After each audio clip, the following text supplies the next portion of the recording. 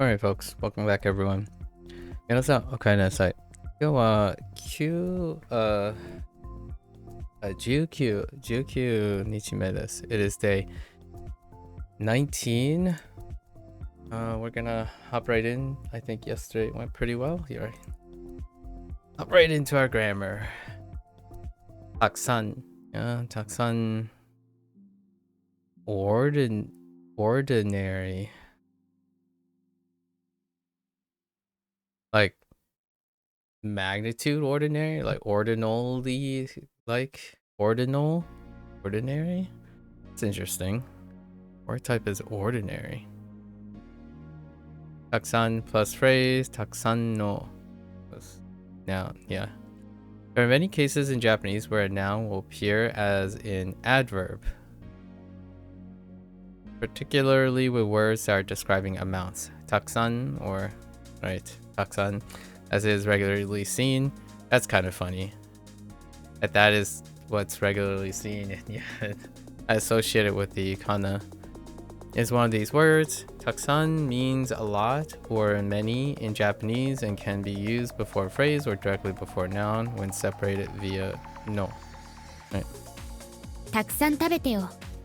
That's a verb, right? この島にはたくさんの猫がいます。 That's a noun, neko. Caution. Takusan may be used before a noun without also using no. However, in this case, it will feel more like takusan is describing the whole phrase rather than just the noun it is in front of. If you strongly want to highlight the noun, using no would be best. 店の前にたくさん人が集まっている。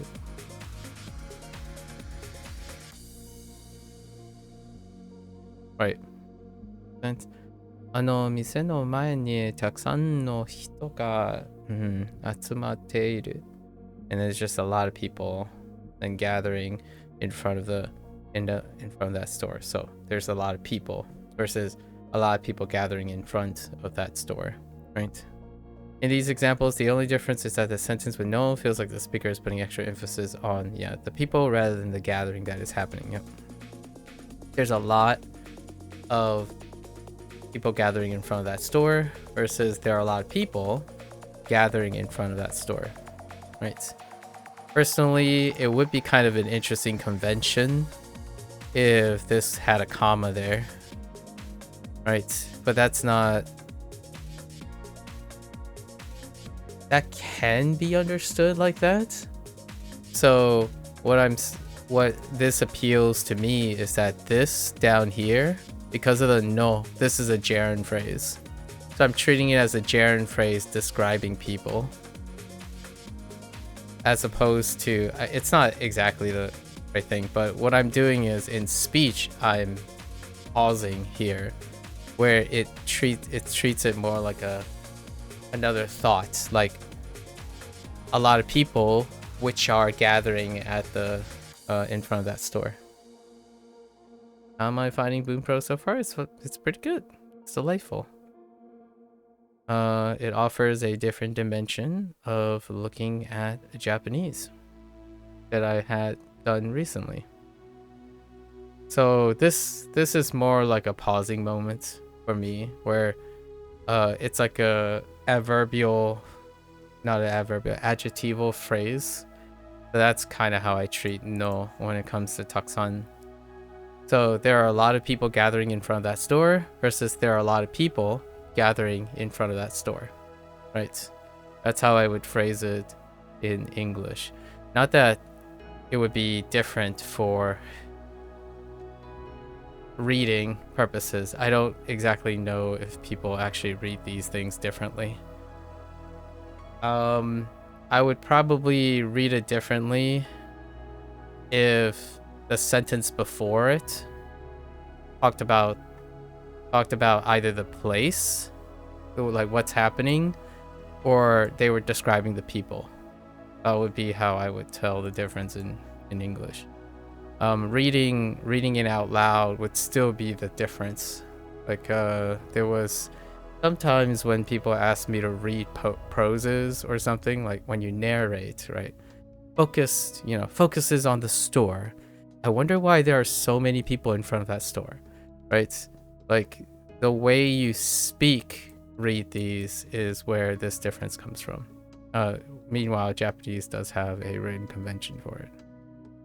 That's kind of where English, the nuances in speech, at least in my opinion, the nuances in speech or interpretation of the text. Okay, anyways, yep.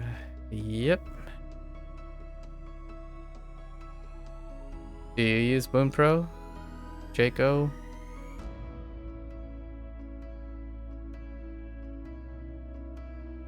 Jaco? Mine is fine.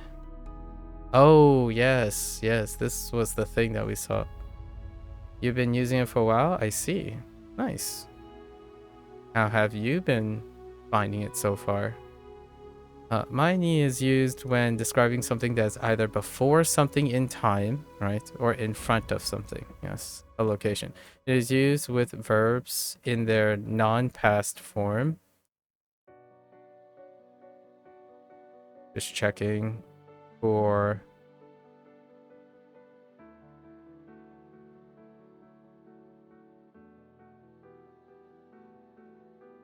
Okay. Alright. Or nouns. When used with nouns, no is required before mine. Now, they said non-past form. It doesn't necessarily mean... See, the examples that they give do not show outside of the dictionary form.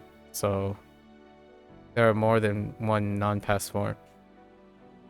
And there isn't a note about it, so we'll just pick it for that. It's good. You're using it as your main grammar source, and you're about 50% through end grammar. Nice. Oh, there, Drama. Are you still in Japan, Drama? Are you in Tokyo right now? You returned back to Tokyo, right?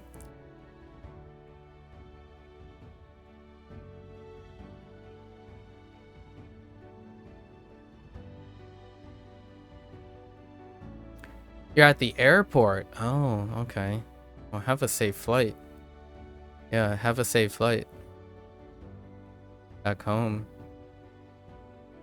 病院の前にあるコンビニ。Right. 家に入る前に靴を脱ぐ。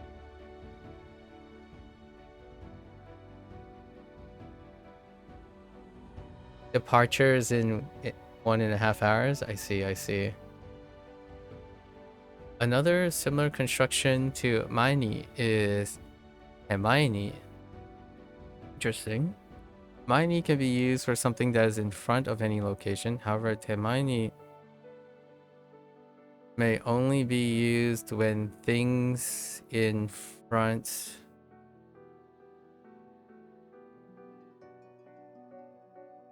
only be used when things in front of you may only be used when things in front of you or someone, something else are being described physically.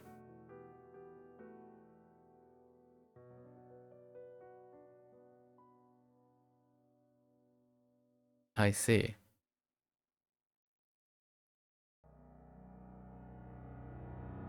Ginko no mae ni aru ramen ya. 私の手前にある着物は高いです。Okay. I see. Intriguing. Okay. We're only going to look at ones that have a former review for relations and synonyms or antonym relations. Could I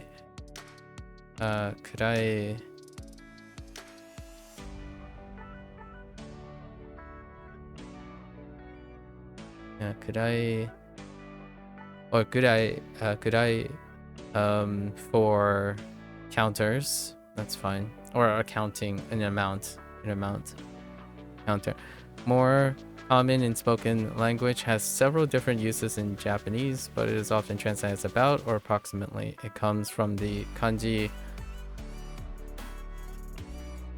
Oh, interesting.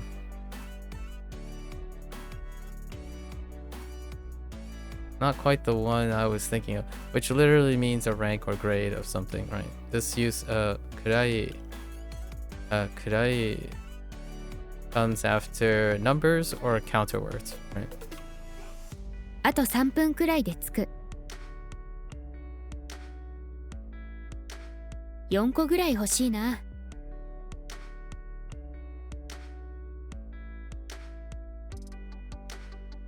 They're probably gonna say something about it. We'll see. どのくらいで着きますか？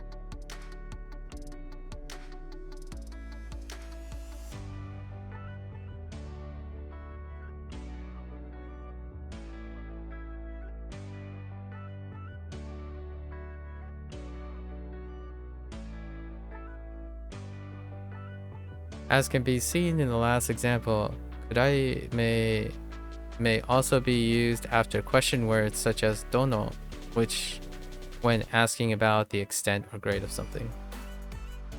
Never heard kurai? Really? Only kurai? I heard kurai every once in a while, but yes, I would use kurai most of the time. Yeah. Due to the original meaning of kurai being rank or extent, it may not be used when referring to broad periods of time. Right. Koro will be used in these situations. However, kurai koro may be used interchangeably when referring to a specific time, due to the specific time being able to be thought of as an extent. Yeah, about that. 8時くらいでもいい？ Oh, hey, they added demo yi, which was our last yesterday's review on grammar point. 8時頃でもいい？ Mm-hmm. Now we have koro, but kokoro. 子供のくらいにディズニーランドに行った。ディズニーランド。Okay. 子供のくらいにディズニーランドに行った。Okay, right. 子供の頃にディズニーに行った。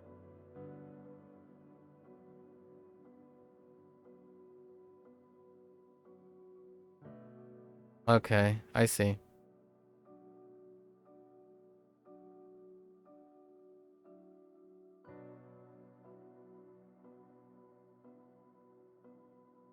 Interesting. Please use the photo grammar point if you would like to compare these structures further. I imagine they could come up in the next 2 points. Nope. Well, I'll have to come back to it at some point. Noun plus made until, yes. Right, but no further. I wonder if it covers both the points. Probably. Let's see. Made is a particle that roughly means as far as due to this, when used with regular nouns or words that signify some kind of endpoint, a time or day, is often translated until, till, or to. Right. Time or day / where's location? There's location. Okay. 空港まで行く。Right. 9時まで勉強する。Mm-hmm. When used in relation to a place, mane functions similarly to ni. This means that someone or something will go to the place, but not any further. 駅まで送るよ。I imagine kara and made. Kara and made will be a separate point. Made or kara. 車で駅に行く。Interesting. Made may also be used about, the comparison between made and ni here. Made may also be used about points in time in the past where up until, would be usually be used in English, right? 昨日のパーティーは11時まで続いた。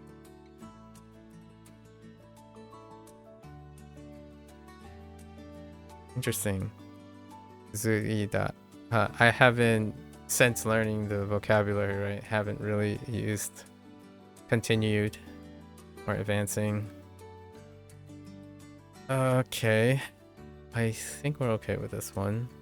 Hang on. Let me make sure. Okay. Uh-huh. Uh-huh. Okay. I haven't been very diligent the last couple of days when keeping track of all my thoughts. Oh, until something happens? I see. Until the thing before it happens. Adverbial. Made is a particle that roughly means as far as A or until the point of A. When used with verbs, it is often translated as until A happens. Right?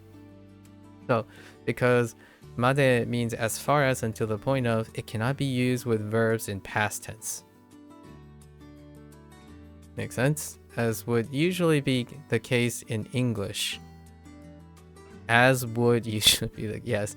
Due to this, past tense will be made clear by the context of the story or verbs that come later in the sentence.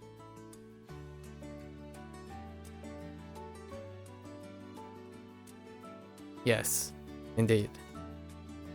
友達が来るまで駅をうろうろした。うろうろ。Oh. Wonder. うろうろした。or うろうろする。うろうろする。Okay. Until my... Right. した gives the whole sentence the meaning of past tense. Yeah. 携帯は壊れるまで使います。Present. When used with the place... When used with the place... Made functions similar to ni, right? This means that someone or something will go to the place but not go any further. Caution. To get a better idea of made is used in relation to the past, let's have a look at another example and how it would translate in English. Okay. 授業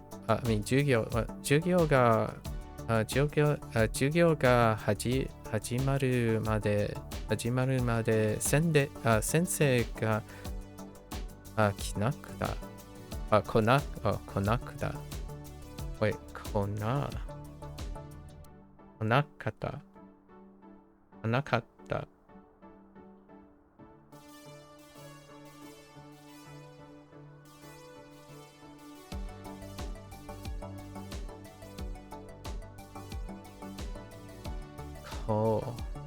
Oh, interesting. I got the stem wrong on that one. Onakata. So the teacher didn't come. You climbed all something mountain yesterday. Met an 80-year-old man that worked in Germany and spoke some German. Fun guy. Oh, wait. Were you not the one that mentioned about meeting someone who is very old? Is that the same guy you mentioned last time? You talked about not getting an opportunity to use your Japanese, but you happen to have... Or is that a different person? Did you meet another old man? Tall Tale Mountain. That's interesting. Tall Tale Mountain.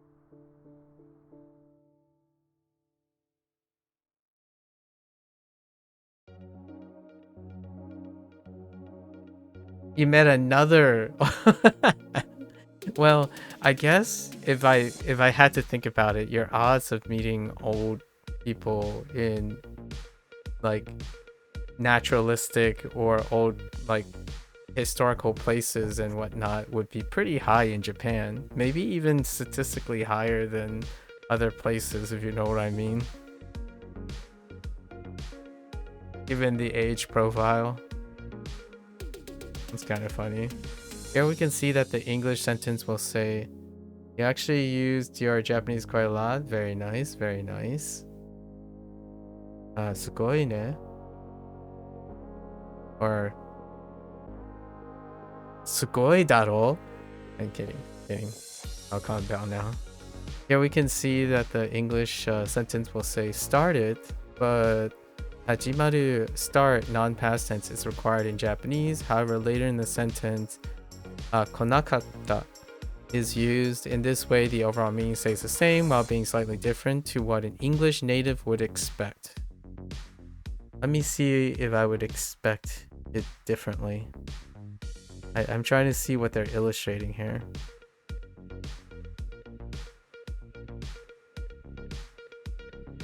Oh, because the class started it? Yeah, started. Until the class started.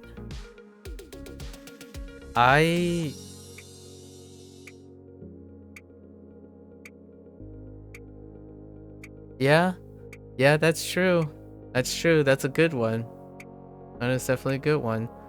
I'm not sure if I would even phrase it this way.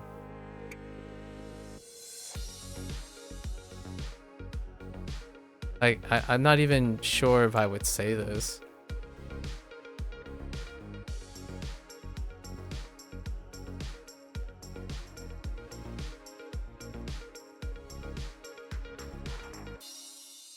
Yeah, I would say the teacher, it doesn't matter, this is a preference, but the teacher didn't arrive is the word, but it doesn't really matter. Come is fine. The teacher didn't arrive before the class starts. I guess you could write started as well, before the class started. But until it's fair enough. I after reading this, I'm like, oh yeah, that's a good point. Until the class started, as opposed to until the class starts. It's a fairly interesting point. Haven't thought of it that way. Intriguing. Alright, that's our last grammar point for the day. I see. Okay. たくさんありますから食べてください。食べてください。食べてください。Extent. How can the class start without the teacher? I know, right? It makes, like, after reading that grammar, it makes the English sound weird.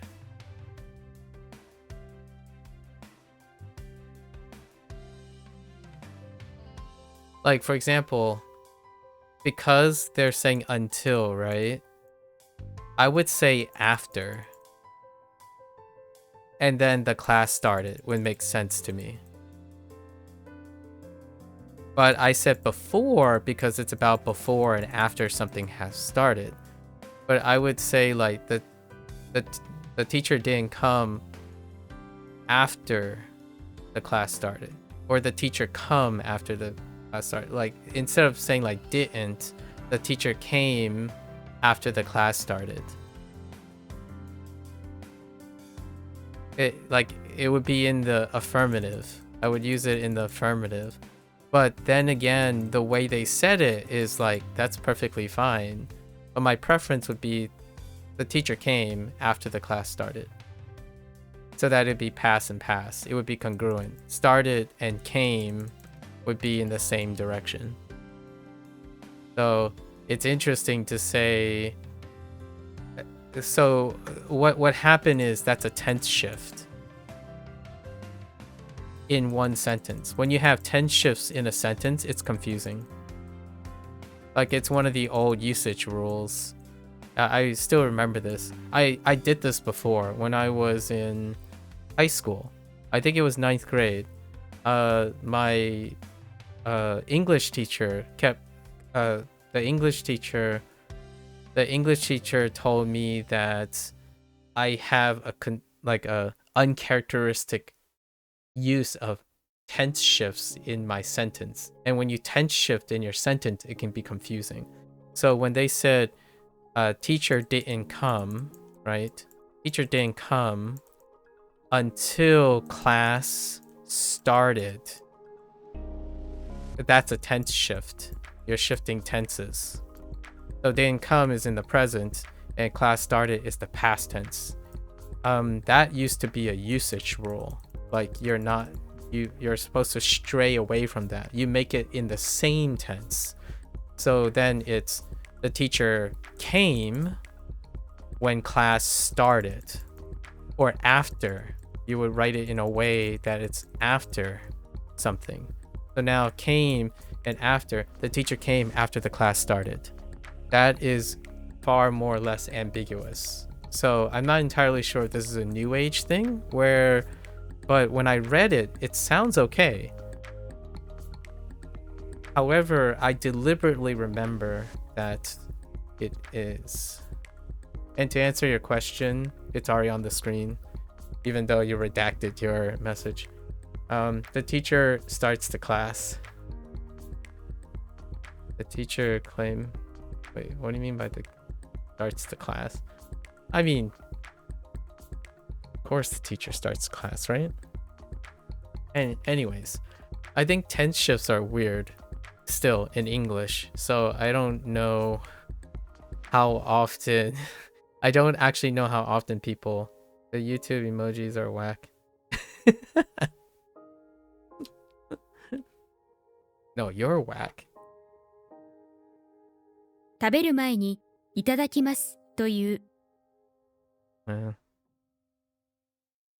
Indeed. So.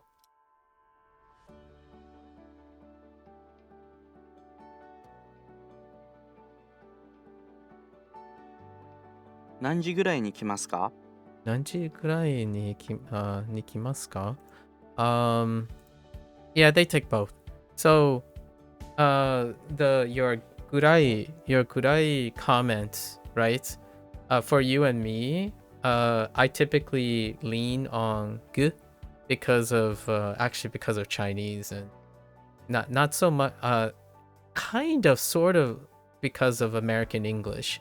Something that has a ng like a gu is more nicer than something that's sharper. Like kurai are very close, but often it's a softer sound that the English. It's kind of like saying little versus little.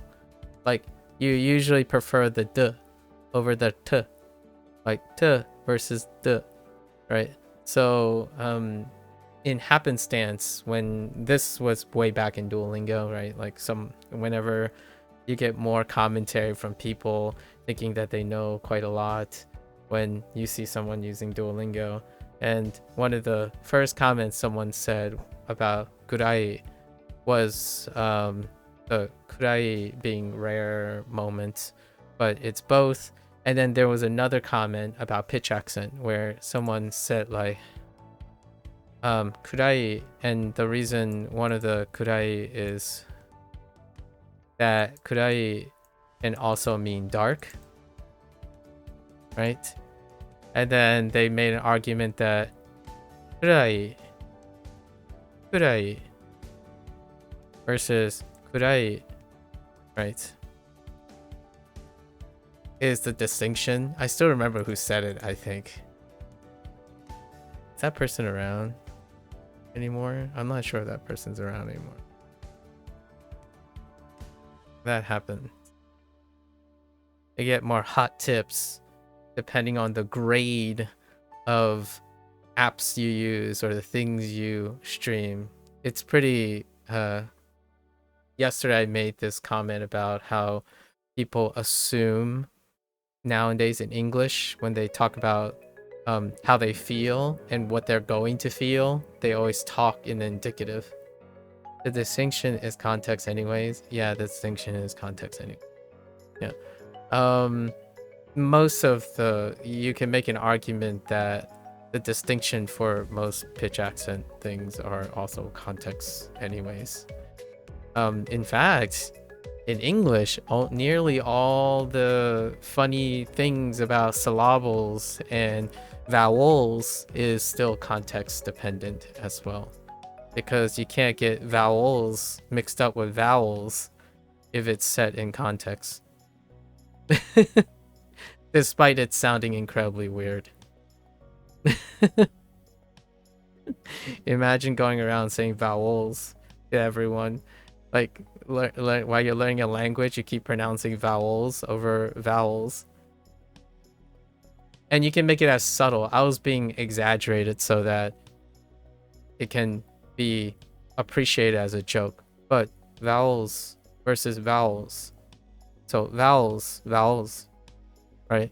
It's not as exaggerated as you can think, right? English, the fun syllable thing is because since it's stressed and higher volume and the cadence changes, it sounds very distinct. But when you're speaking and you make subtle syllabic like stress differences, it can be picked up by like a native speaker, for example, but it wouldn't be necessarily heard without being next to the person. Like for example, distinction versus distinction, right? Distinction versus distinction. You can't really hear it as well unless you're accustomed to hearing it, right? And doing it. Distinction versus distinction, right? It still sounds like distinction, but which is it? Distinction, right? That's Japanese pitch accent applied to English. So context versus context, context versus context. You still get away with it, right? Anyway versus anyway. Still anyway. If you can't hear the difference, then welcome to Japanese pitch accent, I suppose. I simply remove the volume. I remove the volume change from the English, and then it gets closer together. So anyway versus anyway, right? Alright, どのまで行く？どこまで行く？どこまで行く？ Every way versus every way, right? Every way versus every way. Every way. Whoa, I'm starting to say way like ray, every ray. Then you have things like sophistication, right? Sophistication. Or sophistication versus sophistication. Like when like the syllables get longer, you might actually end up doing like 2 ups and 2 downs. So like every we need like 4 syllables. Like for example, what's a good one? Particle is 3. I was gonna say maybe like in. No, that's 3. What's a 4-syllable word? Usually English picks the... So when you have a 4-syllable word, English only picks 1 stress. So it's usually in the 2 in between. So it's either here or here. But if you end up choosing the first one, like atamadaka, for example, atamadaka would be on 1. Then what happens is you might have to accent 2 syllables, which then makes it sound kind of like combining Japanese particles with English words. Like, so I thought about this recently, which was really funny. Like repercussion.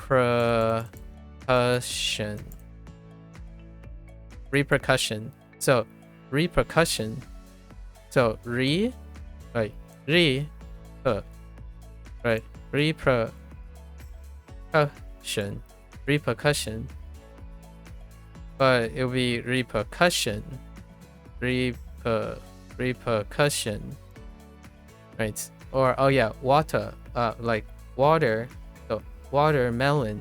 So it'd just be like watermelon versus watermelon.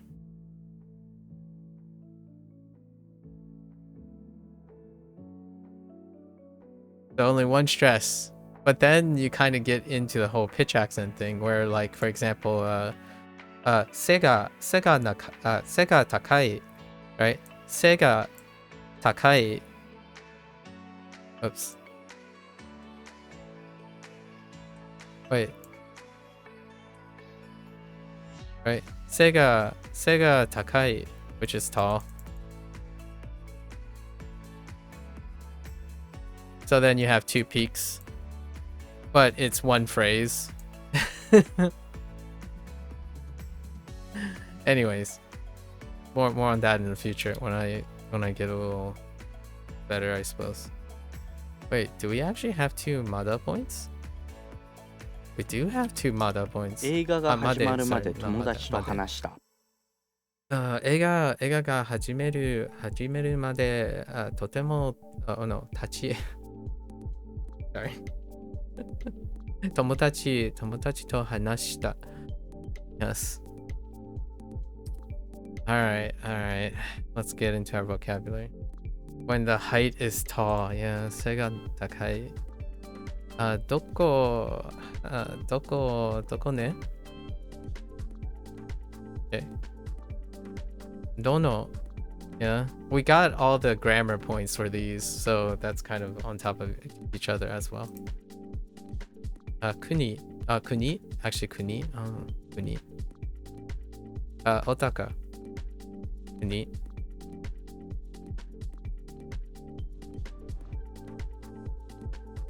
Yeah, sega takai. Yep. That is correct. Height is tall. Yep.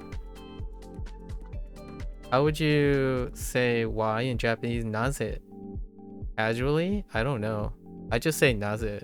Is naze casually when you just say naze?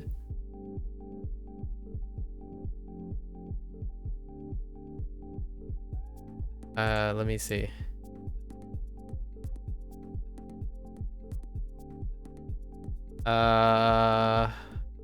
Adverbial.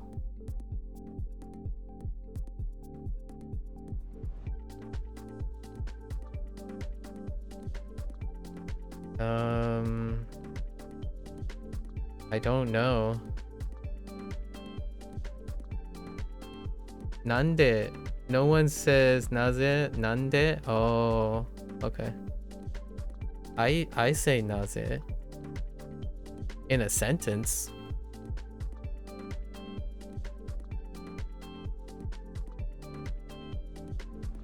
Like, for example, like naze nara, like because the reason is どうして because when you're explaining something.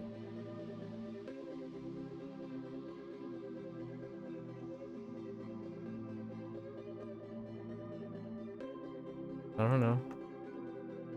It's because I'm more used to it than saying nande. I mean, I guess you can just replace wherever there's naze, I suppose. Either of those you hear a lot. I know. That's different. Drama. That's different. So before, if you want to be really technical, which you are borderline technical right now, what I hear, I said what I used. You asked me how would you say why in Japanese, and I told you what I would use. I didn't say what I would hear. That's very different. So yes, I agree with you. You hear them. That still doesn't say no one says naze. I did. I just did. So somebody does. I'm just saying. And some writings do as well. So that means, at least for writing, still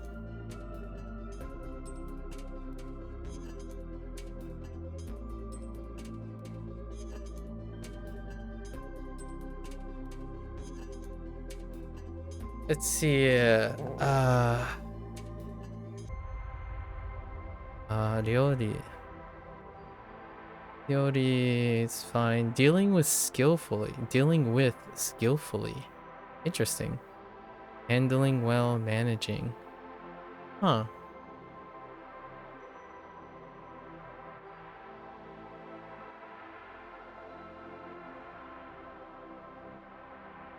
Everyone is a difficult term? What do you mean, like Mina and Mina? Is that what you mean? That one? It's a nuanced phrase, but okay.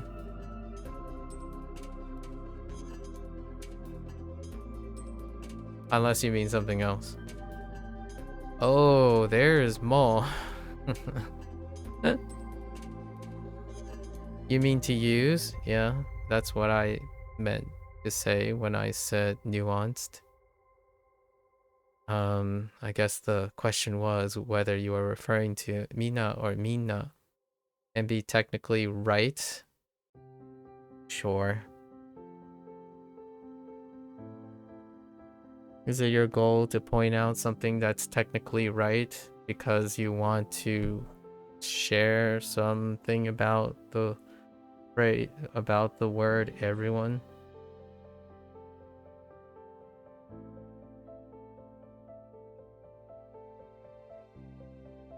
More. Let's see. Already yet by now, right? Furthermore, again, another. That's fine. Soon, shortly, before long. Huh. And then we have the negative, right? Because context, either negative or positive. Geez, yes, more.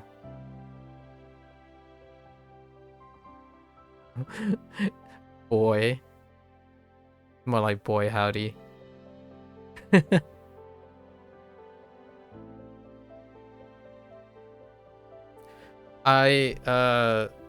I'm gonna get ahead of you. I'm gonna get ahead of you drama on the whole thing. Most things are technical in the way you think about it.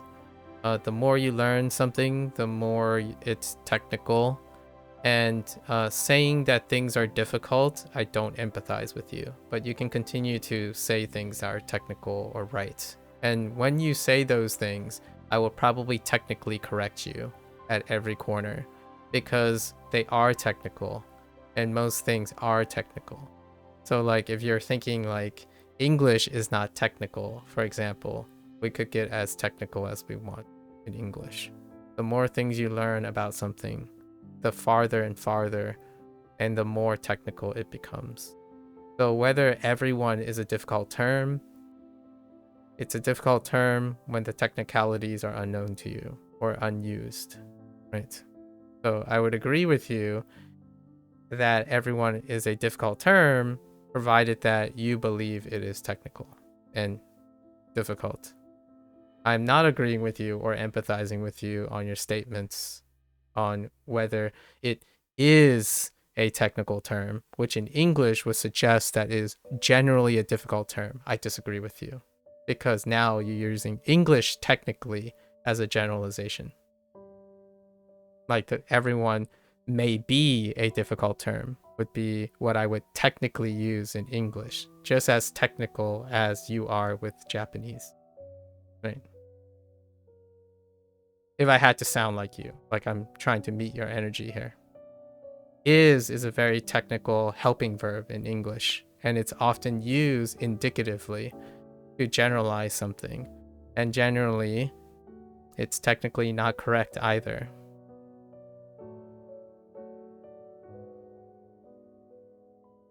You'll go through security now. You're checking again in a moment. All right. Good luck with security. Don't hit, don't raise the alarm there. Hopefully you don't get like, I'm not sure if you get random spot checks in Japan.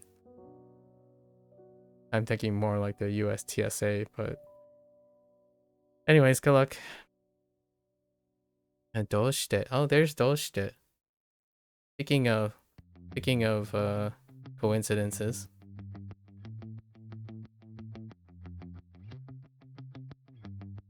Although I remember どうして as how, much more than why. Oh, in what way, by what means, why, for what reason, for what purpose, what for, cannot, possibly. Huh. True. No way. Yes. That's so these three are exactly what Mr. Anime Brain is thinking of, and my major use for doshite is how to do something in what way in writing. Anyways.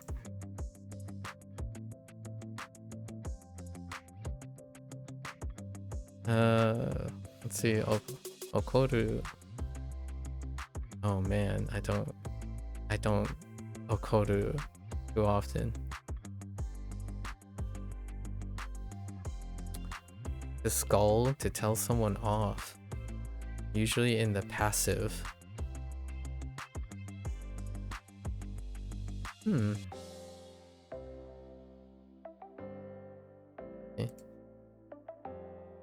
Toru.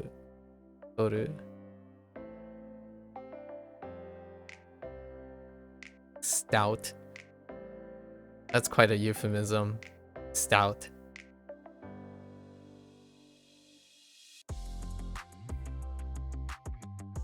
Naru. Basically everything. The result to consist of. I don't know. Consist of is very interesting. To complete. You realize, yeah. To change into, to come, to do. Right. To play.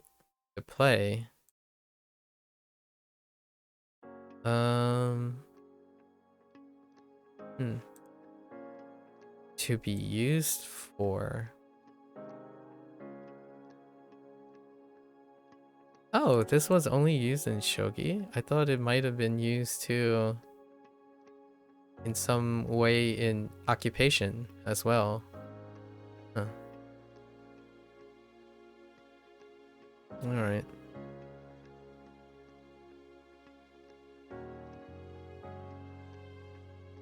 Wasn't there a doyate as well? Isn't there? Yukuri. Yukuri. Slowly. Easily. Interesting. In time.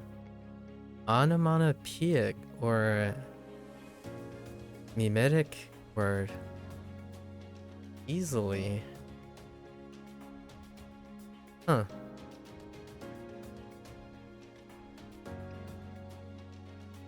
Also suru. Okay. These two are interesting. I'm not entirely sure if I remember instances. Yuki. Fair enough. Ski. Not ski, right? Ski. Right? Ofuro, why is this crossed over?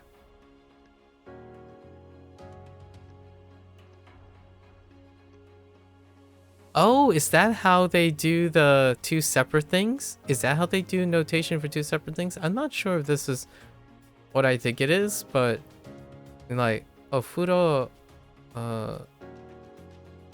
ni hairu. If that's really intentional, that's interesting. Because now it's showing the 3 levels, but this is used to. I don't think so. I think this is meant to be like underneath here, and then this is supposed to be up here. So ofuro ni hairu, right? But that would be clever. I mean, doing 3 levels. Usually I imagine them as 3 levels. So like, oh, right, this way. and then it would go up, but it could just stay at the same level and then drop down. You only have to get it to drop down. Interesting. I'm not sure if this is a typographical error because it kind of obstructs the kana thing. お風呂に入る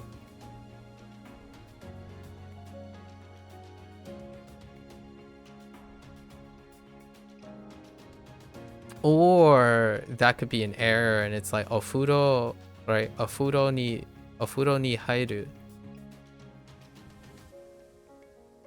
It depends. This is it. I don't know. And there's no audio for this. So.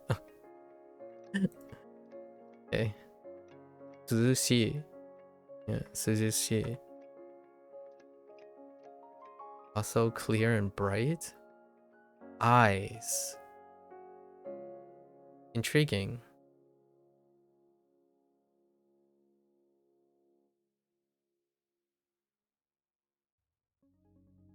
Composed is cool. Like being cool-headed or level-headed. Unruffled by concern. Like unruffled, unconcerned. Kaiki. Kaiki. Aki. Kaiki.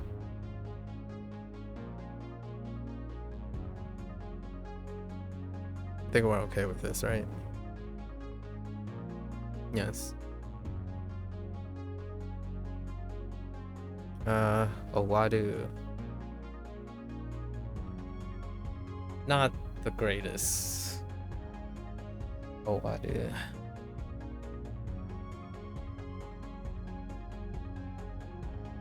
What was the left? Ryu? Onyomi Ryu?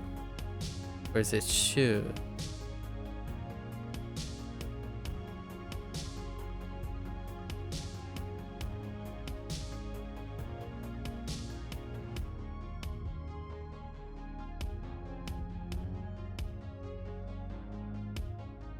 Do. Yeah, do. Okay. Now we're kind of doing the opposite since most like they combine based on N, like the curriculum, so N5. So now we get to do the reverse and ask ourselves what the onyomi is sometimes. This one would be a do.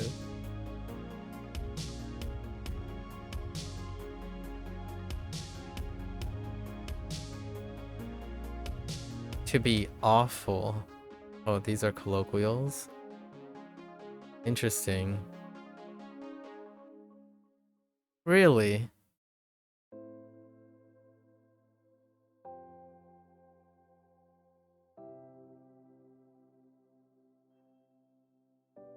Bangohan. Bangohan.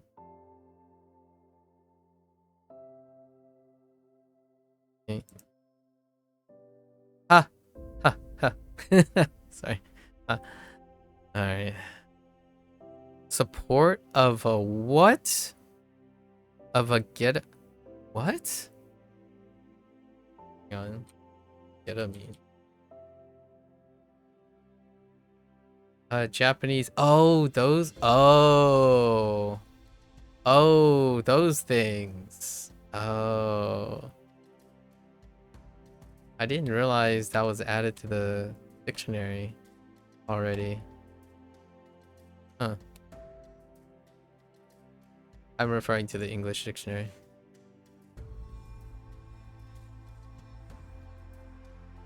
Right. 一緒に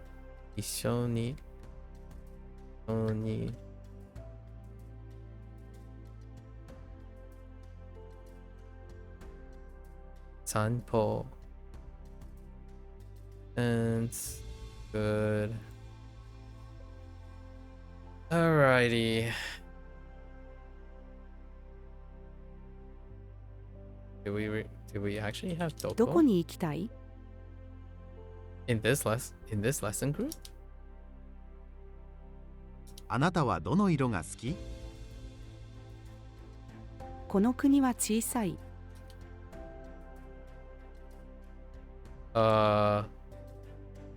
Wait. Oh, Osada was part of this group? No. Wait, this dish is. Oh, この料理は美味しいです。 that's right. Thank you, English. もう仕事が終わったの？もう仕事が終わったの? Okay. They put in the other vocabulary where どうしてそれを知っているの？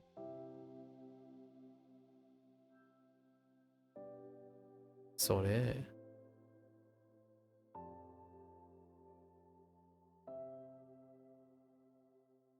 Oh, I'm thinking of どうやって actually. Pretty sure.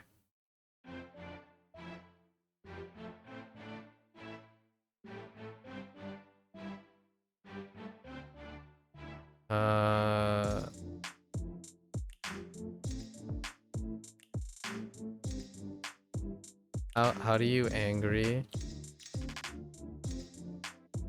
I knew I was gonna have a problem with angry. Oops. 私の母はよく怒る。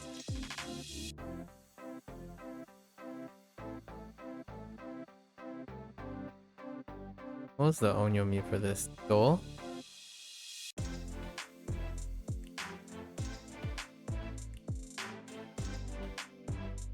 Yep. Okay.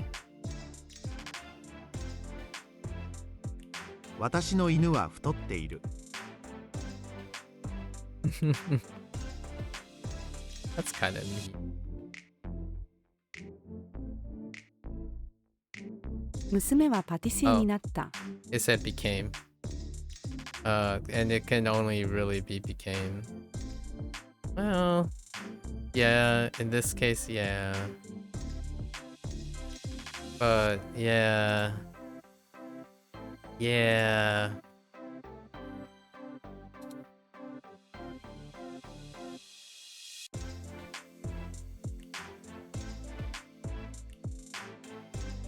Wait.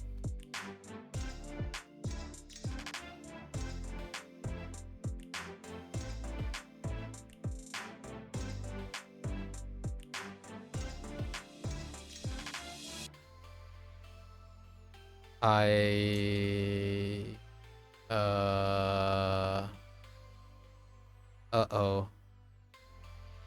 I sent help.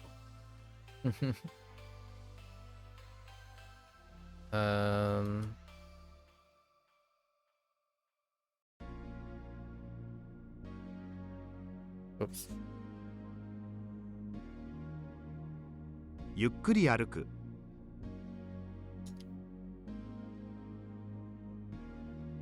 今日の天気は雪です。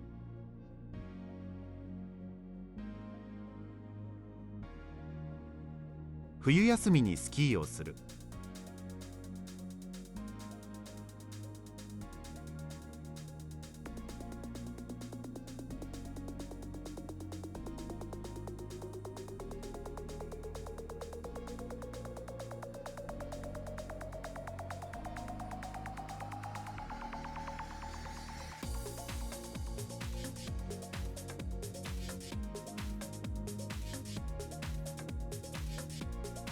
Oh no. Oh, we have to get into it, right? Oh,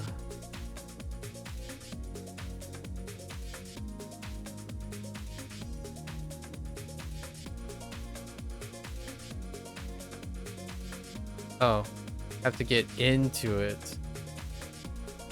弟とお風呂に入る。Gotta get in the bath. 今日は涼しいです。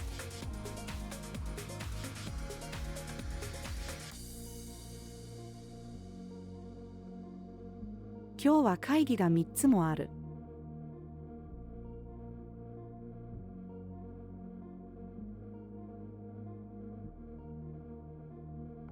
仕事が終わる。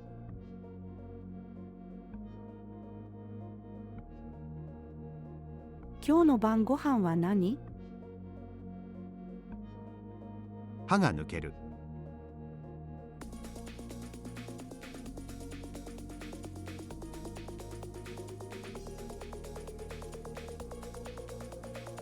Oops.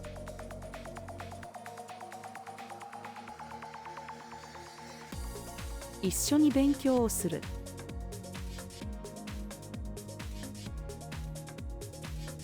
近所を散歩する。Okay. What are we looking at today? 169?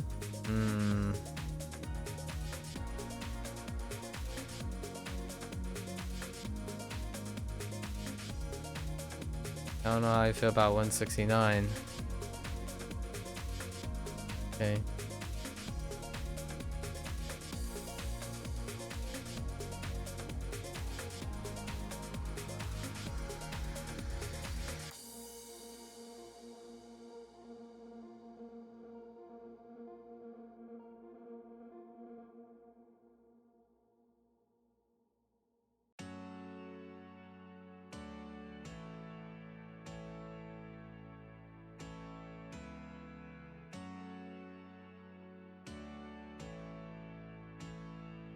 どのパソコンが好きですか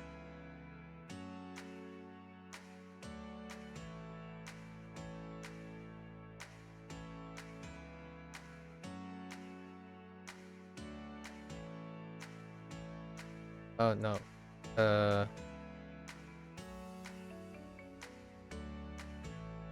私だけ行きます。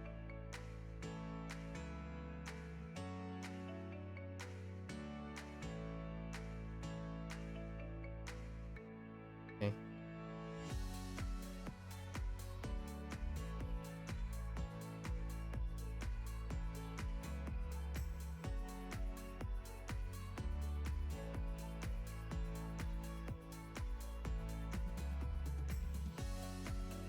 ひらがなとカタカナを覚えた」「ひらがなとカタカナを覚えました」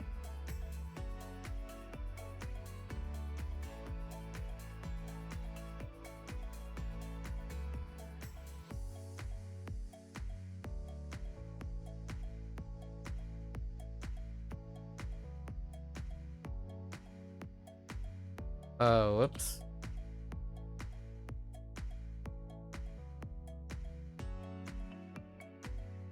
Once I finish is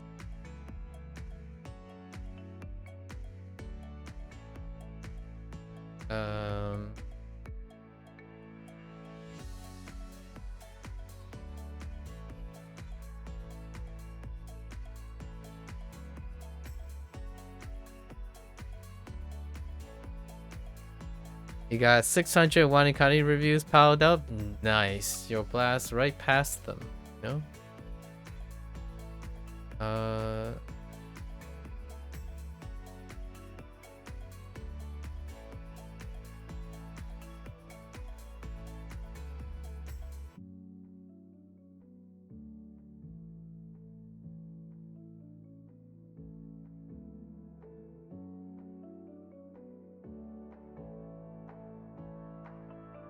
It's you take the Tay form and then oh no,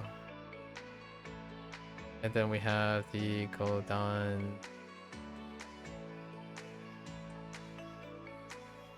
How do we go down this?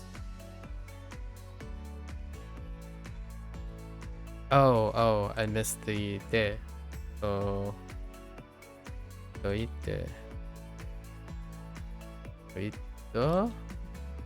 emphatic? That not the emphatic? Wait. No. That's not right. Yonde. あら。この本を読んでから返す。You got a whole 13 flight to do them? Oh, yeah. Yeah, true. Man, 13 hours? You'd be crushing out like thousands. Might as well go through everything. Obviously, enjoy yourself and do other things on a plane. I don't know what else you would be doing on a plane. Watching some movies, maybe.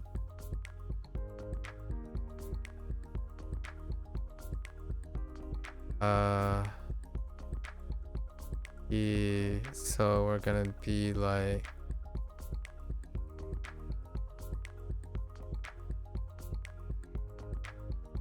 oh, 明日は9時に起きて朝ごはんを食べて買い物に行きます。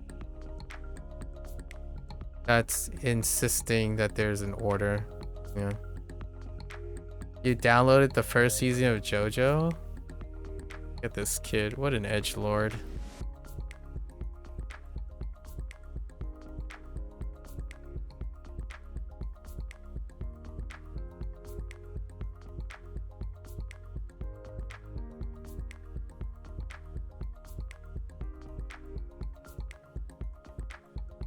The general truth. Wait. What was the grammar point on general truth?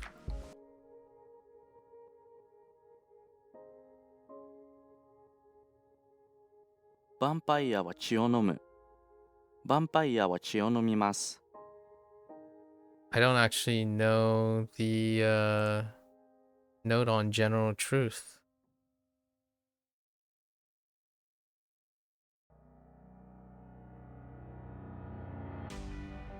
There are no words distinguishing time. I see the sentence. The nuance would be that it's stating a general fact. No time, general truth. Dark Slayer 69, vampires drink blood, yeah.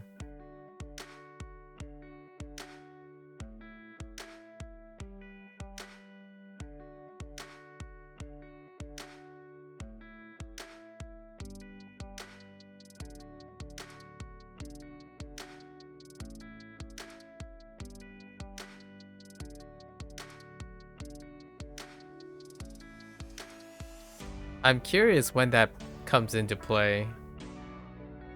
The general truth nuance. Hmm.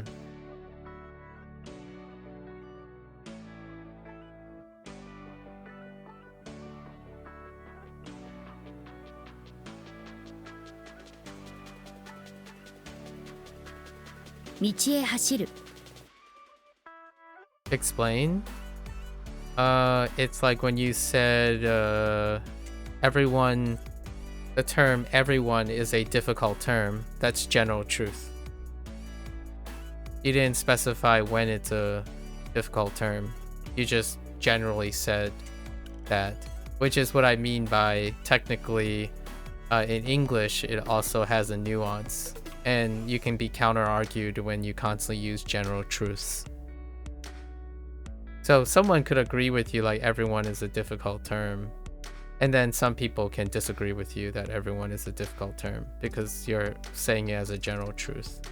So in Japanese, there is a nuance to saying something that is restrictive or non-exhaustive, or like something that happens at any time with all the possibilities in consideration, or with a singular possibility that is confirmed that have happened. So like if you say everyone was a difficult term, it can be restrictive or a general truth. Since it happened in the past, I guess it can be both. Like that's kind of the thing about also using English helping verbs and whatnot without like any context. You can have technical arguments because most of the stuff you say are general. Like you said, I mean to use. For example, like you said, everyone is a difficult term. I mean to use. Now you're making it a little bit more restrictive. When is everyone is a difficult term? When it is being used, right? So now it's less general. It's a less general truth because you qualified it by saying, oh, during the times of when it's being used. But since you say to use, that's a general truth too, because you didn't explain how it is used. So the inference is everyone, you know, mina or minasan is a difficult term to use in Japanese for an English speaker who is learning Japanese. Then you're qualifying it so it's no longer a general truth. It becomes more specialized, conditional. So English requires conditionals too. In Japanese, there's like, it's inferred that it's always general before it's specific. In English, when you're using the indicative form in common chat, in colloquial, it's actually kind of, to me, most people infer it as a conditional truth. So they don't consider all the possibilities before saying it. And then when they defend it, they assume all those specific conditions already exist. It's kind of like saying desho, ne versus ka. So like if you're asking me questions or stuff, when you're saying ka, you're taking in consideration all the existing possibilities and then you're waiting for a response, versus ne, which means that you have an inkling that it is true, or desho, which means that both of us might know a general truth that are lined up, so there's a chance that we both agree. And in English, there's none of that. Like, usually, what I mean is, in English, it's usually referred as the indicative. So whenever you state a fact, someone will counter-argue you because you're stating it without a condition. And then whenever you defend yourself, when you defend yourself, it's as though you've already said it. So, it's interesting. Desho Masho. It's a nice song. Desho Masho. Who sings that?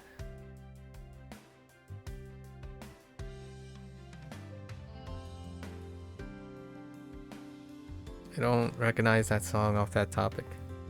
It's a good point. It's a super interesting point that has a cultural relevance.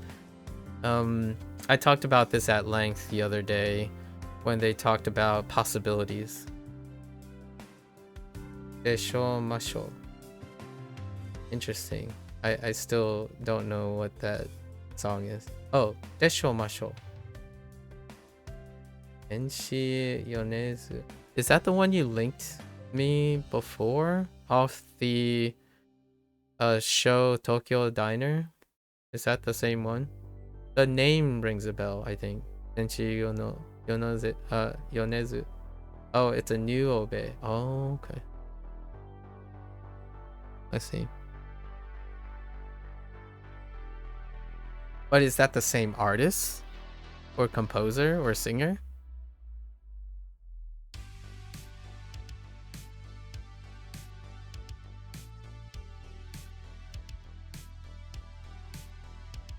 Or do you mean it's a new artist entirely and not a new song? New artists.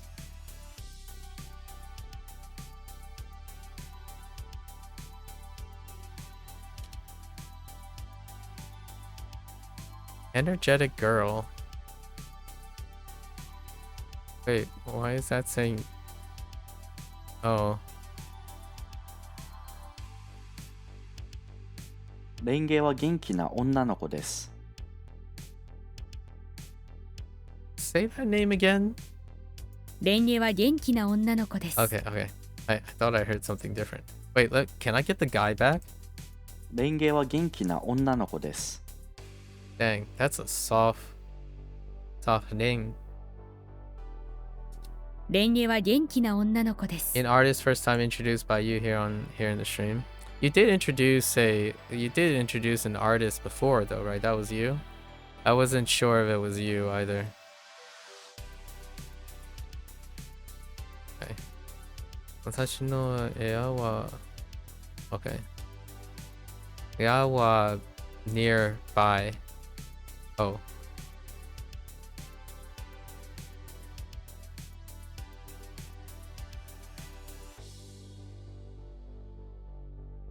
私の家は近い。私の家は近いです。 Okay. I'm not familiar with the person's work. Okay. 彼は晩ご飯を捨てたって言った。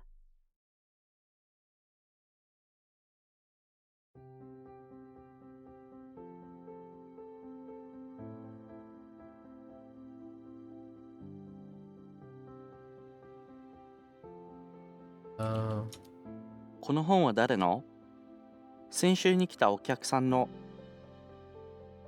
So that's how they're doing the. You introduced a couple of artists? Yeah, but I didn't follow up on. Oh, wait. Yeah, I did. I did follow on more than one artist, actually. There was that one artist that had the questionable lyrics.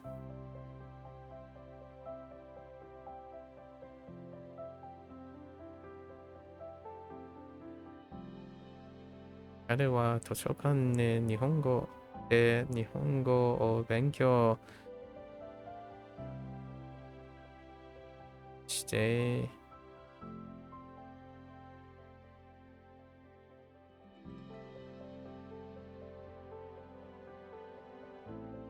Standard Progressive.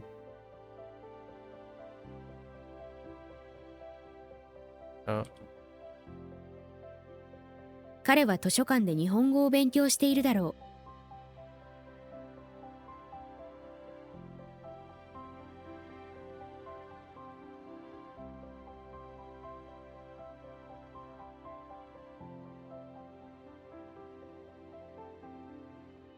I only followed up on those two artists, by the way. So, 2 does count for a couple.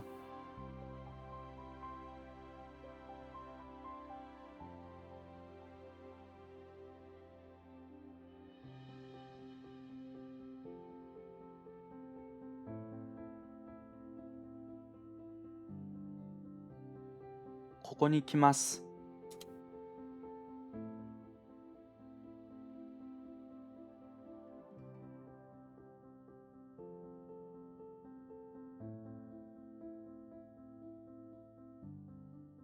Permissive.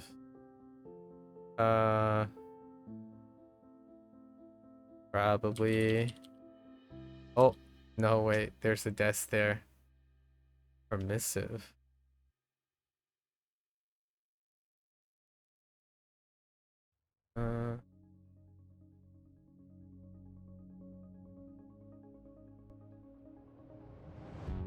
Oh, wait. Don't I need... 何でもいいです。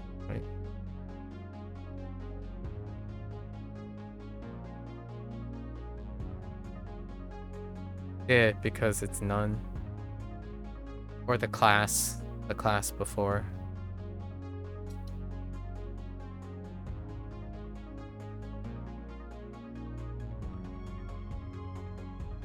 O mae ni wa unexpected ongoing? Ayay yo.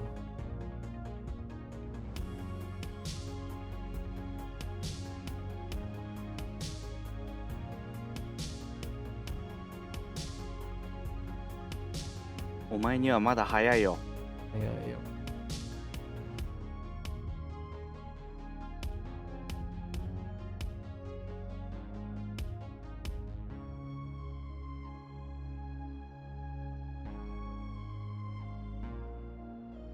Progressive standard?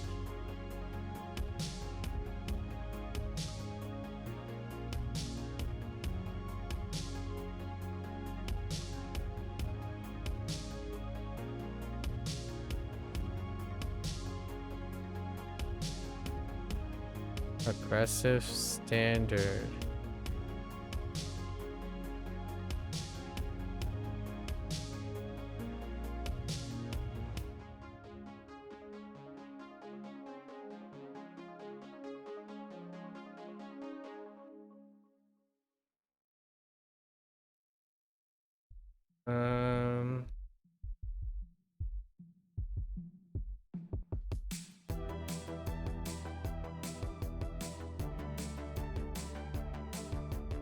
Oh, wait, but this is considered a special note.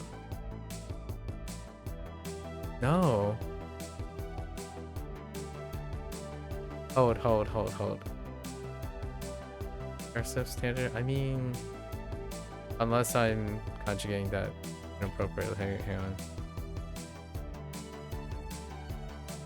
Sure, that's considered a do.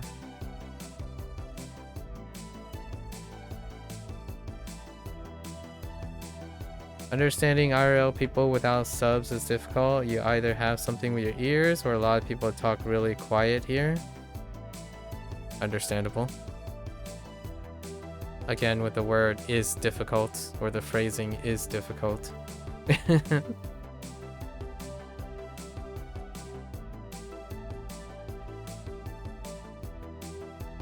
Huh. So, how else can I be... And it's still going. Yeah, how else can I be screwing this up? So...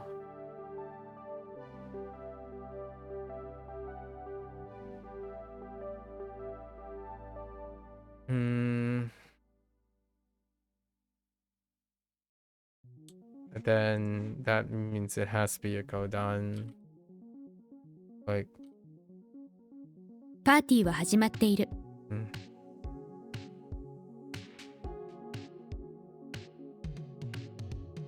You did specify for whom?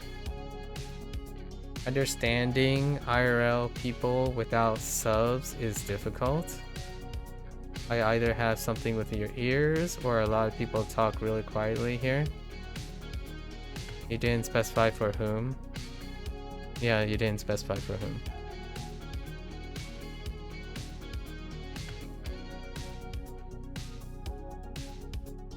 But you didn't specify a lot of things. It's good that you specified like a lot of people talk really quietly, so IRL people that talk quietly is pretty nice.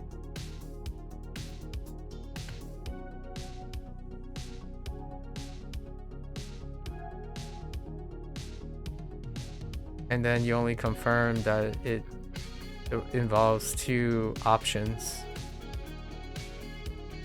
And then you did specify it's your feelings. Like you either have something with your ears or a lot of people talk really quietly here. That's interesting that those are the two things.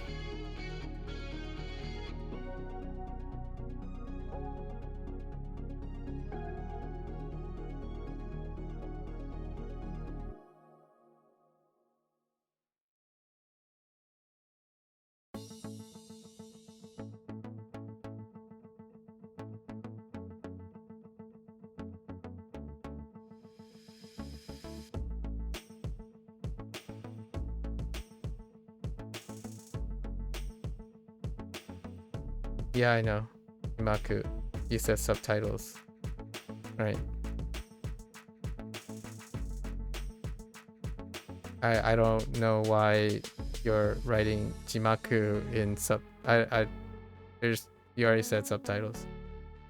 Or you're saying didn't specify subtitles. I don't know where the line of thinking, you know.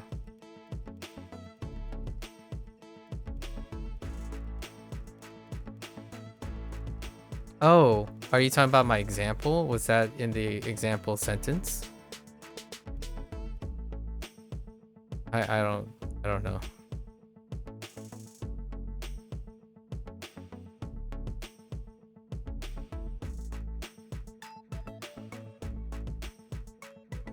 君は文法を勉強します。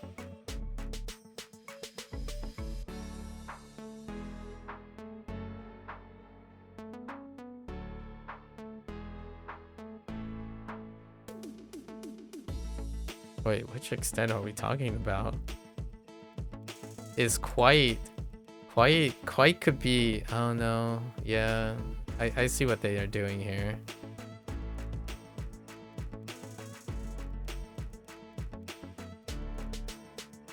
Interesting. We're probably talking about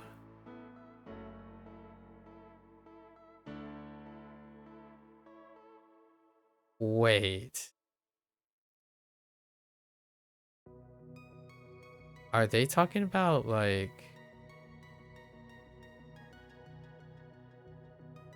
No, okay. Wait. Are they talking about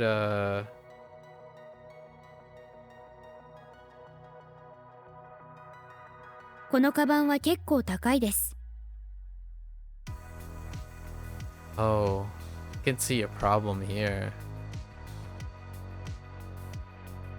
We are able to remember the reading of you, Maku. Oh, the Jimaku. Yeah. It's the... Actually, it's my only Maku. Like, it's the only Onyomi Maku that I have. Actually, I'm kind of curious how many Maku Onyomis there are.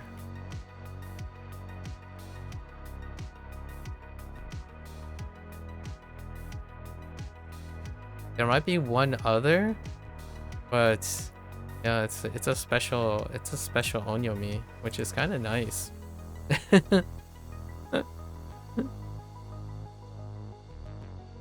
Oh, are you writing because you're doing your Wanikani reviews? Oh, no. You might have said sub and then you're like, oh yeah, that's right, Jimaku.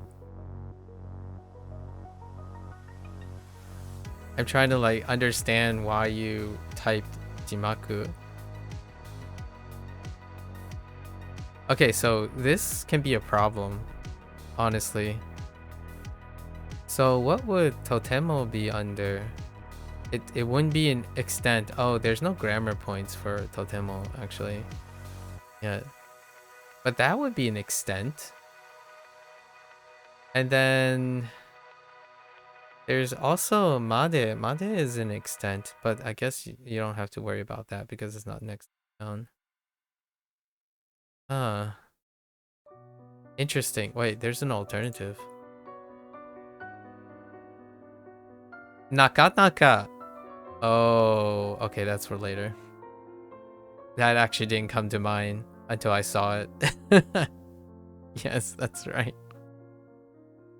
Okay, well, at least the other ones are not there. So I have to understand why...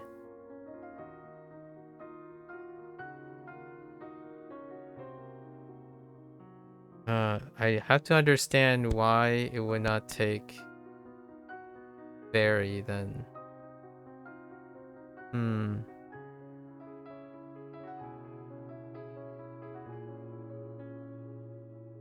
Interesting. Unless they only show... No, they definitely show all the alternatives despite if the lesson came up or not. So... Pretty sure. I'm pretty sure this one doesn't mention Nakanaka. Yeah, it doesn't mention that. So... Something else to find out later. Oh, this is in order to. The more grammar points you have, the worse it gets. Actually, the more grammar points I have, the easier it gets. Actually. Most of the time, again, this is the whole you thing. I'm guessing you is a general fact that you're stating. The more information I have, the perceived ease it gets for myself. People get better, not worse, with more information. Because they want you to do a specific grammar point, even though multiple works. They're supposed to include all the things that work. And then they give you all the triggers for the things that could work, but they just ask you to choose another thing. So it gets easier as more grammar points you have. I disagree with you. This I definitely do not empathize with you. The perceived ease comes with more knowledge, not less. When it comes to looking for a particularly preferred answer. The reason why I'm sitting here and thinking why totemo is not accepted there is because I'm lacking information. Not because I have more information. Later you go through 5 or 6 of the same points but different versions. That's good. That makes it less difficult. because then you would be responsible for 5 or 6 of those same points, and they reinforce each other. Guessing the one they want, that's fair enough. You reinforce all 5 to 6 different versions. Again, you can double down on your logic, but my logic is like, right, this is where the hoshi comes in. You're assuming people perceive the same way. I disagree with you. But if you feel that way, I understand.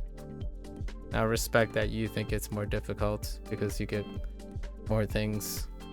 I rarely ever find it more difficult with more information. The feeling of not knowing more things, that's a different story. But I rarely ever agree with you with more information means that there's a higher perceived difficulty. Getting the right answer, okay, maybe I can concede getting the right answer.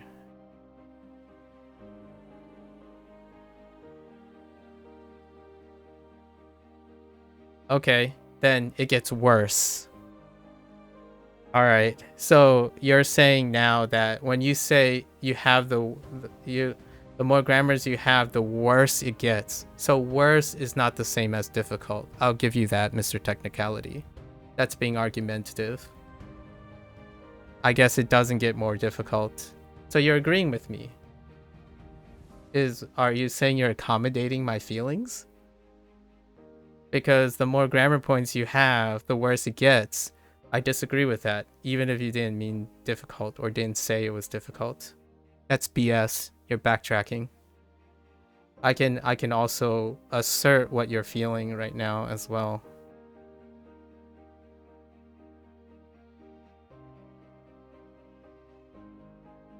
It doesn't get worse with more information. It gets more fun. It actually get better with more information. Especially when you're looking for a specific answer. So I will disagree with you, I guess.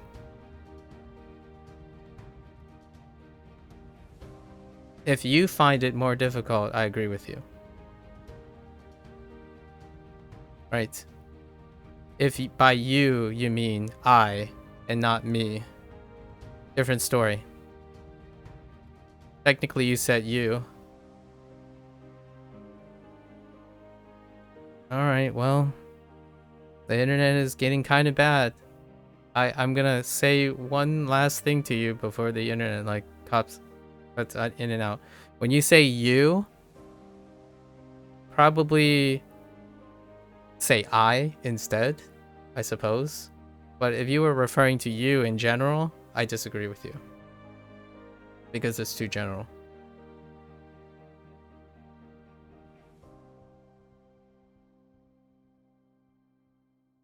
Let's see.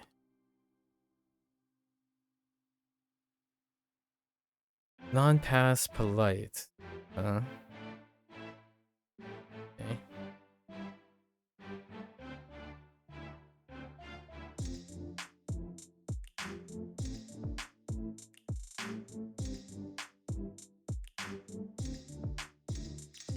Oh, in order. In order to buy.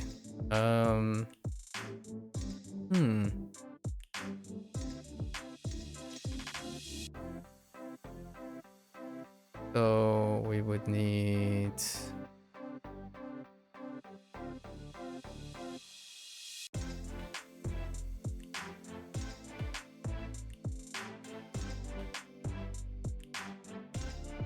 order to buy. Huh.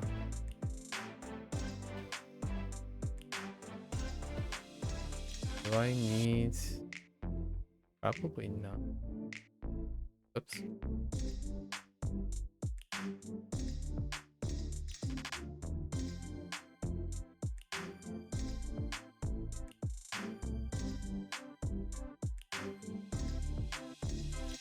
I do need something.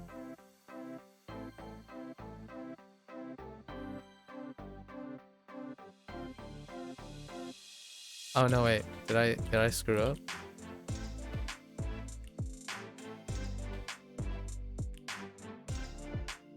I did screw up. No? Huh.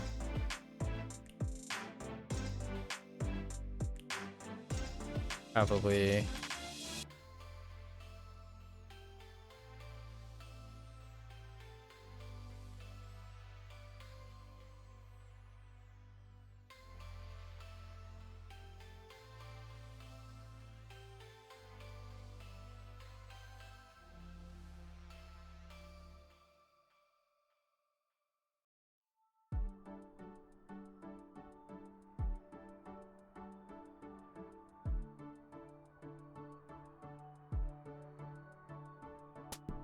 Okay, this is as close as I'm gonna get on this, unless it's like stem only.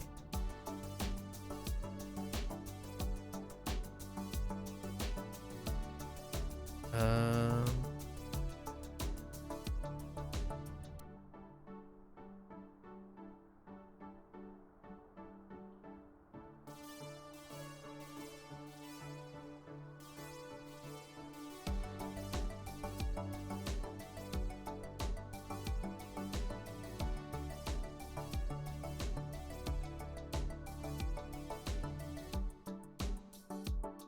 I'm missing the E.「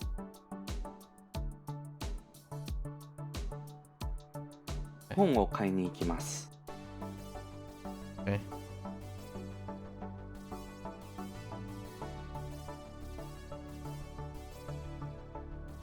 So the stem, but a stem with the on the E column.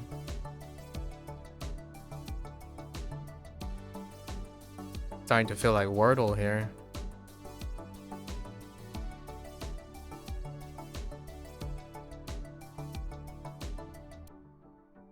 どこがいい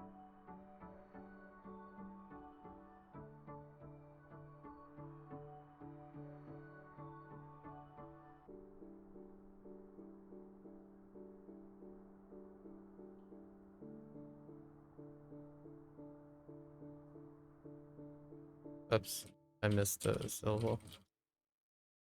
Let's try a different particle O for the go-to. 学校へ行きます Hmm.「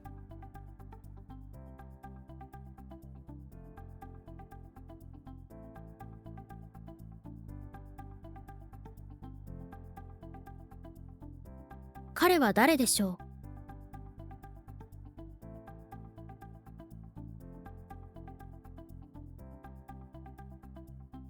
来年日本に desire? 来年日本に行きたい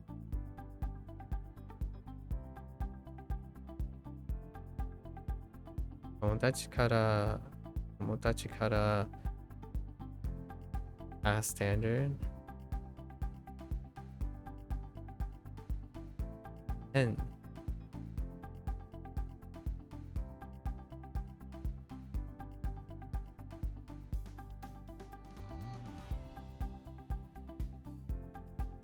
友達から借りたペン」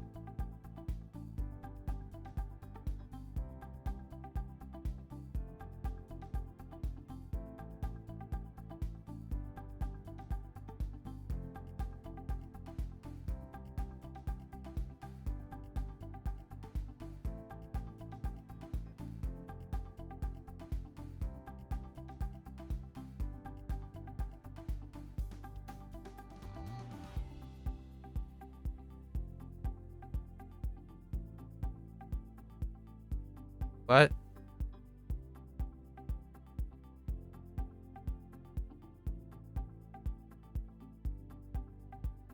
Okay, I guess.「重いですか?」と聞きました Was this really combined into a single point?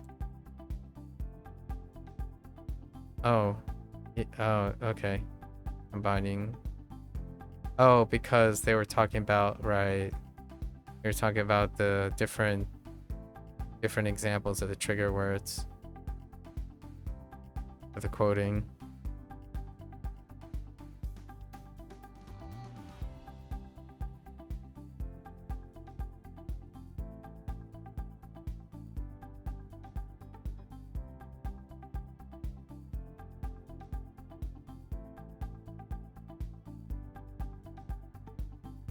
Uh,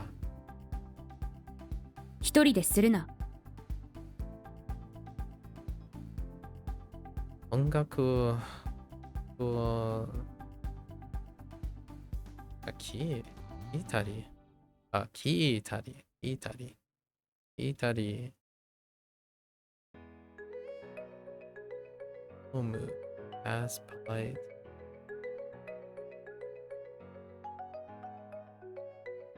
What? Wait. Oh, I've got the tari.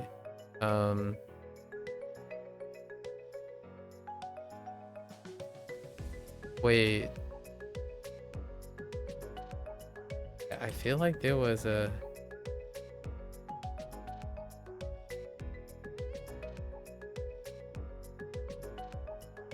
I feel like there was a note about this. There was a note about... No. I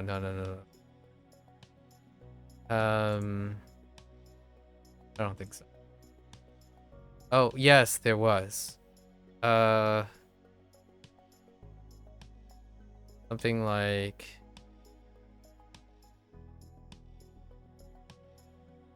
Tari... Imashita?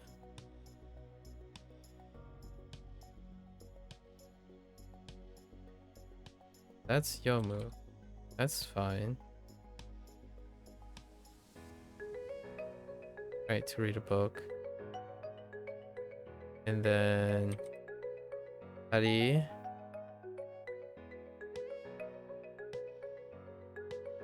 A light. I would use a sudo, no?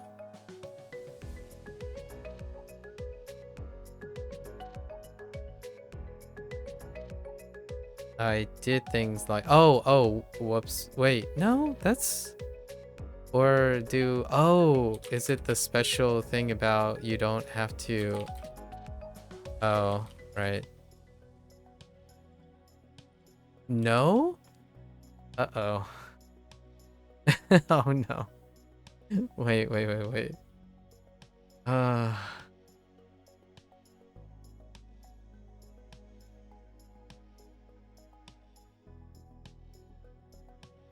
Oh, I still need to conjugate. So...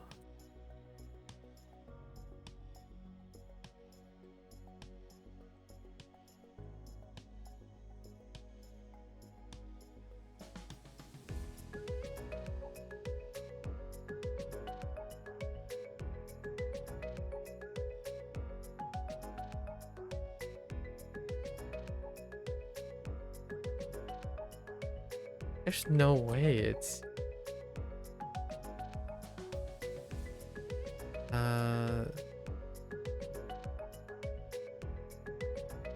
There's...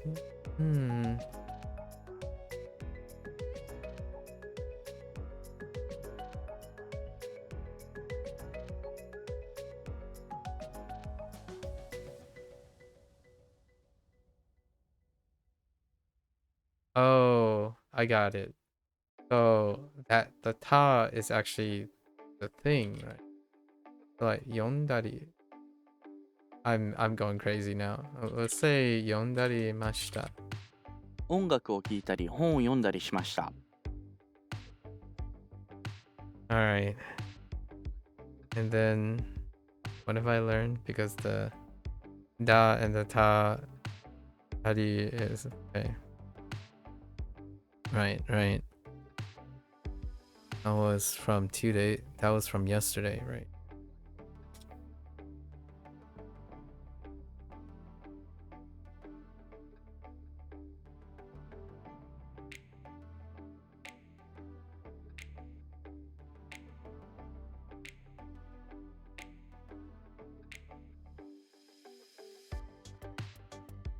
Negative progressive.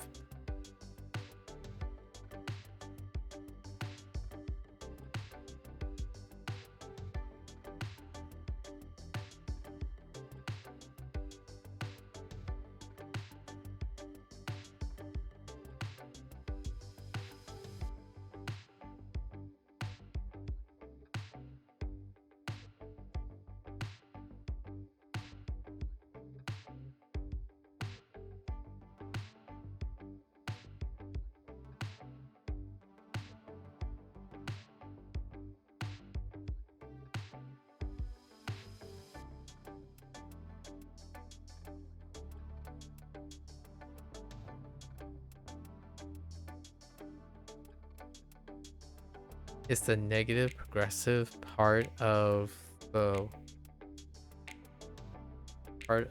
verb's conjugation? Or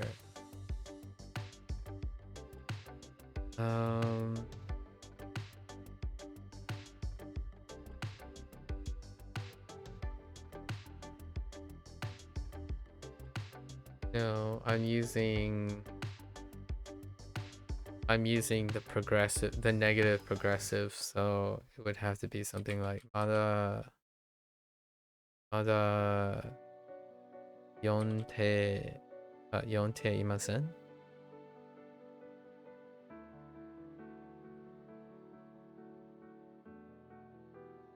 Oh. Oh, yonde. Oops. Wait, how the heck did I execute? How did I click on hint?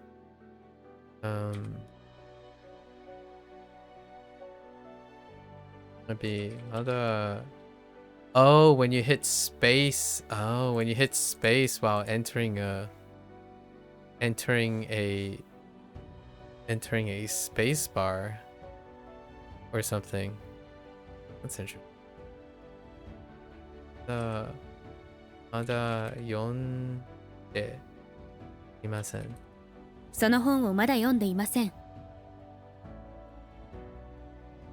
Right. So conjugating and it's combined with A form. What are my other choices? The different forms of polite, I see. Or semi-polite stuff.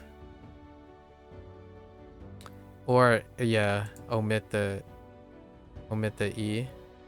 What? Wait.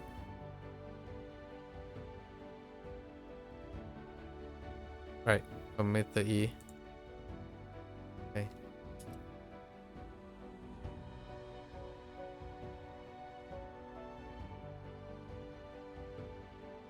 もうコーヒーを作りました。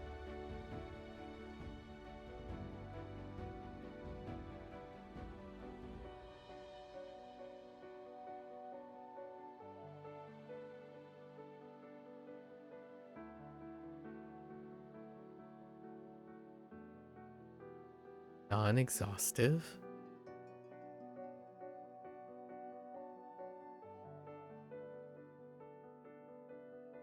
Let's try a different grammar structure. Let's see. We have... Oh, wait.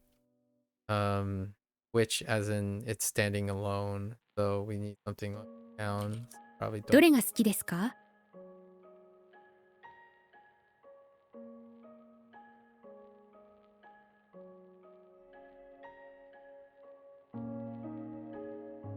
non-pass standard.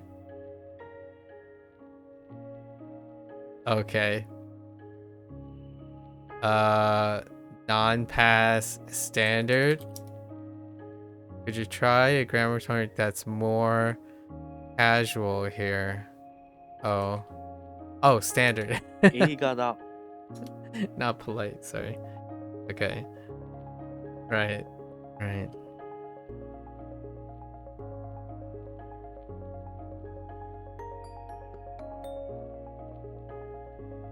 What?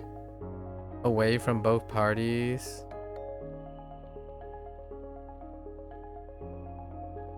Wait.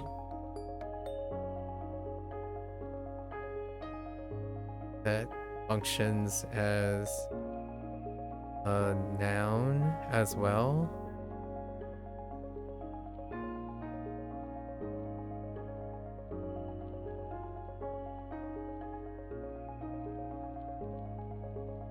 あれは手紙。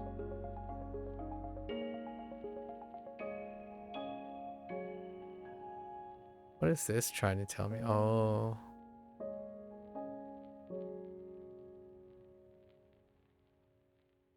海がきれいだ。海がきれいです。Non-adjective.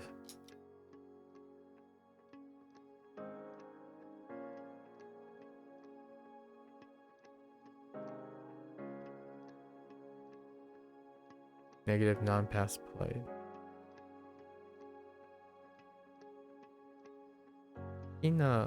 好きなスポーツは赤 negative non-past polite of what is not? Oh. Polite. Like じゃない。好きなスポーツはサッカーではありません。Dang it. You're really defaulting ではありません。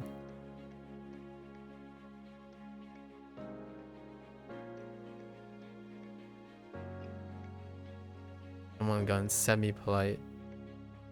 That's my focus right now. Ken this. 危険です。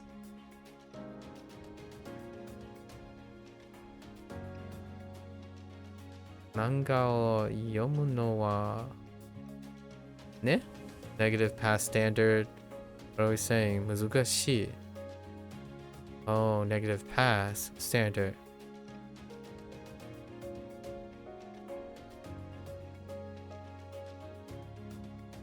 Got that. Oh, whoops. That's an adjective.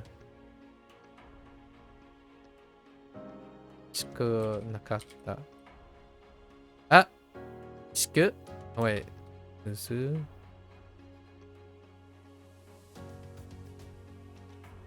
Negative past.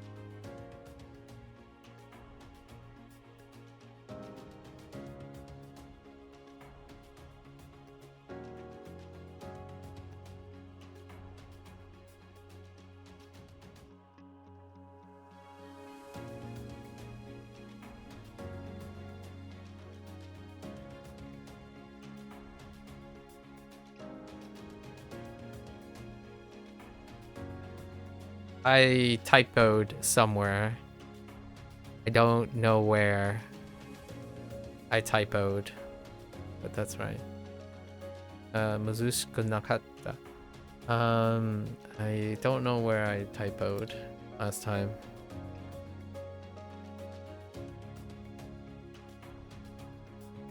Dictionary standard? かわいい女の子。これは negative non-past standard of what? Oh, not good. Like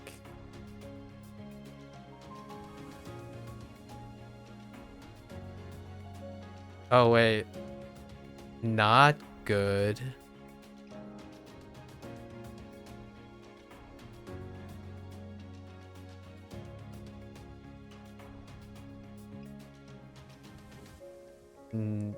Wait, not. Oh, I'm saying not bad. Whoops. I wrote not bad, not good.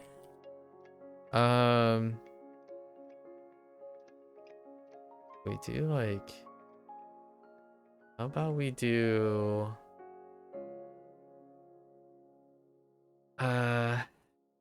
Probably gonna be like. Can we get away with?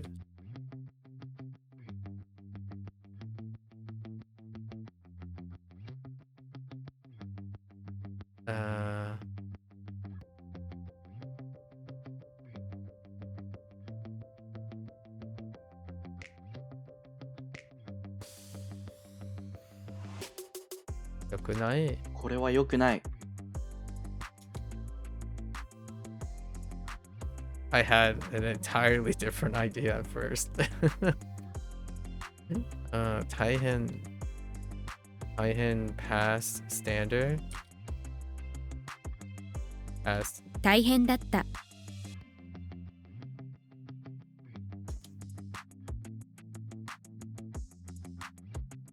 彼は真面目です。Oh, we're going back to our first day grammar stuff.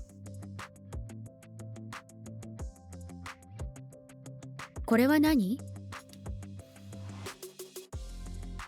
彼女も可愛いです。彼女も可愛いです。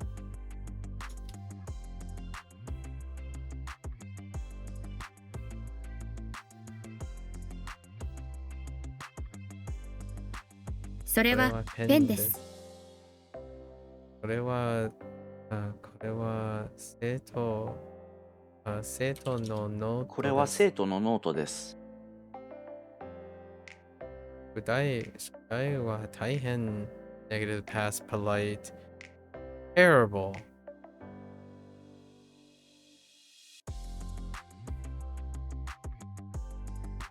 さんもかわいい。Hey James. So, how did the italki thing go, James? 宿題は大変ね。Negative past polite.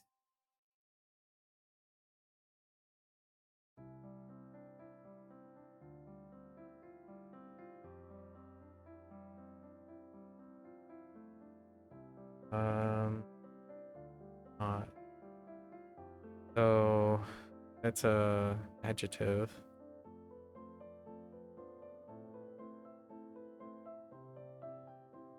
And that's a non-adjective.「宿題は大変ではありませんでした。I do have a hyper focus on the semi-polite, but we really should also work on ではありませんでした。or ではある。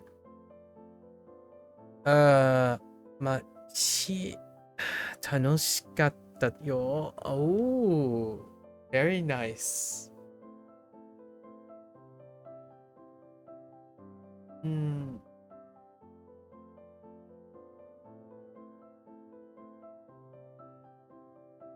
何が話しましたか？話しましたか？ or なす花だったか？ No, that's not right.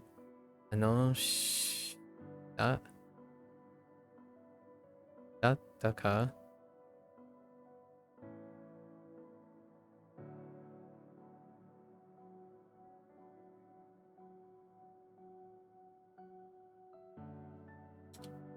All right. We can't delay too much. So we got 154 vocabulary.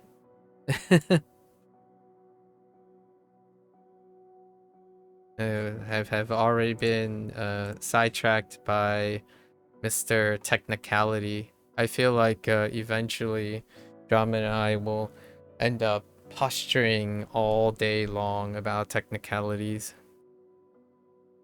Matching the technicality energy might not be the way.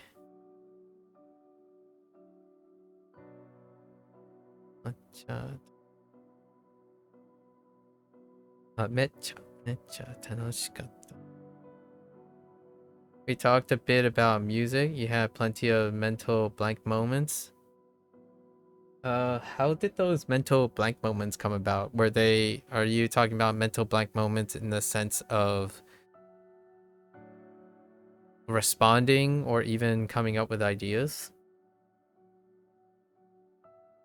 Now you have like all the reason to start prepping for your next conversation.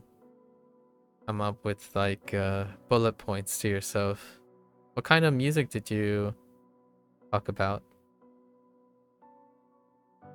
Alright, let's see. ここで get off one station.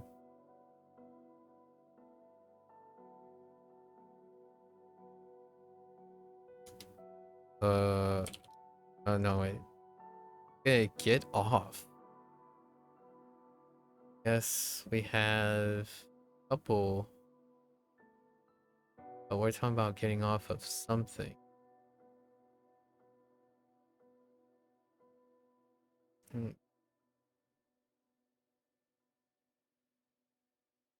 Probably gonna use like ここで降りるより一駅先で降りた方が家に近いです。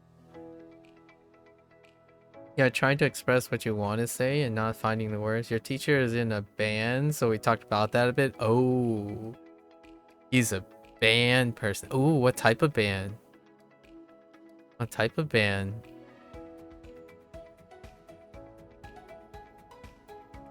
Rock bando? Rock no bando?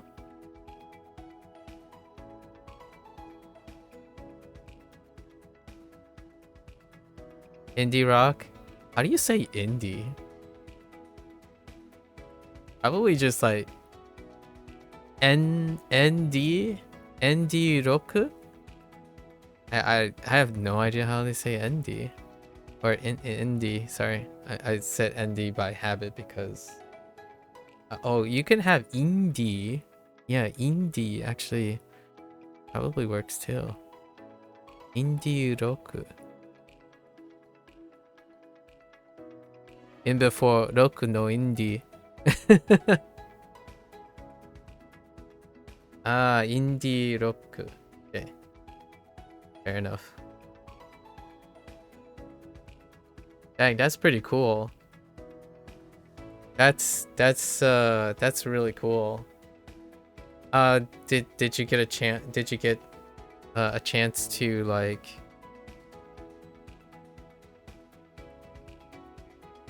sample or like know if does the person run a channel? That's interesting.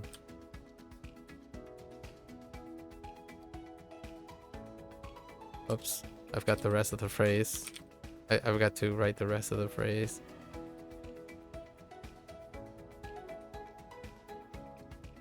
父、シャワーを浴びた後は外で遊ぶな。I think the cool thing about this, I don't know if this is what you do, but now that if I learned a bunch of things, right? If I learned a bunch of things about the other person, my first focus would now be to write up everything I want to say to that person the next time we talk. And I do this every single time, actually. Like, for example, today, I already came up with all of my questions to ask you about the italki guy. Or person. Right?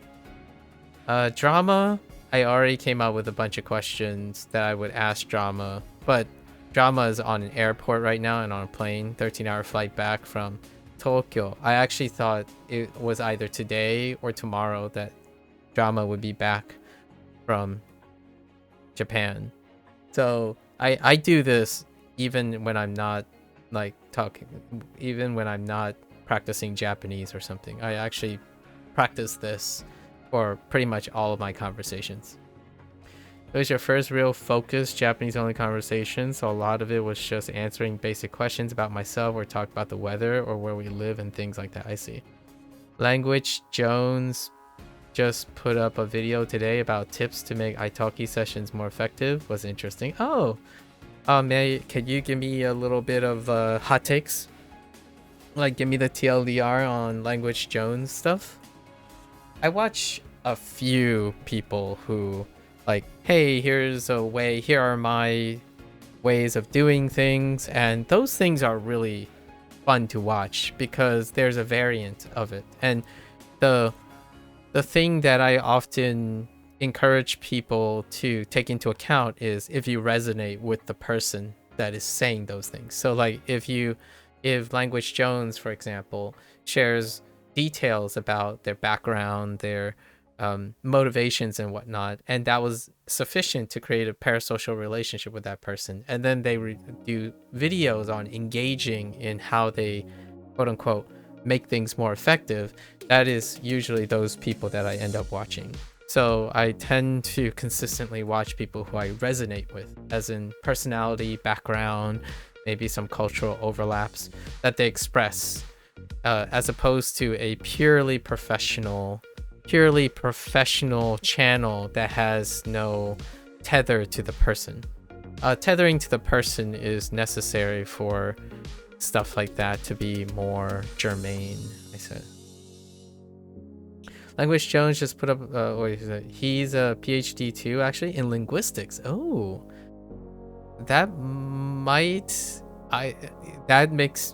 piques my interest, because there is a chance that might make it more unlikely that we relate to each other, or it could really make it likely that we can relate to each other. Like, I'm speaking personally this time. Like, that is interesting.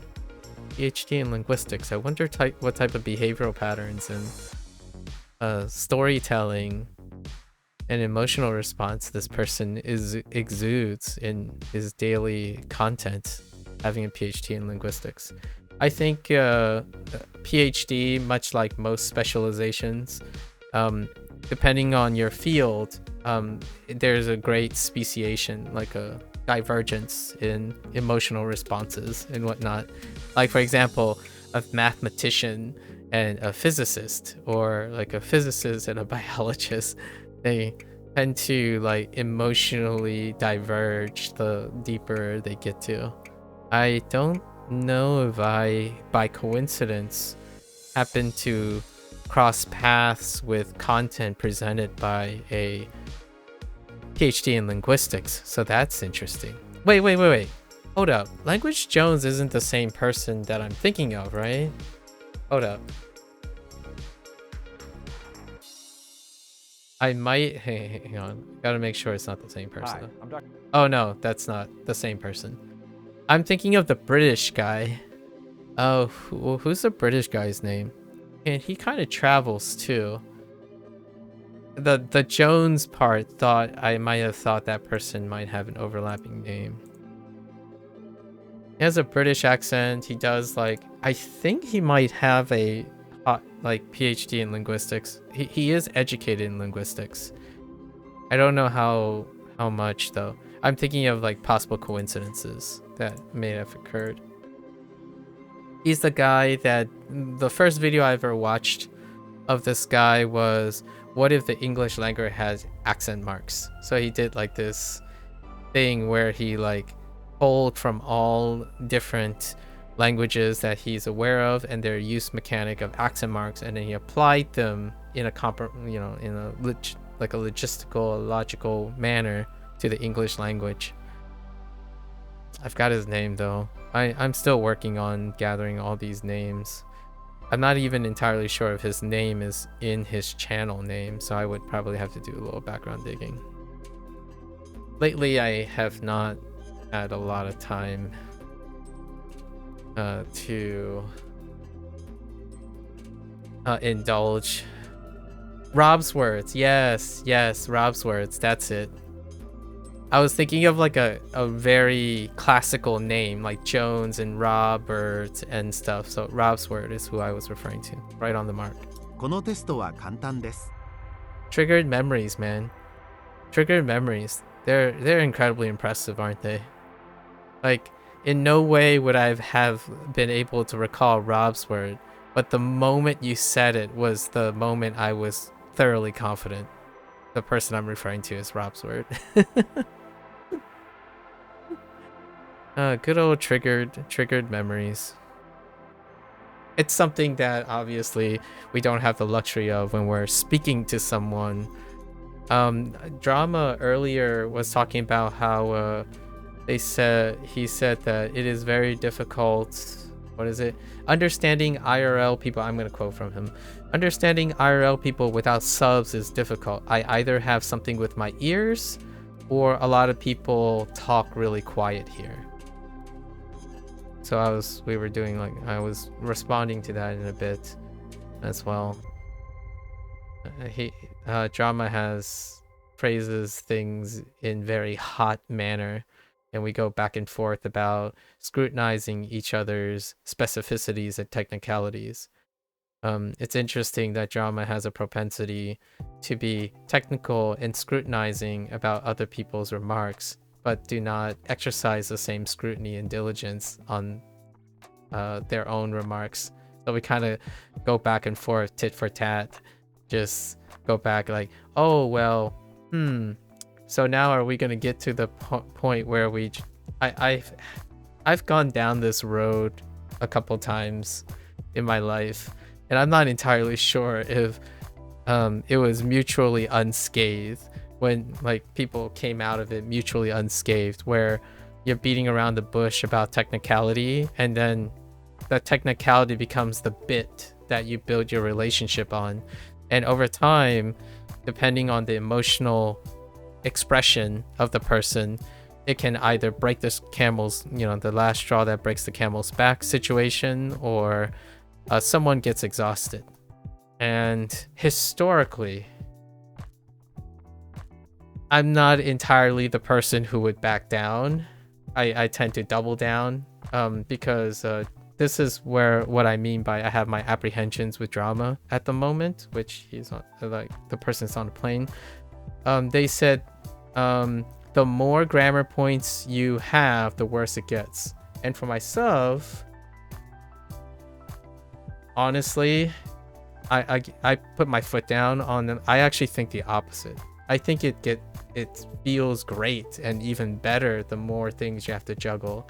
So we'll see how the technicality scaling is going to happen.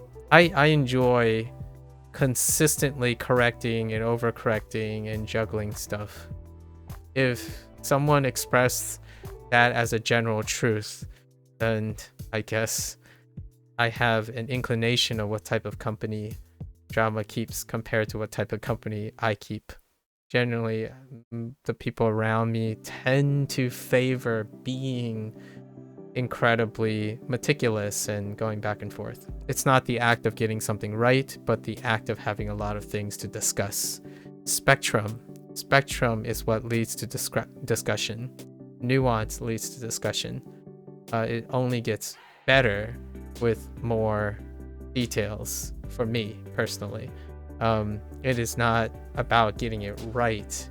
That becomes more restrictive and it becomes more pedantic and less interesting to talk about. Yeah, people talking too quietly is a pet peeve of yours too, because you got pretty bad tinnitus. I see. Or yeah, tinnitus. May I ask, is it because of, does that have anything related to your early drumming situation back in the day, or is that due to the drums? Okay, I figured. I was like, the connection you mentioned yesterday would be the drums. So I'm like, I imagine it had something to do with the drums. I didn't want to be too presumptuous, so I wanted to ask first. Sorry, there might have been a delay, chat, but I noticed that. Yeah. Does it interfere at all with like when you're talking with the italki guy? Because I'm not even sure how severe tinnitus can get when it comes to like audio equipment and whatnot. Alright, we're gonna keep going with this too. Close the... Oh, they were closed. Wait. Oh, they were closed. Oh, and it's data. Wait.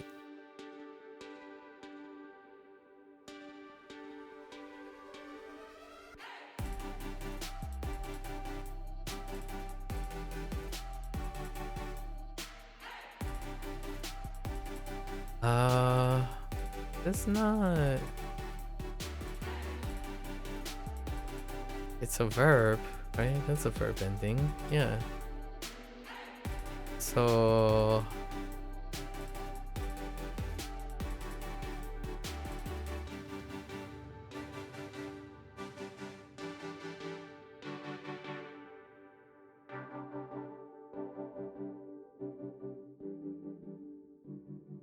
close. Another way to express today. No, it doesn't interfere that much, but you feel like it's more in person or noisy environments. Oh, okay, okay. So I imagine this was not an issue. Hmm.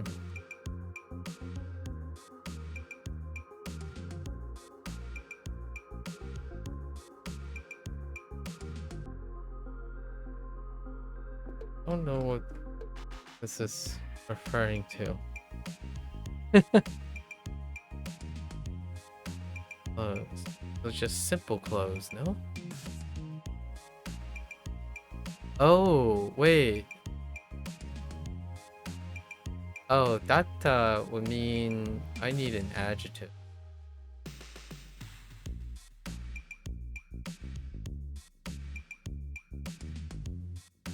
Right?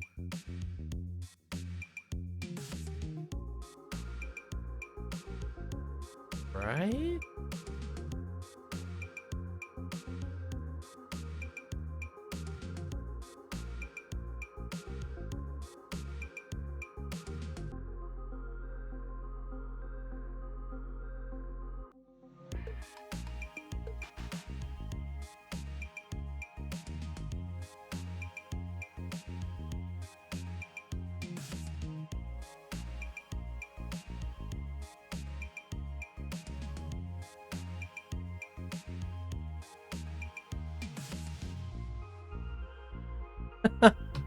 Wait, hold up.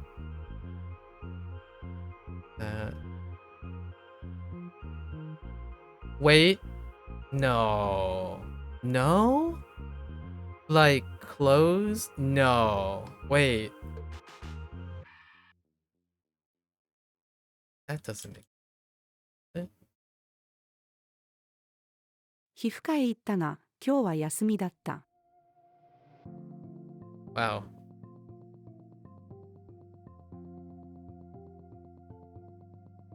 That one's kind of hard. That's really hard.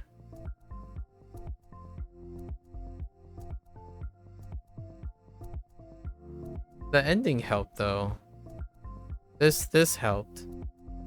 Knowing the grammar of this helped quite a bit because I kept thinking of a verb.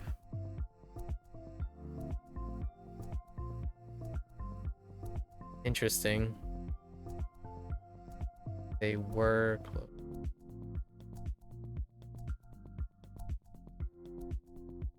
The translation helps too, but I was trying to see if I could. This helped, which is where the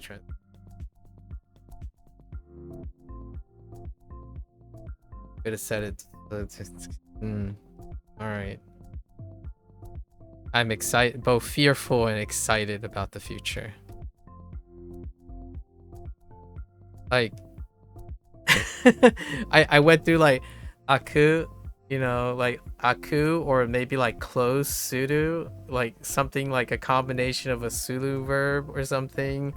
Maybe like shime, like I was going all over the place. I'm like, wait. It's kind of like close as in a day off, close-ish.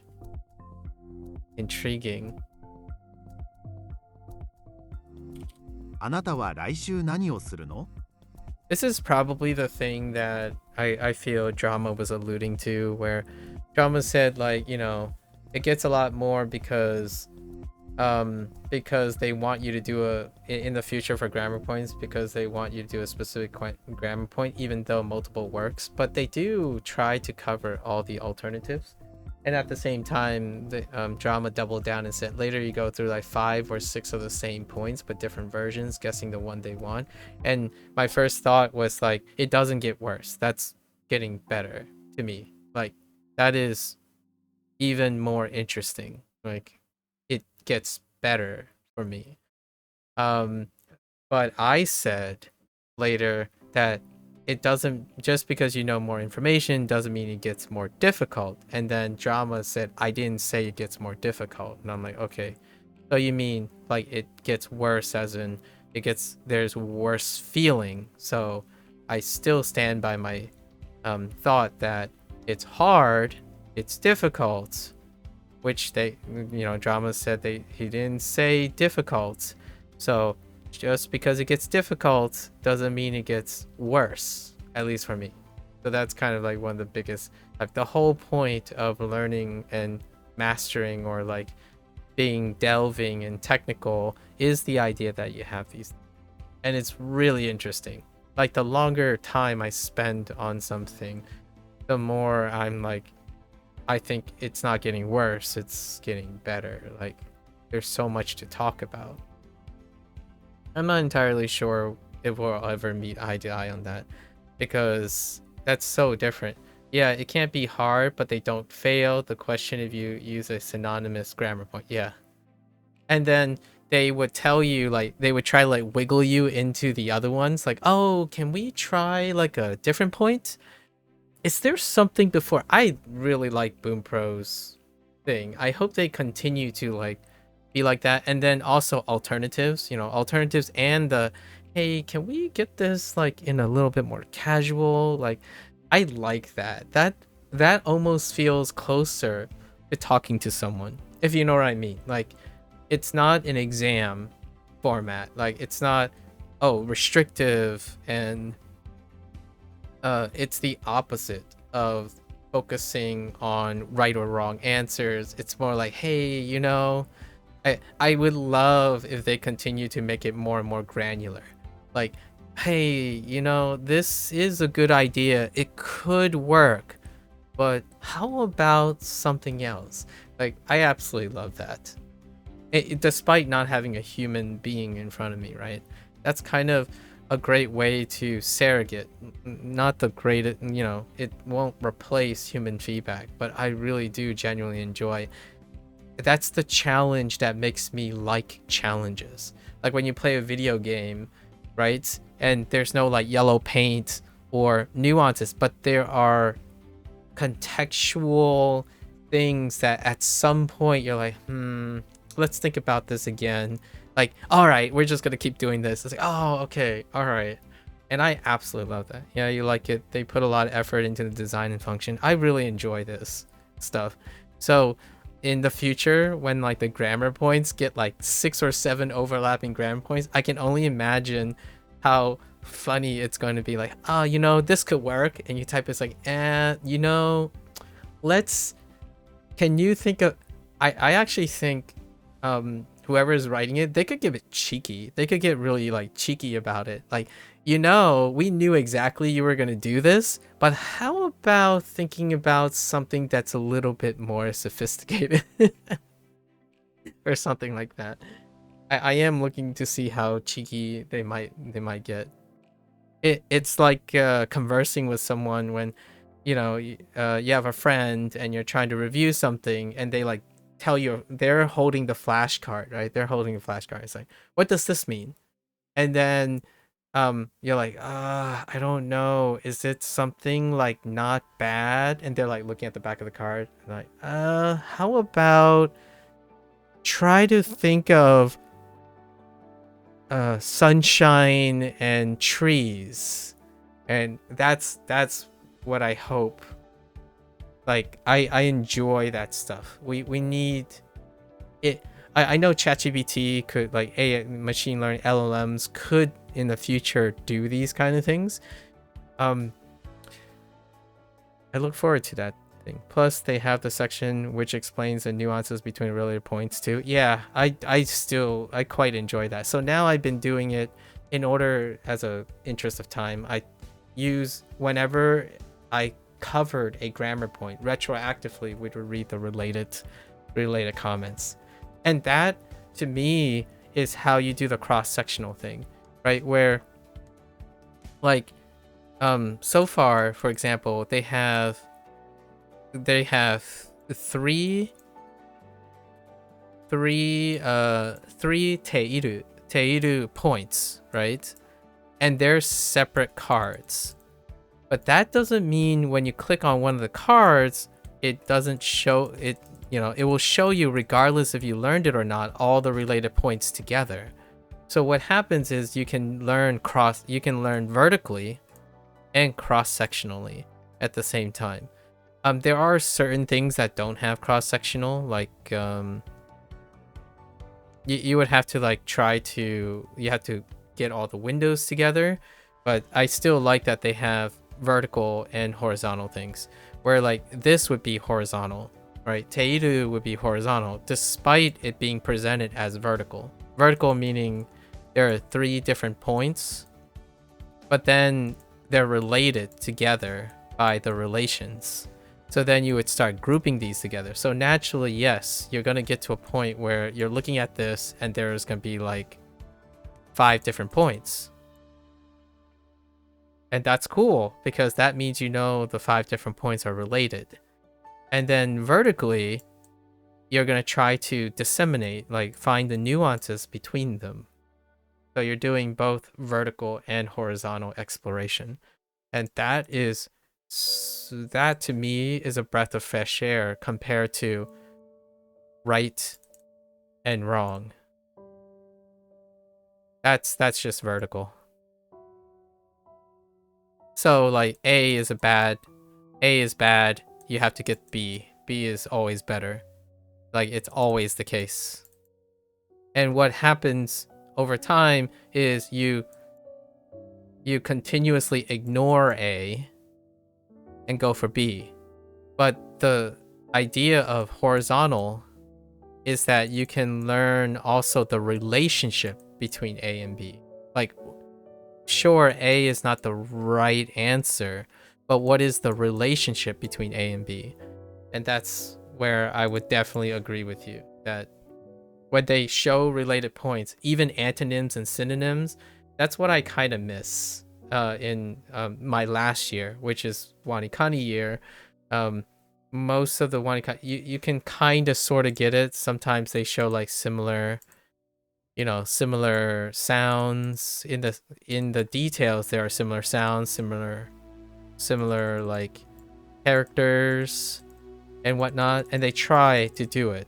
It's not part of the design a lot of times though. Meanwhile, Bunpro has some of that. Like my favorite one so far is when they ask you for something that's polite or standard that has a conjugation, right?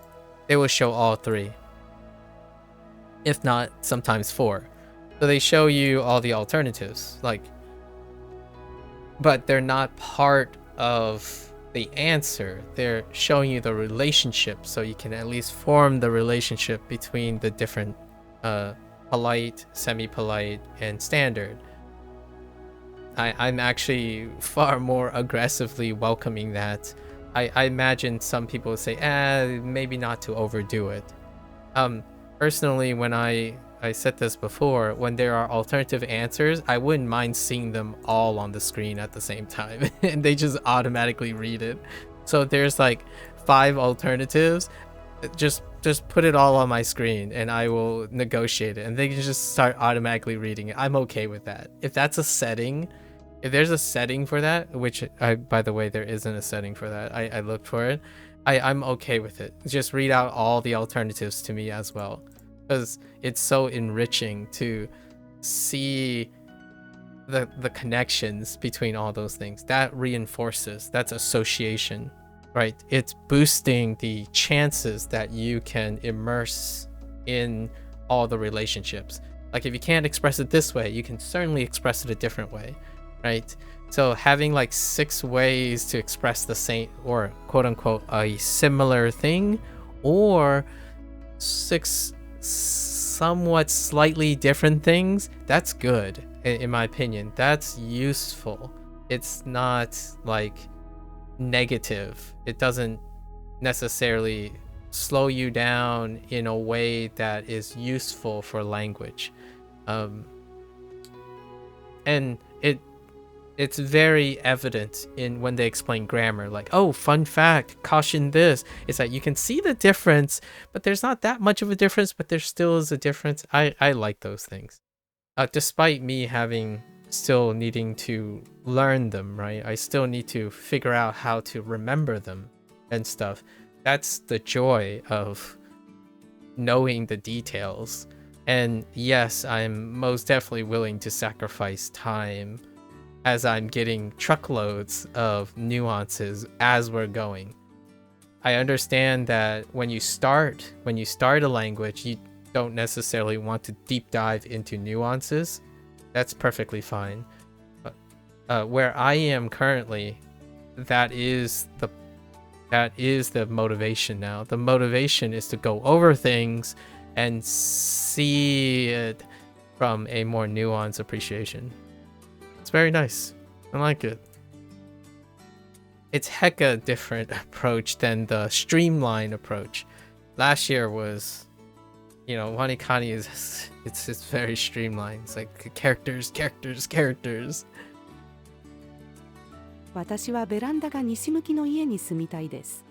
Oh, it's so character heavy that I've realized that I completely ignore the ending of verbs. So like now I have to rethink about my strategy on how to remember the endings of verbs. Like what I mean is like the extra endings, like the terus and the kerus and the rirus.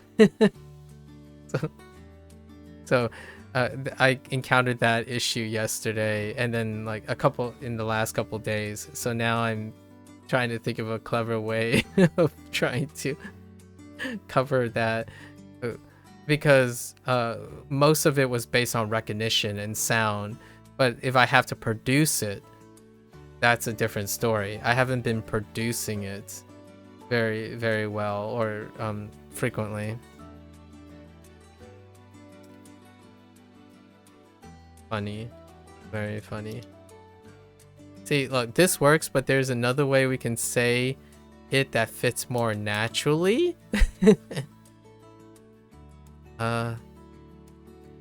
Like conjugations? No, like the plain form of thing. Yeah, it's related to conjugations, but it's more like I drop the middle one. So outside of u and du, sometimes the middle thing gets lost, like t, wa, right? Like suwaru, suwaru, if it's one character, like suwaru is one character, so suwa is part of that character. But when there's another kana in the middle, that's when some of them gets dropped. Like for example, akeru, the keru. I'm like, wait, was there a ke? Was it a ki? Because the characters were the dominant carriers of the reads. So like, if the character itself is ake, that's fine, right? If it's ake in the character, I can remember that, like, that's the dominance of how character focus it was. But if the character was if the kana was outside of the character, then it kind of, and it's related to conjugation because conjugation is afterwards, right? It's afterwards. But we're talking about the kana that's in between. I'm like, wait, is there a kol? Is kol part of the...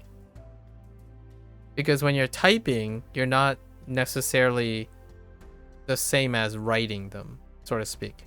Nacho, you think the Bunpro vocabulary rules you're doing should be pretty useful for that? Yeah, because it's ironing out this part.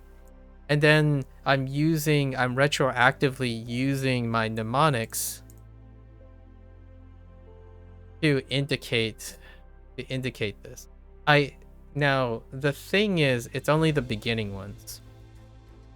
So the earlier N5 ones and N4 ones have that problem, or like have that gap. It wasn't really a problem to begin with. It's just there's a gap there. Later on,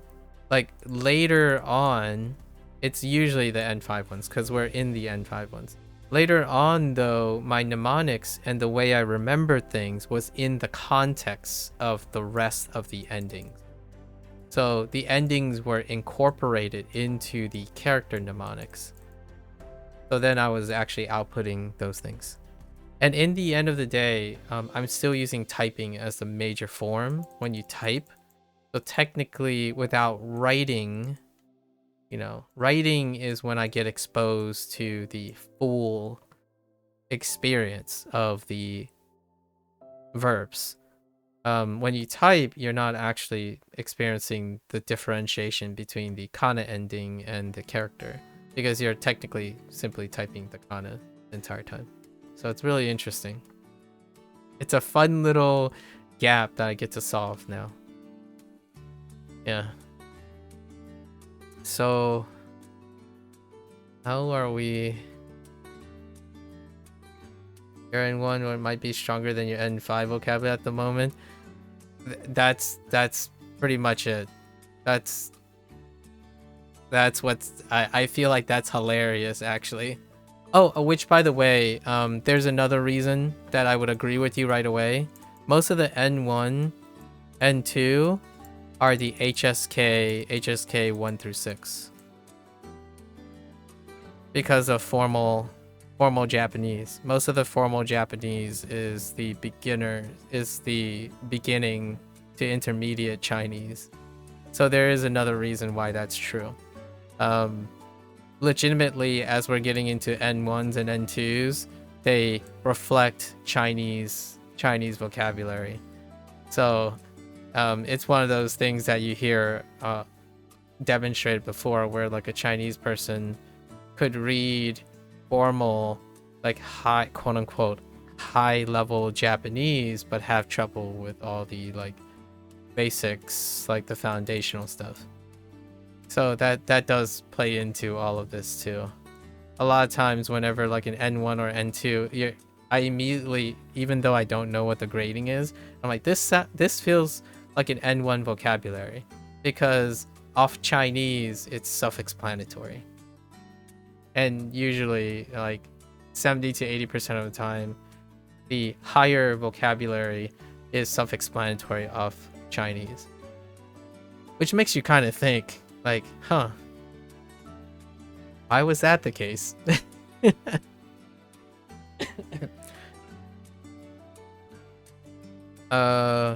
It's kind of similar in the sense that, for example, we could make an argument for American English and British English, where like the origins, right, quote unquote, the origins, British English, many of the quote unquote advanced English is considered British, because the more common American English diction stuff formed a nuance of its own, right? Form a dialect of its own, which then epitomizes the Americanization. So you can kind of see the relationship between Japanese, and Chinese, where the origin ended up being sidelined by the Japanese nuance, and the Japanese nuance then becomes the new fundamentals, right? Despite, in my opinion, personally, I'm a little bit biased, so take it with a grain of salt. Despite thinking that the advanced stuff, because of Chinese, is quote unquote easier, right? This is where the whole idea of practice comes in. I talked about this with Procol before. I haven't actually presented this to drama. Whenever people talk about difficulty, they tend to discount practice and normalization.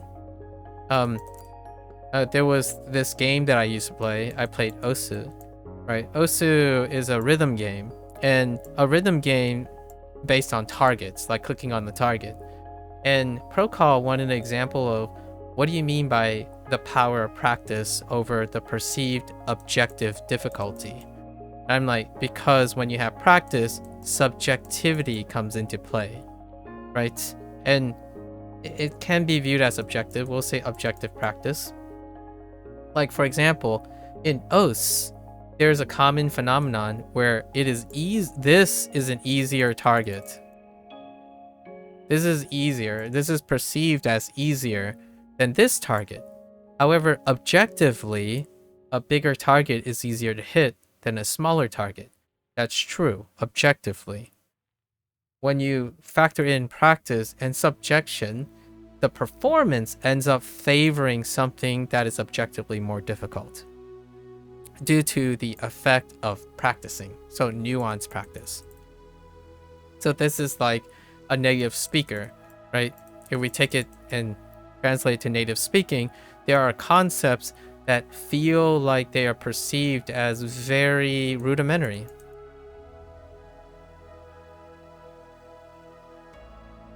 Right? Over time, due to the increased selectivity and specialization of the subjective nature of practice. Sorry, that was like really, that felt like a no chain happening there. And then the objectively difficult things end up being subjectively easier in perception because of the high skew of practice over the objective difficulty of it. So kind of like whenever someone says, yeah, you know, Dark Souls games are all easy, for example, Souls-like games are all easy. And then meanwhile, they would go and play a puzzle game and they want to throw a controller across the room. And then what I would say is, dude, puzzle games are the best. I don't know what the deal is with Souls-like games. You might as well just play a puzzle game for intellectual curiosity. That type of thing. So human subjectivity when it comes to practice is potentially enormous. It can even supersede the perceived difficulty of all the objectives. So like, do you think Japanese native speakers think Japanese is hard or English? Like, for example, and then, you know, you have a combat or like a conflicting arguments about which language is objectively more difficult. Meanwhile, the subjectivity of practice and normalization is often what I appeal to when someone says, oh yeah, what do you think is the hardest language that you've ever encountered? And my thought is every language I chose not to learn. That would be the most subjective and logically objective answer. Somebody then would say, no, Indonesia, Indonesian is the easiest language, objectively speaking. I'm like, Indonesian is one of the hardest languages that I'll ever come to know because I haven't learned it. Despite all the arguments about trying to quantify how difficult something is, the most difficult things by default are all the things you choose not to. And it's a combination of that. Your willingness, your motivations, your obligations, your consistencies, your mood, your incentive for immersive learning, all of those things factor into perceived difficulty. So yes, while it's objectively like, oh, this language has all these forms and stuff, that is objectively the most difficult. It's like, well, yes, but if that is your native language, it would be seen as subjectively easier than any other language that person haven't learned. And why is this all important to me personally? Because the perceived difficulty is what stops people from learning. It is not the objective difficulty that ultimately stops them. In my opinion, 20% of it, if you look at objective difficulty and you're like, okay, I can start. It is the other 80%, the perceived difficulty, that ultimately causes the person to stop. Not whether like, oh yeah, this Japanese has like 3,000 kanji. It's like, oh no, like this is just too hard for me to even start. And it's like, that's fine. But when they start, it's not necessarily the perspective of how much kanji you have, is the perceived difficulty every time they go about thinking about how difficulty works. When you're learning something, for example, it's going to be difficult. If you think that you're learning something because it's easy and it's simple, then you're not quite learning. Not quite learning that much. The more you learn, the faster you learn, it's probably the more difficult it is. So for myself, I'm always trying to seek, quote unquote, some objective difficulty while perceiving difficulty to understand that that is what happens with learning. So this is my, like, if I have something to take to my grave, this is what I feel is one of the greatest separators. One of them. One of the maybe 5 or 10 greatest separators between younger people today who wants to learn a skill versus an older person who have acquired many skills. When they have acquired many skills, one of the things that they do not weigh and feel and get swept up by is objective difficulty. Ultimately, they ask themselves, can I do it? And if I can, we're going to make it as difficult as possible for us, with as many things that we have to learn that we can handle consistently. Because if it isn't difficult, then obviously you aren't learning anything. When it's simple and easy, it's relying on more things that you already know than you don't know. That's kind of, so you have to strike the balance, obviously. Don't make yourself quit by setting your hands on fire or something like that. The only logical next step is to learn every language. Yeah, if you want like objective truths and whatnot, you probably would have to do that, honestly, in my opinion. Like, if you constantly think that there's no language that is like, if the language is easy and hard based on objectivity, honestly, I'm not sure that I'm gonna take your point. I'm gonna spin it even further. It's like the only logical next step is, if you learn the hardest language objectively, that means you can learn every other language objectively faster and easier because they're objectively easier and, you know, by that nature. So you should, or here's what's really scary about this type of objective logic, this objective difficulty. And this one is a big one. And it doesn't have to do with language learning, but you can see the examples immediately. I have a few examples, but let's use video games. Let's use video games for a moment. This is a lot more relatable to video games at the moment. When people evaluate things on objective difficulty, let's say they play a game and they evaluated the game at a 10 out of 10 difficulty scale, and they were successful. Because they view everything based on objective difficulty, they choose not to play any game that's relatively lower than a 10 out of 10 difficulty. Objectively. So what happens to this? Your reward centers are gone. They just disappear. Because what does this do? This creates objective escalation. And this happens so much in video games, but I do have a few examples in languages. And I think, James, you're getting to that already. You immediately got my response a lot of times to other people. When you view everything on objective like scales, naturally humans would escalate. So what happens is, if you learn quote unquote the hardest language, you will try to seek another language that is objectively harder than it in order to reap the rewards of accomplishment. Video games occur like that all the time, where a person can no longer see the challenges and the reward of learning how to ease up or a different skill, because certain skills are more valuable by their challenge than other skills. So for example, a Souls-like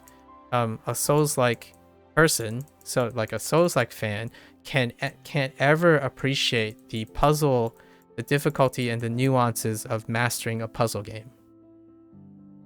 That's what happens. And then when you go to language, what happens is when someone says, oh, Japanese, I learned Japanese, so that means Spanish has got to be easier. Maybe it's not even worth my time because I already speak English, so Spanish has to be easier than Japanese. I'm like, if you're focusing on very specific things right now, thinking about objective things, that doesn't, like, it's apples and what about the apples and oranges situation? And then when someone says, so like, okay, how about all the languages that you have learned? Which one is the hardest? Well, it's the one that the fewest people speak and there's no material for it. So it would be extinct and endangered languages, or dialects, or languages that aren't even written, right? So that objectiveness that happens, it rarely takes into consideration like human perception. And then what happens is you get these really weird one-sided discussions where someone's like, oh yeah, Chinese is objectively hard, or they really just say hard. This is where English kind of gets truncated. It would be Chinese is hard, and I'm like, okay, so are you learning Chinese? Do you know Chinese? Do you think I know Chinese? Etc. Like, what do you mean by Chinese is hard? It's like, oh, it's generally hard. And I'm like, I have nothing more to contribute to this discussion because you stated like it was an objective fact. And that's, it was a quote. I forgot. I usually don't drop names too often, but I think this one comes from Tyson Neal. He said something about like, how do you appreciate more the universe? Or it was like a question on a talk show. Like how to explain how to get a human person to appreciate the gravity, puns intended, the extent of appreciation of the universe. And that's the idea of looking at things on a spectrum. Because most things are on a continuum. So whenever you think about hard and easy and objectivity and objective truth, you're not thinking on a spectrum. You're thinking of zeros and ones. And that often simplifies things. And it is through that simplification that, in my opinion, a lot of individuals fail, not because they're not unhappy. This doesn't mean they can't be happy and all that stuff. We're not talking about happiness right now. A lot of people fail, though, to see the granularity between 0 and 1. There are infinite numbers between 0 and 1, right? And that's kind of the idea where you start thinking, oh, well, Spanish is hard when it's hard. Spanish is easy when it's easy. But Maku, what do you mean by that? Spanish is an easy language. I speak English. I'm like, I guess you could make... I understand where you're coming from. The objective nature is Spanish is closer to English than, say, Japanese is to English. I agree with you. But it's hard when it's hard, and it's easy when it's easy. Like, isn't that like a terminating cliche? It's like, yeah, but when you tell me Spanish is hard, Chinese is hard, that's also a terminating statement. Because I can't counter-argue against that. You state it as though it's a fact. So you end the discussion. By the way, the punchline was Neil said, in order to appreciate the spectrum, it also gives the opportunity for discussion. And I totally agree with him, right? This is where scientific inquiry comes in. It had something to do with like trying to appreciate the scientific value or applying the thing about the greater universe. And I specifically liked his, he said a lot, Neil says a lot in a short amount of time. The association between the ability to have discussions versus someone who's constantly making technical and general statements. There's no room for discussion because there isn't granularity. There is no spectrum of discussion. When you say something is hard, that there's no longer a spectrum, right? At least that's how English is being used to me, anyways. Yeah, there's no objective difficulty across cultures because it's dependent on your native language. Exactly. Other hardest language would be extinct and endangered languages. You think the Foreign Service Institute language difficulty rating have been pretty influential in people's perception of language? Absolutely. Number one, it happens so readily. If, say, like, hear me out. I've done this experiment before, and I'm soon going to do this again, where when I reset something, so when I go back to 1, as in when Wanikani and Hanzuhiro goes away, and all my streams are titled like, I'm starting this, or when the number is low, it will genuinely welcome someone who believes that I started something again. And one of the major concepts that are brought up is the perceived difficulty ranking based on the Foreign Service Institute language. Like they would say, oh yeah, so how are you finding Chinese? I heard like it is arguably one of the most difficult languages for an English speaker. And my first thought was like, how do you know I only speak English? Like, well, you're speaking English now. Like, well, do you know that the Foreign Service Institute language is ranking with a lot of pre-selections, like selective bias? And they're like, well, yeah, so it would be generalized to you. And I'm like, okay, that's fair enough. Like I'm asking fair questions, and I'm curious because I wanted to know, well, what does a person who doesn't speak English, doesn't only speak English sound like? Like what I mean is, if you're online and you're on the Americanized internet and you're net speaking, I'm curious, how do people perceive a person who doesn't only speak English? Like the way I look, I don't know if the way I look could give you a propensity that I might not only speak English. I don't know. Nowadays, it's pretty wild how a standard can be used to generalize most things in order to not have to use your perceptions anymore. Right? You don't need to perceive anything if you simply restate a fact or a piece of information until it's true. Yeah, probably because it's the first source when Googled. Exactly. And that perpetuates itself. In fact, you might be arguing, oh, but now we have LLMs, and LLMs won't do that. LLMs perpetuate their own citations. It's the problem that people are worried about.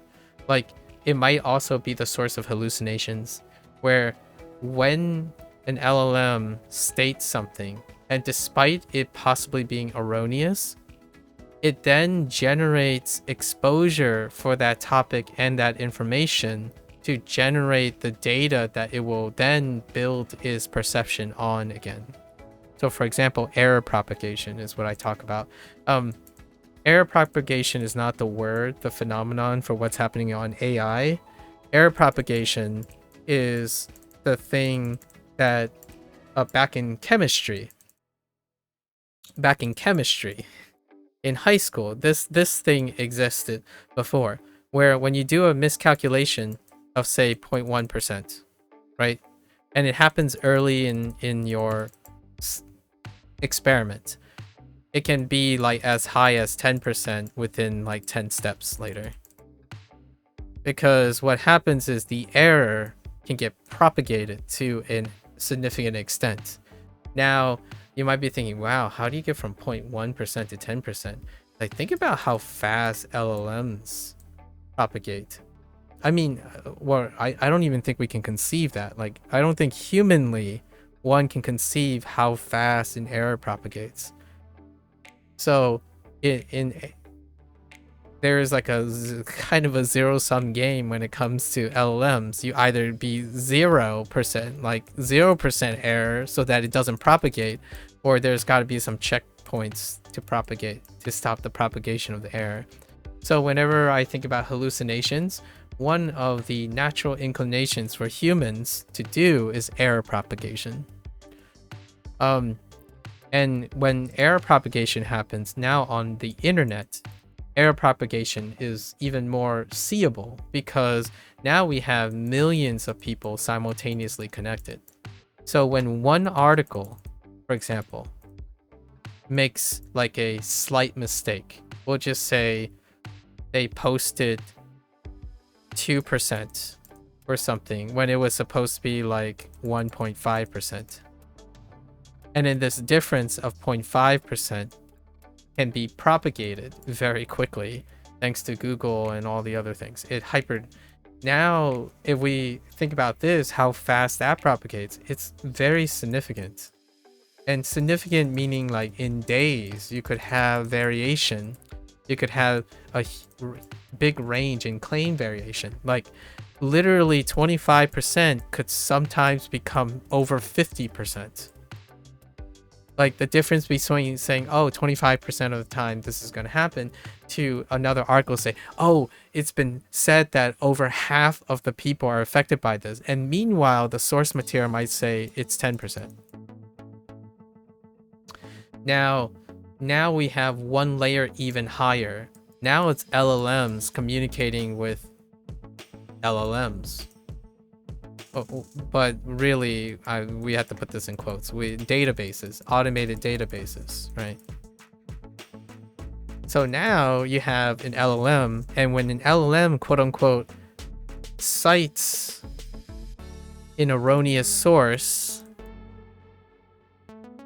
that erroneous source then gets distributed into the database. And anyone who interacts with this also can report and propagate the error. So now you have two sources of propagation: human error propagation and LLM propagation. And you can argue that LLM is probably going to far exceed human propagation, but in any way, this is demonstrating two cycles of error propagation. So now when you think about how hallucinations work, this is conceptual. I don't know if this is the reason for hallucinations. For myself, conceptually, from like chemistry and science, like science in general, the scientific method, and how the scientific method was designed and peer review was designed to hold back human error propagation and human errors in general, like through citation and bootstrapping and confidence intervals. I would say they're at least involved in this phenomenon known as hallucinations in LLMs, error propagation. It's pretty scary. Like, think about this. There is less than 1% genetic difference, right, between things, between very phenotypically different species. So the question is, even despite this type of fidelity, if you get something wrong, the error propagation could be like, it could astronomically invalidate. Like it could exponentially invalidate whatever was said. So that's crazy. I'm a little, that's a bit fear mongering. My thought is they're going to be like humans are going to respond, engineers are going to respond, and they're going to find alternative ways of like negotiating these. The Foreign Service Institute language difficulty rating and how it's being used in order to gauge people's abilities or perceptions of acquiring another language, that is a form of inappropriately using certain things to propagate like the probabilities. Like it can't predict how well you'll acquire a language. Like in my opinion, it's unlikely to predict your ability to acquire a language. That didn't stop the very vastly quickly exaggerated use of that data, like to the point where like people would say, oh, you know what, maybe I'll work up to Japanese by learning Spanish because I'm English speaking.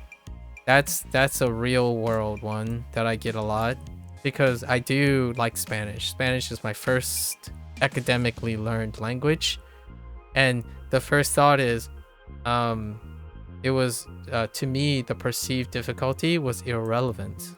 It was based on the most important, one of the highest determinants of perceived difficulty was my experience. And a lot of times when I said, oh yeah, English, oh yeah, Spanish is very easy, or I'm picking up Spanish very quickly because I'm reviewing it. And then someone took that as, oh, it's because you're an English speaker that Spanish is easier than Japanese. I'm like, no, that's not really what I meant. What I meant was I had prior experience in Spanish. And there are things related between Spanish and Japanese that actually made Japanese relatively easier to pick up. And then someone would say like, oh yeah, you know, but Chinese and Japanese are on the same tier. So that means that if I am an English speaker who learns Chinese, then Chinese and Japanese can't help each other because they're on the same difficulty tier. Like, where'd you get that idea from? So this concept of using like a lesser difficulty language as a bridge to a higher difficulty language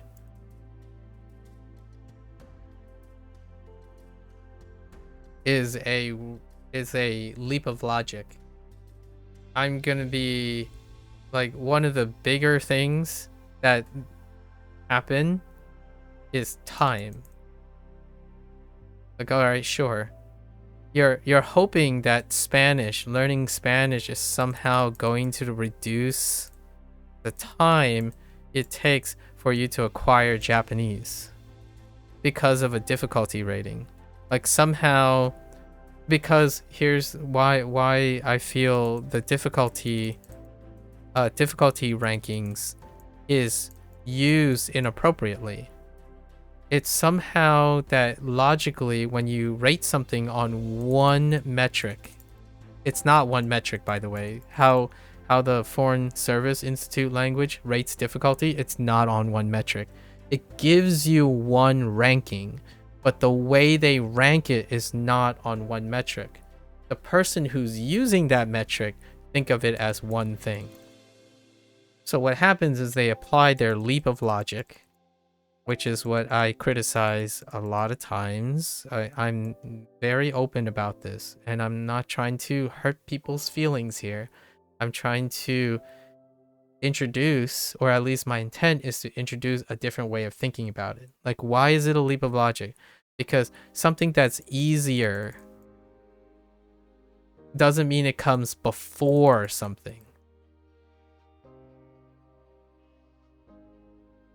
The idea that languages are ranked would suggest that they are associated with each other. So when they are associated with each other, there's a leap of logic that exists that when you take something easier, it can lead to something harder. So then the goal is often, oh, I'll learn an easier language so that the harder languages become easier. And hear me out. I can still use that same leap of logic and say I agree with you overall. Like, that is true. Now the question is, do the person that understand this differentiate between logical and a leap of logic?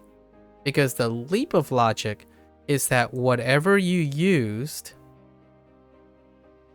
right? Whatever you used in Spanish is related and can be applied to being used in Japanese. That is the inference here.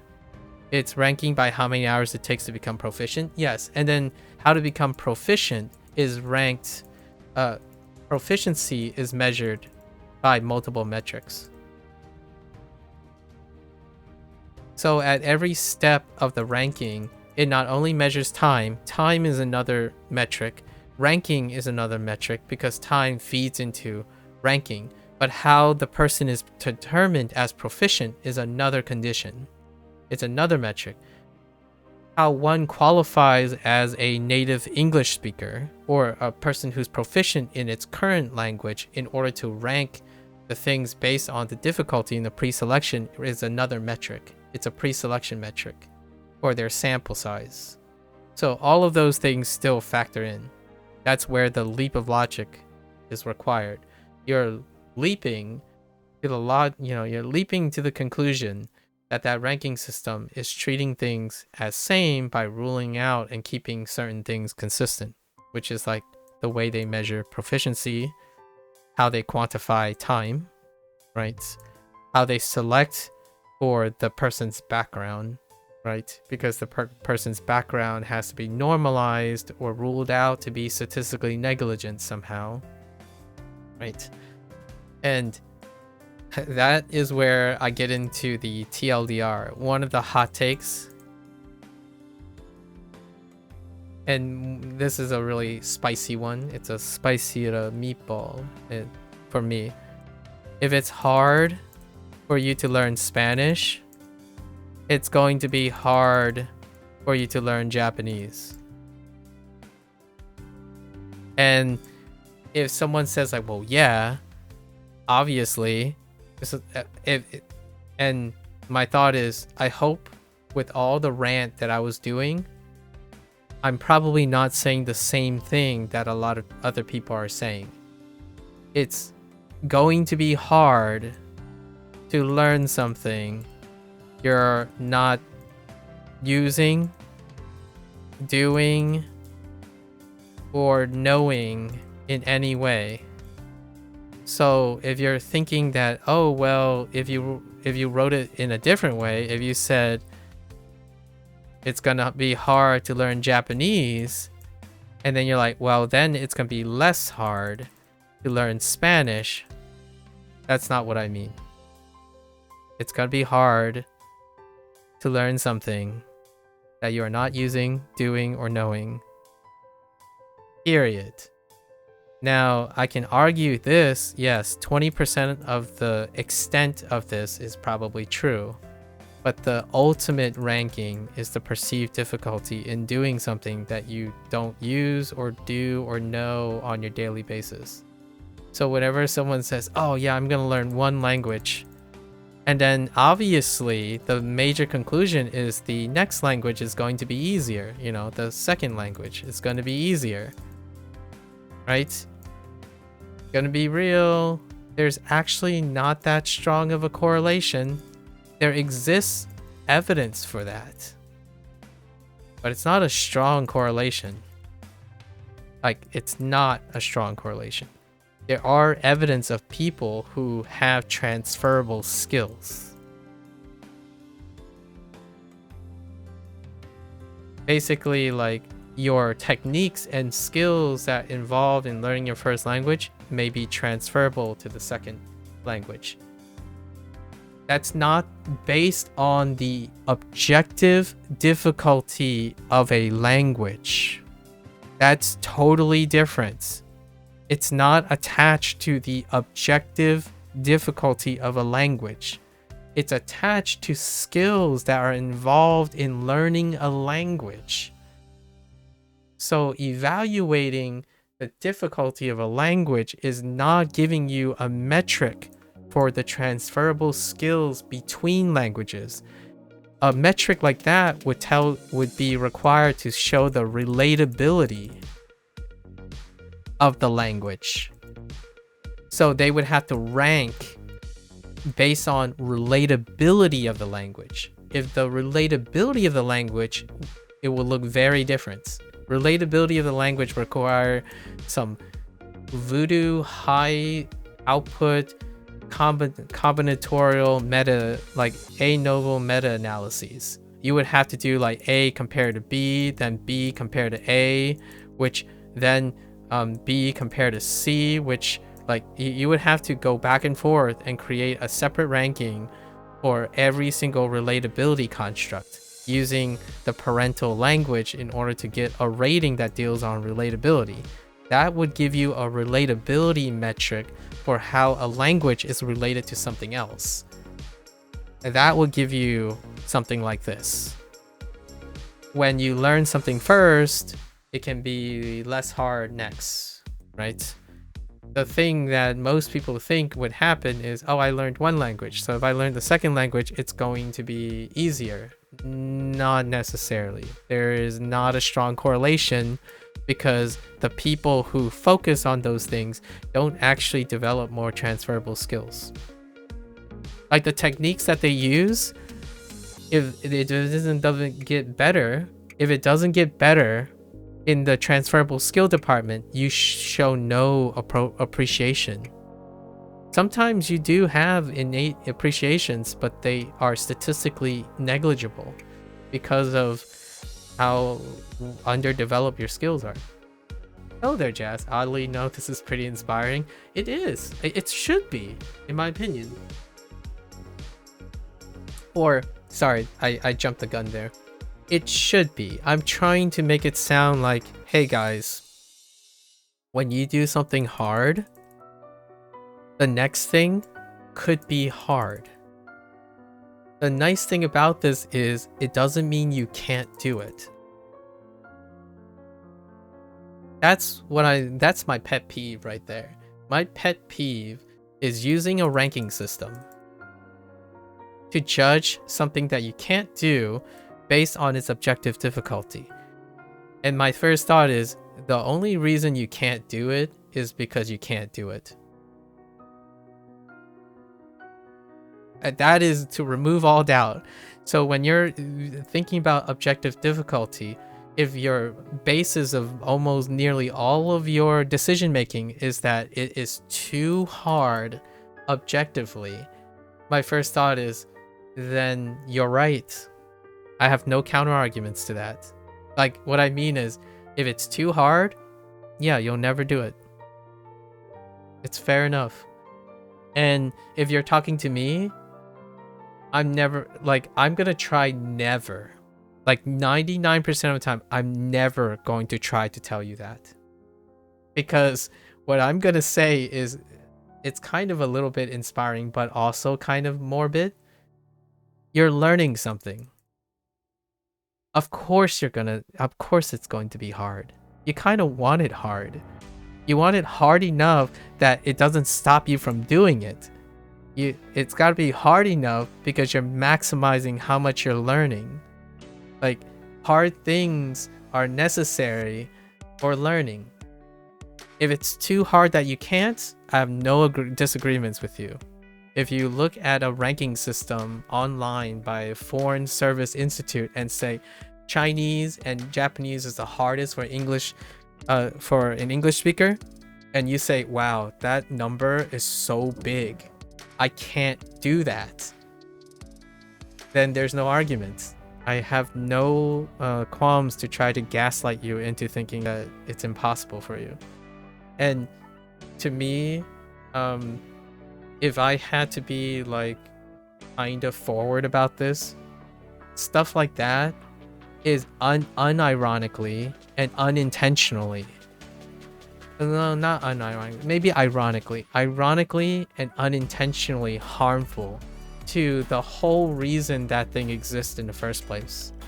Like the idea of raising awareness for foreign servers, like difficulty rating, is to create awareness that may help one be interested in foreign language learning, like language learning, but ultimately it's become the opposite. It has been wielded and weaponized, not against other people, sometimes against other people, but most of the time it's weaponized against the self. Like it's become a barrier. We're like, oh man, I guess I'm never touching Japanese until I learn Spanish because Spanish is easier. If I can't learn Spanish, then there's no way I can learn Japanese. And my first thought is, whoa, if you can't learn Spanish, yeah, I agree with you. You can't learn Japanese. But it's not because Spanish is different from Japanese.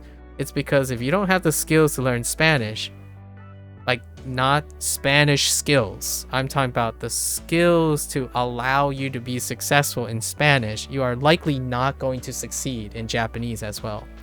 If you have skills that you fail in Japanese, you're likely not going to succeed in Spanish either, because the skills you're referring to are not inherent to the difficulty of Japanese or Spanish. It accounts for it. Like I am conceding that some of it is due to the objective nature of Japanese and Spanish, for sure. Like the Japanese have things that Spanish don't, etc. The thing that will ultimately determine your success, like more of it, in my opinion, hot take incoming, is all the other skills. The skills that require for you to be consistent, ever curious, immersive learning, deep processing, motivations, sentimentalism, all those skills, if they don't exist in Japanese, when you're learning Japanese, they are likely not to exist in Spanish. And the idea of a ranking system bucks it inappropriately, not by the institution. I'm not saying the institution is doing this. I'm talking about people who perceive difficulty ratings. They believe that if they can't succeed in Japanese, they might still be able to succeed in Spanish. And I would argue that's not the case. There's not a strong correlation between like, oh, I'm just going to pick up an easier language and somehow it makes up for all the deficiencies if they chose the harder language. That's not it, because the skill rating that you're looking at is perceived learning capacity, not the inherent objective difficulty of a language. It's both, technically. It's both.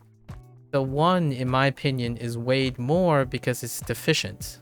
So in the future, if we're all great learners, right? Like if the internet is like gangbusters and we have to learn everything.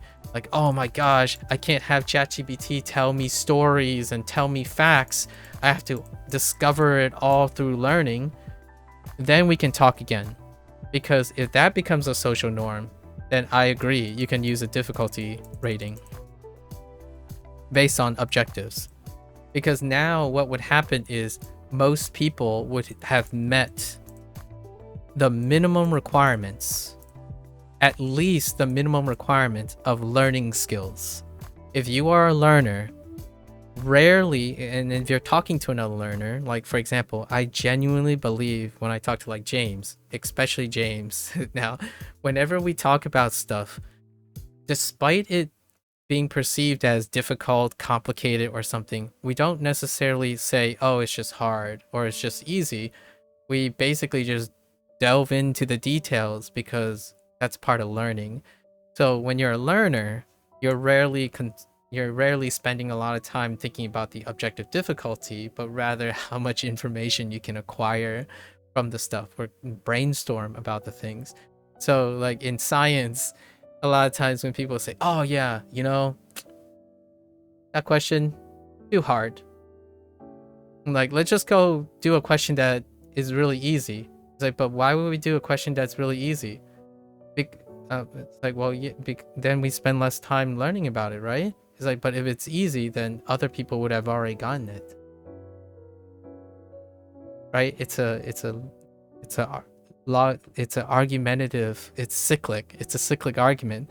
Like, oh, so whenever someone's in a educational role, like a professional role, or someone who's in lead, what happens is all the questions are hard. Like, all of the things are perceived as difficult, but it's irrelevant because they are difficult because you need to learn them. So whenever someone says, oh yeah, this is really hard, it's like, okay, tell me more, because the more you tell me, the more likely I'm going to engage in it.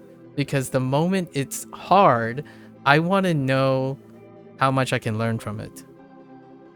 Like, if you do easy things, you're not gaining very much, at least in my opinion. Like, I won't gain very much from something that's easy. So anytime someone says like, oh yeah, this is gonna be hard, I'm like, oh, tell me. And you know what's the more fun thing that I would do? I know I said more fun. Fair enough. My English is not the best. When someone says, oh, I think all of these things are hard, my first thought is, let's try to investigate that. Tell me more. Like, I literally, by the way, right now, last couple days and like months, I literally sit there and watch someone try to demonstrate why it's hard to me. And I'm fascinated. I'm absolutely fascinated by how people try to demonstrate, because they say it's really hard to explain, right? Like when I ask them, oh, so why do you think it's hard? Like, why do you feel this way? It's like, they would say something like, it's too hard to explain in text. Like, can we do it over voice chat? Can I even demonstrate it? It's like, sure, why not? And then when I go and watch them demonstrate it, I still get the same questions. Like, wait, so you staring at this blank point, right? You stare at this blank point for 10 minutes. And then you go and click and look at the answer. And it comes back and you do the same 10-minute stare. I'm like, what's difficult about that? Like, explain to me how that's difficult. And like, well, I'm doing the 10-minute stare each time when it comes back. It's difficult to remember. It's like, but you're not, the whole point of this is it's not difficult to do this. That's what I mean by the difficulty thing, the objective difficulty thing. This is what I feel is happening to the internet. This is the NetSpeak situation. What is difficult is remembering the thing, right? So they're focusing on the difficulty of the information. The information is difficult for them to remember. So despite doing the same task, which is easy, they're using the easiest route to try to remember the thing that they have forgotten. They keep saying it's difficult because the information is perceived as difficult. Like it's Japanese, oh, it's kanji. Kanji is difficult. And yet the thing they did was the least difficult thing, which is to stare blankly, do the same action, and do nothing about it. That is repetition. That is what happens sometimes with SRS. You repeat and you do the same thing, expecting a different result. This is easy. That's why it's not difficult. You default to your easiest task. Now, it's different when someone looks at this as like, oh wait, okay, now I need to find new source. So I'm not saying repetition is useless. Don't get like, you know, like that's not it. What happens is what you're doing with it. Like if you're staring at 10 minutes and you don't get an answer and you're looking at the answer, what else can you do, right? These are triggers for development of learning skills.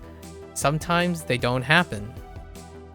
So to me, most people try to do the easiest things they can repeatedly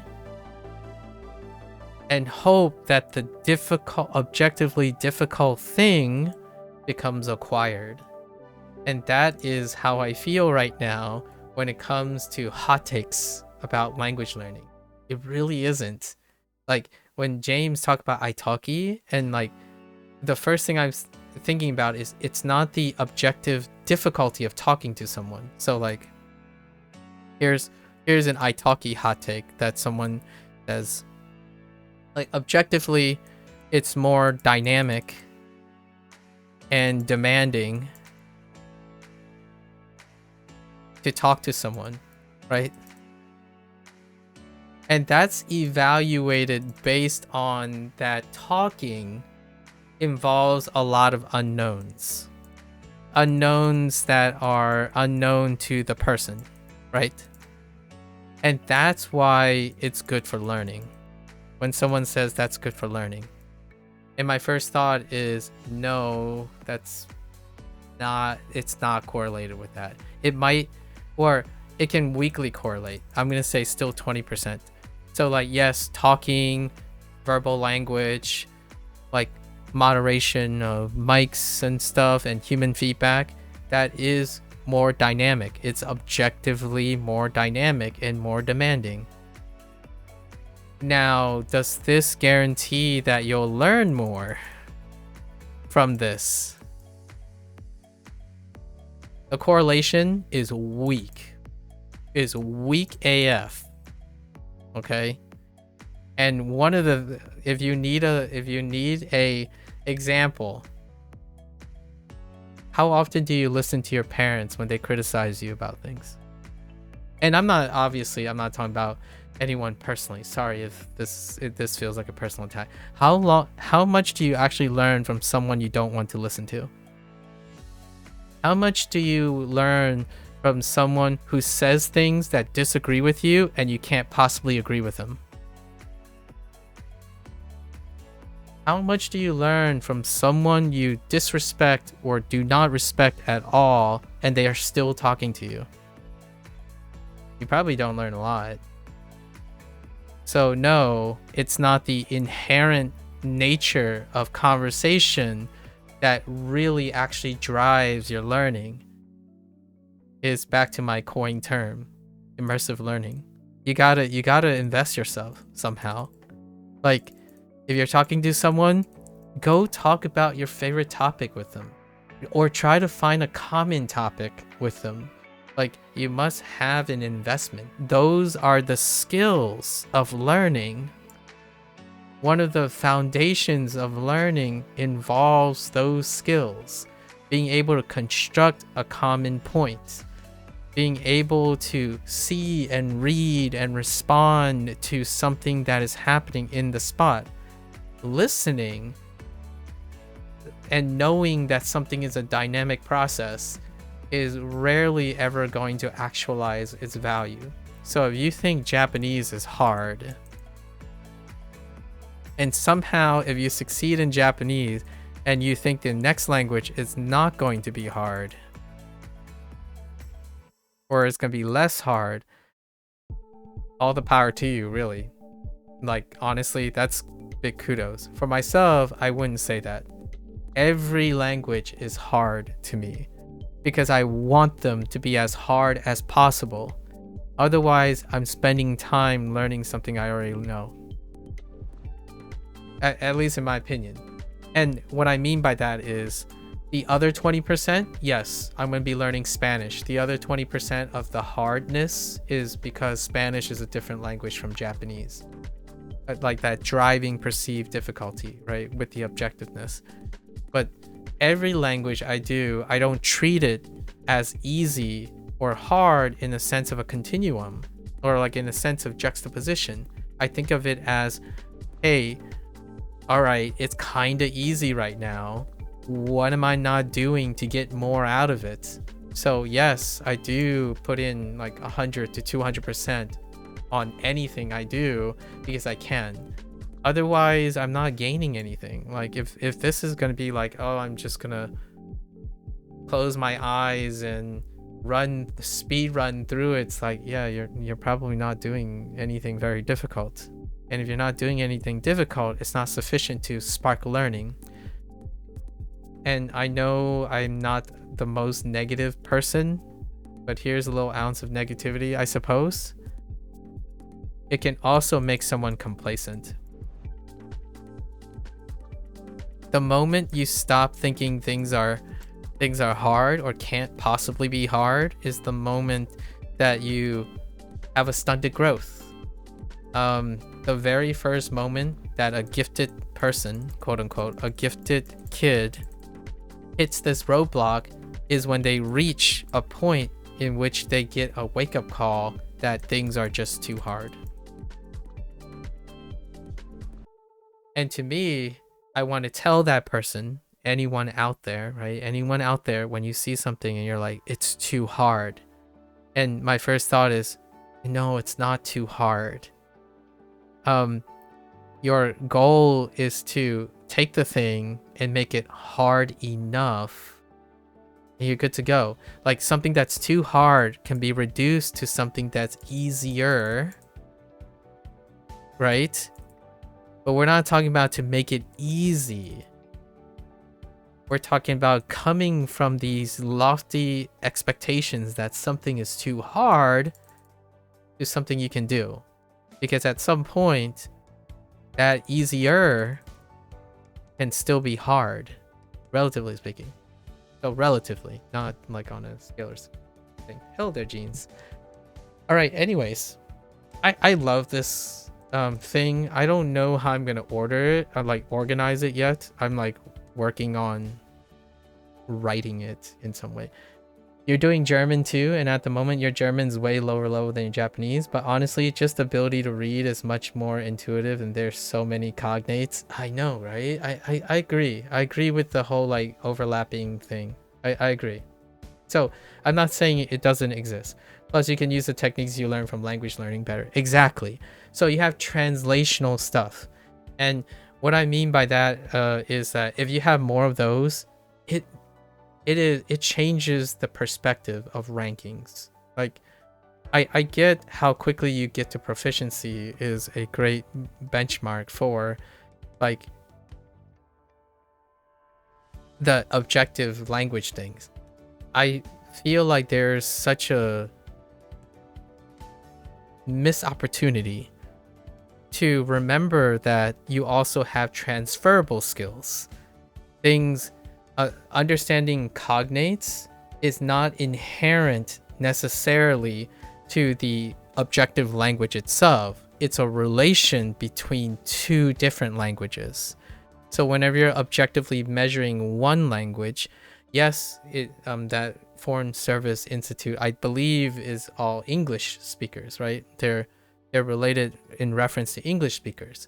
However, there can be other languages, like there are other language pairings. So all of those need to be taken into consideration, which is a monumental task. I wouldn't want to be the person collecting that data, but it's interesting. Well, one important thing is that FSI time estimates are actually half what they should be. They represent class time hours. Oh, okay. As opposed to examination or something like that. With an equal amount of self-study also required. Oh, okay. I haven't looked into FSI like rigorously. I know that I have so many questions about the metrics simply from an experimental design point. Oh, you were sitting on Twitch and not understanding with who you're talking about. Oh, sorry, Mega Steve. Yes. Multiple people are here. So anyways, and hear me out before Mega Steve I don't want to break any fourth wall problems. Sometimes I do talk to myself. So you're perfectly all right. If you're on Twitch or you're on YouTube, I do spend like 70% of the time talking to myself on stream. So don't be weirded out about that. Self-dialogue is how I practice speech. So whenever I'm practicing my ideas and whatnot, I spend a lot of my time speaking because I'm actually recording this too. So recording gives me a way to evaluate myself over time. All right. Anyways, good talk. Really important topic. And the answer, if you want a cop-out answer, is all of the above, my friends. Or my figurative friends that are out there who may love learning. It's all of it. you wield all of this information. Don't stop at FSI, for example. Like, I think definitely putting your brain at a disservice when you factor in like one thing to determine your decision making. And so far, whenever I'm looking at like uni students lately, because it's been 20 years since I've been at a university, so like since I started university, so I don't know how uni students work now or across the world even. And then also like high school students, like late high school students. What is very clear is they often look and use the optimized structure. I'm going to put this in quotes, the optimized structure, and they repeat and hope that it changes over time. That's their solution to, or that is their existing protocol that happens, and it's not that dissimilar. It's not different from 20 years ago. What is different, again, is its intensity. It's the spectrum. So it keeps getting more and more restrictive. So the overall nature of the problem that I see is whenever now that I suggest something to diversify their strategy, it comes with stronger resistance and restrictions. So it requires relearning, retraining, or introduction of alternative things. Like, for example, in order to encourage someone say like, oh, you know, studying kanji is very discouraging because I always look at the kanji and I get a blank. It's like nothing comes to me. I'm like, okay, explain that. Are there any steps? Can you define steps? It's like, no, I have a blank. And I understand, you know, I understand what that means. It's like, I have a blank, so there's nothing to work on. So there's no solution possible. Like, do you know what came before the blank? Like, there are literally things that are coming to your eyeball. Like, you literally see lines. So it's not necessarily a blank, right? Now, what they're talking about is their method is a blank. A blank method. A blank method is whatever they intuited. And that sucks. You don't know what happens to your YouTube algorithm, but every time when you are trying to start to learn a new language, it always sends me a video like why you should not learn this language. I have, hear me out, Mega. I have a couple algo stuff, algo searches. So algo, why would you get that? The word why is in it, and then should not is in it. And these is combined in the form of a question. These are one of like the top 10 drivers of linguistic behavioral searches. So no, I would say probably not because of you per se, like you don't want to learn a language or something like that. It's due to population statistics, right? And also like viewership and stuff. The algorithm works when you use a why, you ask it in the form of question, and it's a negation. So despite you wanting to every time to start a new language, you're still probably preferentially going to be served these videos. If you're kind of curious if other people did this study before, I think it was like, I think the etymology nerd did possibly something on this. He's more inclined.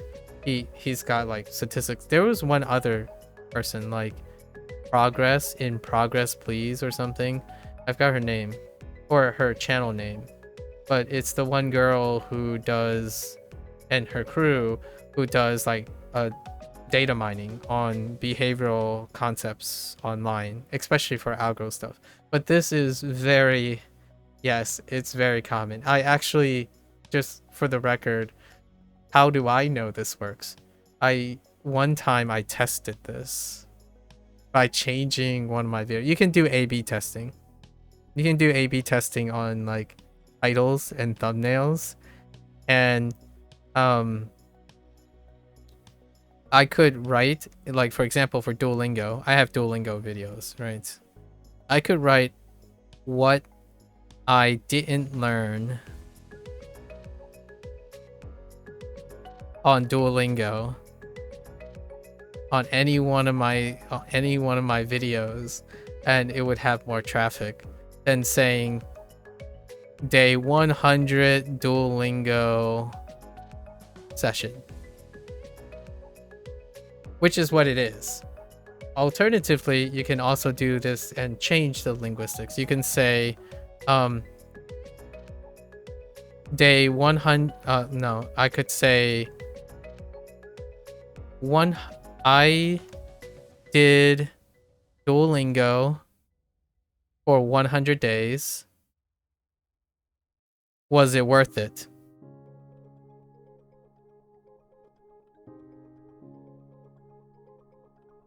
So was it worth it? Worth it is asking a why as well.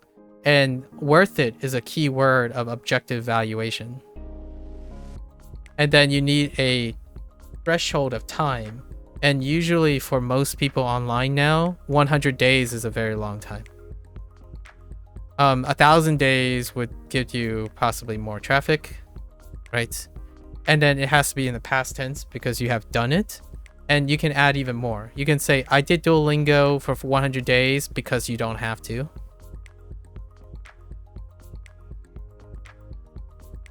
So basically it's saying, I did it for you, so then I can tell you if it's worth it.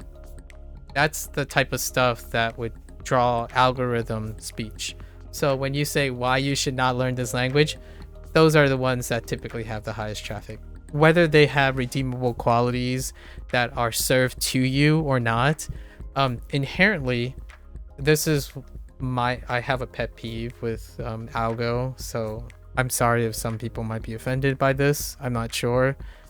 Pardon me, I'm kind of speaking very candidly. The do not, this, and that is destroying people who build skills. There are far more incentives to avoid something, not do something in traffic overall whenever someone tries to build a skill. And it's not because they're related. It's coincidental. There's so much traffic to finding catharsis, as in like it's very like safe and comforting to note that other people struggle with this. It's easier to be told and convinced that you don't have to do something hard or enjoy something hard or find something hard because it's hard.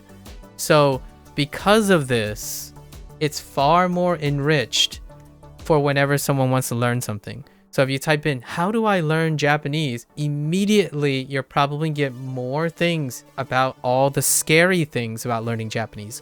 Wasting your time, pitch accents, people that hate you because you can't speak proper Japanese, the toxicity in the Japanese language learning. You're going to get those things before you likely get more and more like learning material. And then it is once you click on the learning materials and stuff that the algo will adjust to your learning thing. So every new skill, it's usually going to be proliferated. If you're doing like general searches because you have no idea where to start, it's usually going to serve you negative things until you select those positive things and dig for them. that the algo will adjust, which is kind of one of the things that happen. It's one of my pet peeves. Anytime someone goes to learn a new skill, they're going to get more information about what not to do, what to avoid, what to be worried about before they land and be served videos that constructively encourages a person to do things. You're going to head out? Yeah, good chat always, James. Good chat, good chat. Thank you for stopping by. It's always worth the digression for the chat. And that is this isn't like I'm not trying to point, or this might unintentionally point fingers at some people, but I don't think they're doing anything malicious. I think they're playing the game. Like, they're complicit, and I still don't hold them negligent, honestly. This stuff is what people like right now.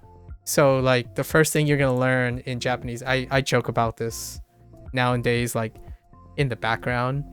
When someone asks, do you have any tips for learning Japanese or starting Japanese?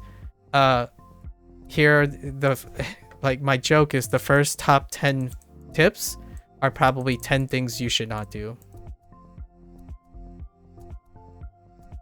That's how people operate now. Like, oh yeah, you should avoid Duolingo. You should not get into the pitfalls of repetition. You should not get into the pitfall of relying on one source. You should not assume Japanese will get easier. You should not try to play video games or read manga very quickly, because then you would sound like otaku or something like that. You should not. And then by the time you get through like all the should nots, you get like one, hey, Japanese is awesome. You can talk to people and rant with other people who are struggling with Japanese, but they love the struggle. Welcome. By the time you get, honestly, by the time you get to like someone like me, it was your motivation's gone already. Like it's really rare. Like James is a rare person like I meet, and Drama, who's flying back right this moment from Tokyo to Germany, are rare people that I encounter. The most of the people, their first comment to me would be, oh, you know, I learned Japanese on and off. I quit like 3 times before because, and then they would list the top 10s. They would list the top 10s that would cause them to stop learning Japanese. Oh, you know, I got stuck. I couldn't grow out of Anki. I started with Duolingo and I just got stuck on Duolingo managing my streak. And I read a lot of manga, but I just kept reading the same manga and I just didn't understand more. Like those are the things, and they are the top 10. Before you learn anything or skill building, fear mongering is the first thing you're probably gonna get. It's weird, I understand, in my opinion. I get served this all the time, by the way. When I started my first year was dedicated to Duolingo because I wanted to know what's the buzz, like why do people love and hate, or however, Duolingo. And the first thing I get served is like in my top 50 algorithm, like my top 50 hits is why Duolingo unlearns your language. Like I'm being a little facetious here. It's not even why you should not learn a language. It's more whatever it is that can damage your brain permanently.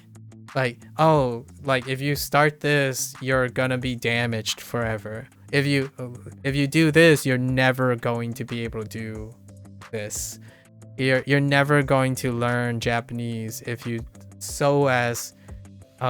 decide to use English in your language. Like my first video that YouTube served me was, if you're translating, you're never going to learn Japanese. そうですか? 本当 For sure. For sure. Definitely. You're never gonna learn any Japanese because you translate. That's legitimately my first video that was served. I did watch it, by the way. It was a immersion only video promotion. It also had a masterclass on it, on immersion. And you know what the video was? It was a guy speaking English trying to explain things. Interesting. Very interesting. I'll let you use your imagination who that might be, but there were plenty of those. Like the first like top 10 was, oh yeah, this is a better method because what you're doing is going to like cause your brain to melt and not be able to ever do anything ever again. It's like, I'm sorry, my brain is already melted, cannot compute, skip. It's rough. It's rough. Hopefully you guys continue to have the motivation to do things, right? You can try it. Really do try it. Like pick something. Pick a skill like woodworking. How do you want to do woodworking? There are, I'm not saying like all the areas. I think not all areas, not all skill buildings, obviously. This is not inclusive or exhaustive. There are still interesting skills that are obscure to the point where it's not driven by negativity yet. They're not like saturated. The area is not saturated. Like for example, I doubt if you typed underwater basket weaving, you're gonna get the top thing like, why is underwater basket weaving a waste of your time? Or something like that. I can tell you that if you like type in Anki, maybe some of the first couple of videos are why Anki is a waste of time. That's probably one of the top 10 entries. And even things that are tried and true and tested, probably among the top 10 would be like, why this is a waste of time, you should be doing this instead. Why not A?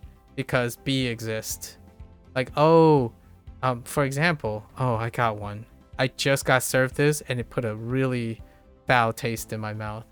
Someone that I watched for some time, their next video that they said is, oh yeah, you know what? It's not 2025 anymore. Here is now the definitive fastest way to learn something.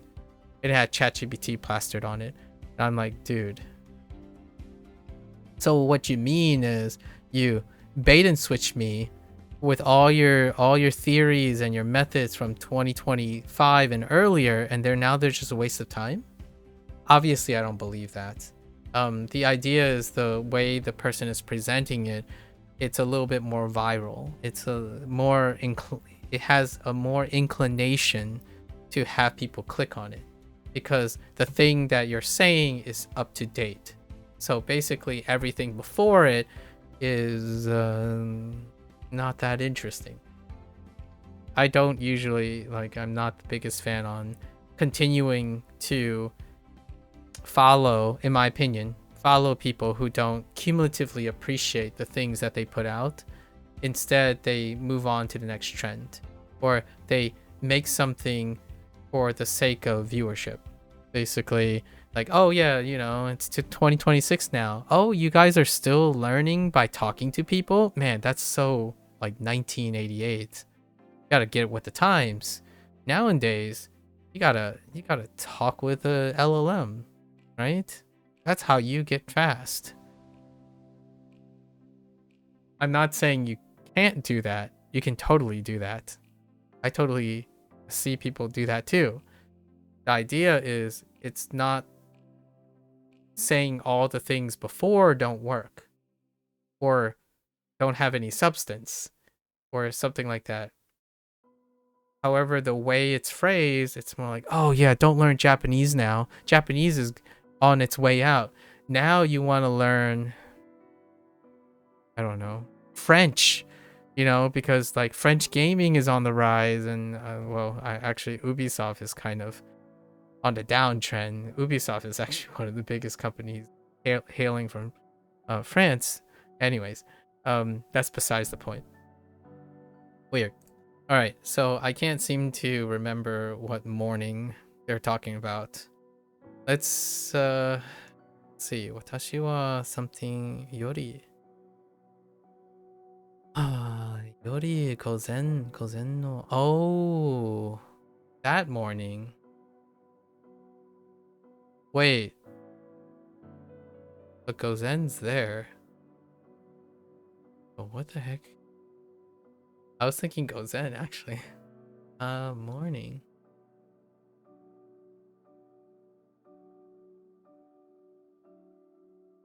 Oh no. Yori Gogo. Oh no, sorry, that's Gogo. Right, Gozen.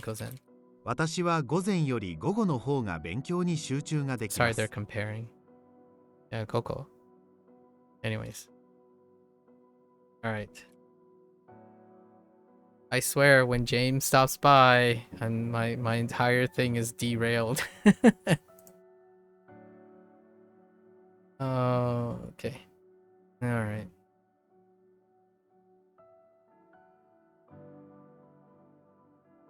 私は賑やかな場所より静かな場所の方が好きだ。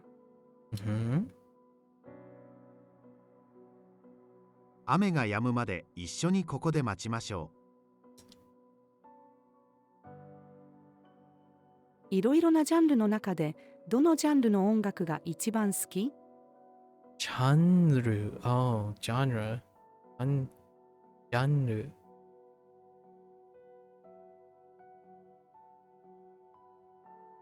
Dare ka ga, 玄関のドアをロンロン、what the コンコン no そうコンコンコンコンとノフしました。knock? Oh, knock, not knock. Knockしました。What is clank clank? Con. Interesting.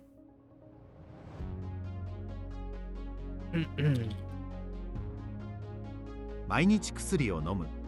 毎日薬を飲む。新幹線。僕は新幹線に乗ったことがありません。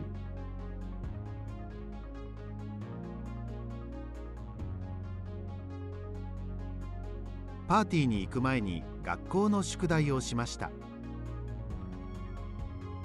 That's the way. Doing your school homework before. 明日は日曜日なので一緒に遊びましょう。Kind of a sad deep cut. Usually I would be saying what party? But you gotta do homework. There's no party to go to. Come on.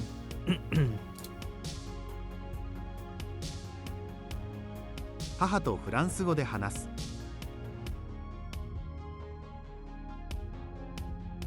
来年が大学生来年大学生になりなりま。ますす。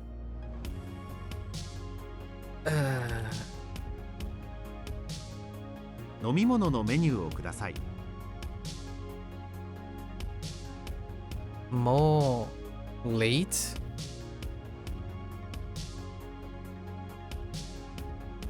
時間だ。もう late 時間だ。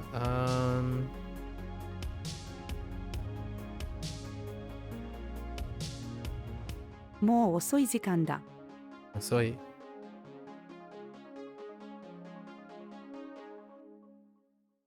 先生、明日は硬筆をするので芯の濃い鉛筆を持ってきてください。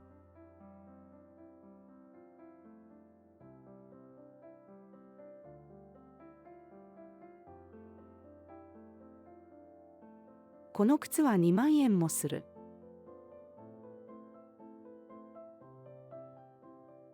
Oops. 母親、夜は暗いから一人で外に行かないでください。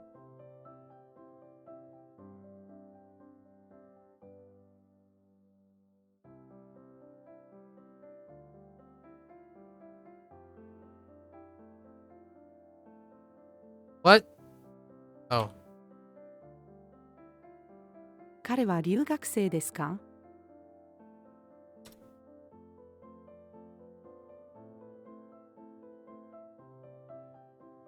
学校の宿題が結構あるので大変です。And this.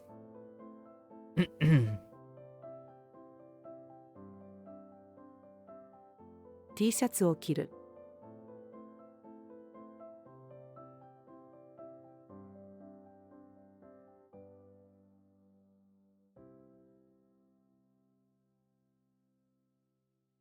彼女の前にいるのはアキラさんです。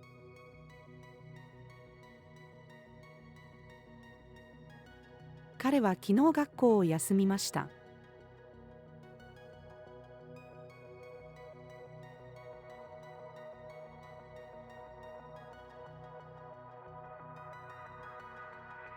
映画を楽しむ。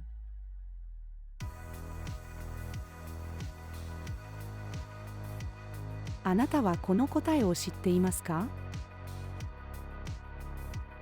あそこに大きな山があります。あ、that's a typo. あそこに大きな山があります。山。Okay. The other way. おたか。父は動物が大好きだ。動物。父は動物が大好きだ。母、いつカラオケに行くの？娘、もう行ったよ。もう行ったよ。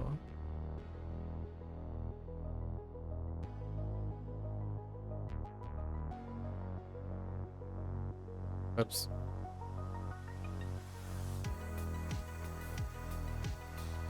私には3人の友達がいる。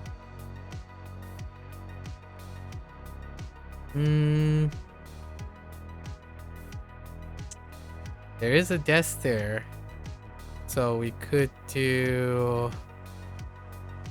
It is describing a person though. So we're gonna say... Dang it! 彼女はとても優しいです。Either can go there. Because it's a desk. So it could take out an adjective as well.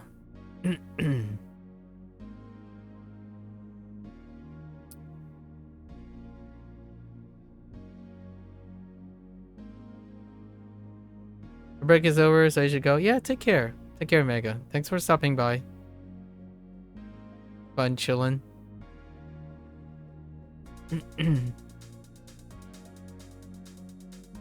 Let's see. How is something expressing let's see? Like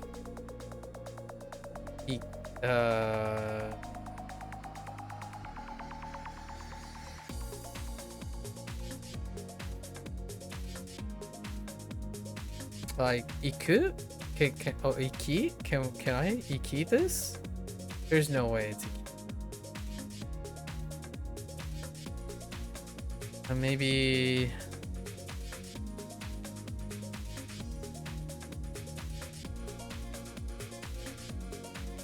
like どうして? Okay.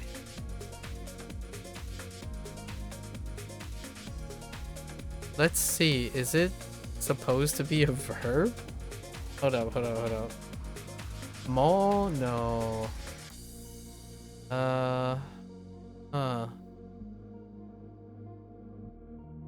Oh, no. I was gonna say maybe together. I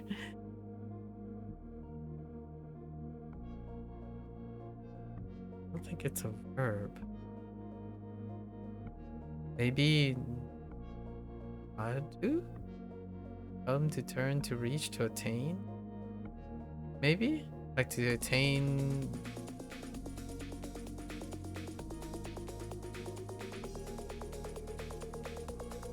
No. I feel like mo can be fine, but there's a comma there.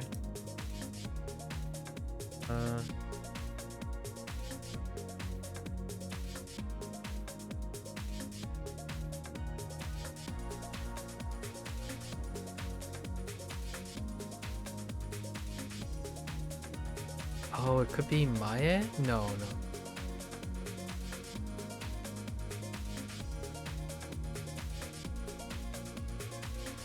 I have no idea how let's see works here.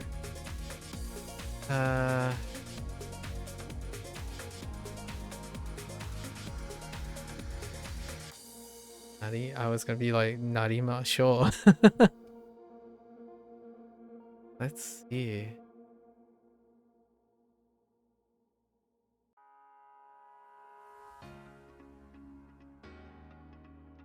Is it Dore? It could be Dore.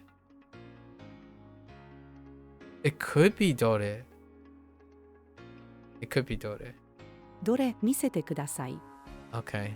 It's like the bottom use. I remember reading through it, right? It's like listed on the bottom. Yeah, well now. Wait. I don't think it's here. I don't think this is the one. It's something else. I could have sworn I've seen like let's see somewhere listed. Can't be this one, is it?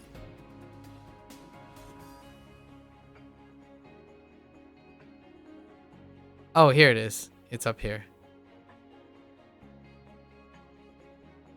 Yeah, I don't know how much I'll have to normalize that one. 電気をつけてください。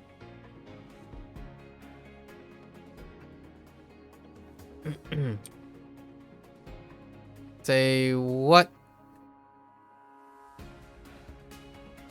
Nice, this works here, but it's another word that focuses a bit more on the movement. I mean, you can't really tell. But I thought I ドア typed が開 hiraku. く。 That must have been a typo. Oops. この牛は立派ですが、食用ではありません。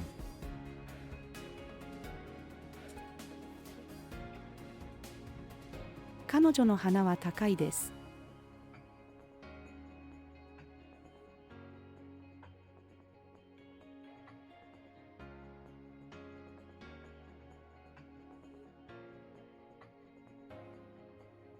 友達を売る。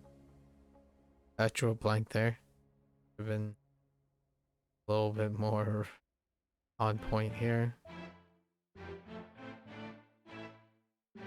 父が子供に、今は忙しいので後で遊びましょう。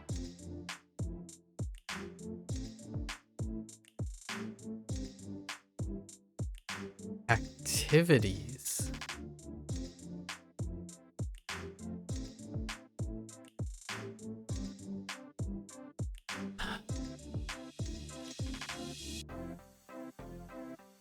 Kimi wa dono activities ga ichiban suki? What can constitute as activity? Oh, probably asobi. 先生が園児に。君はどの遊びが一番好き？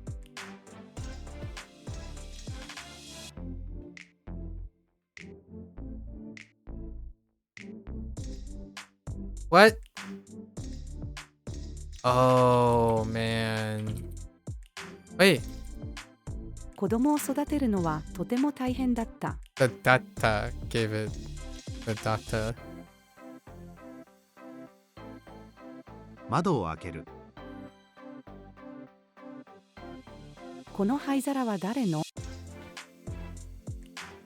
学校から帰る。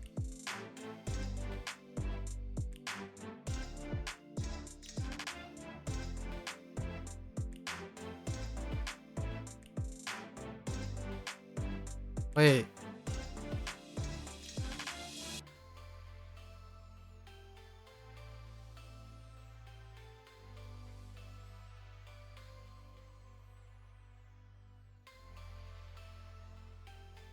What?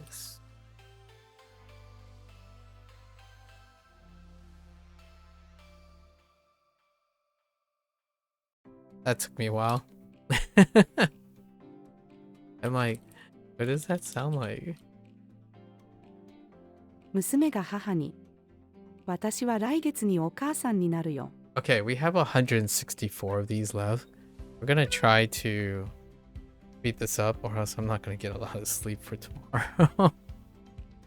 Scout Hunts a hero. Okay, okay.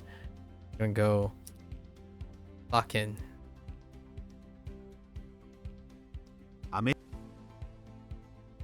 わからない。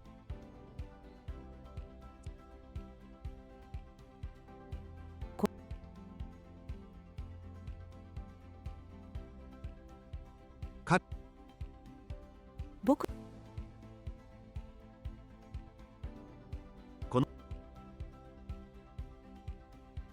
Oh no.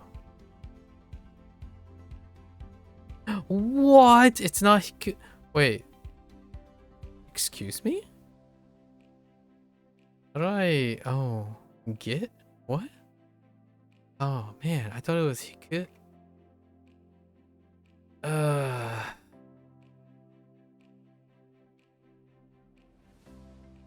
Could be Suru. Oh. No, it's not it. 病気に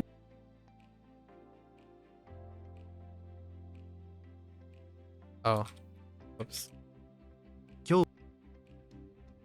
We're going quick. Don't worry. Oh. 医者 Nope. Then shoot. What? So- I don't typically do this, but What? Otherwise I'm gonna run out of stamina for later. Oops. 僕は What? This work. He's very kind, but 彼はとても okay. 猫が 私 We're just like reading and filling in the blanks.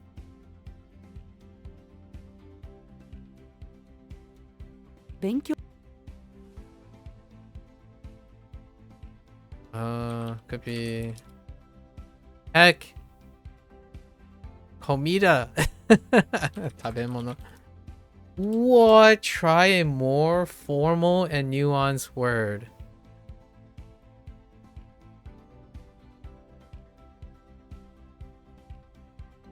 どんな料理 Okay.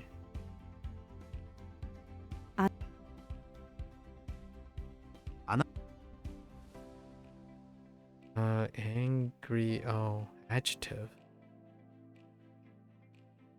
Grr. R. How do we. Oh, no, wait.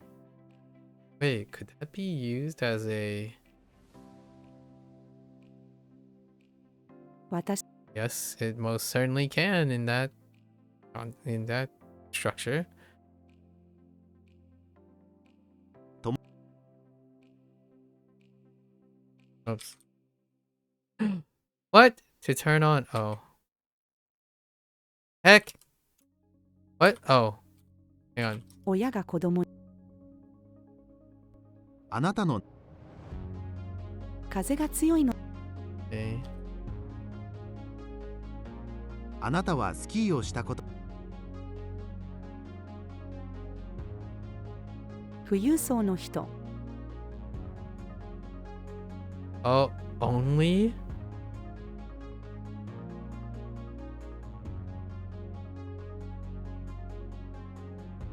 Oh. Ah!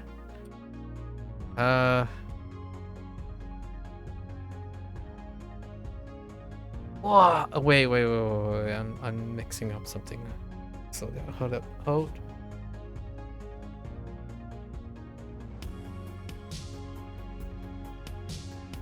How is this like?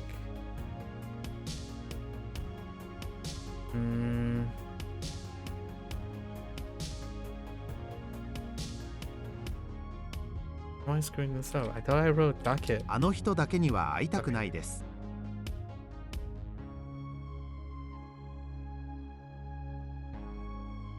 この社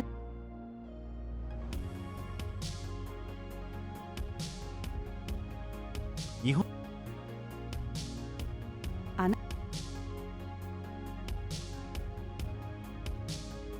彼女と私 Okay. 私の父は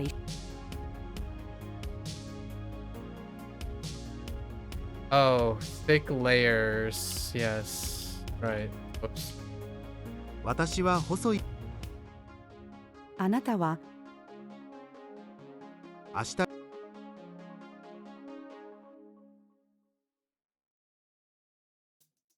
犬と散歩に行く。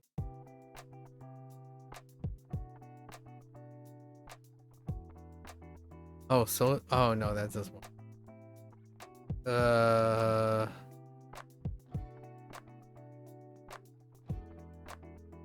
昼食後の食器を洗うのは弟の仕事だ。 Yeah, the nominalizer. 私の夫 Occasionally?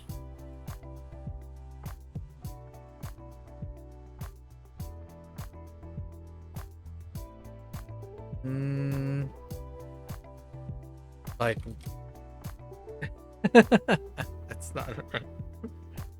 Occasionally.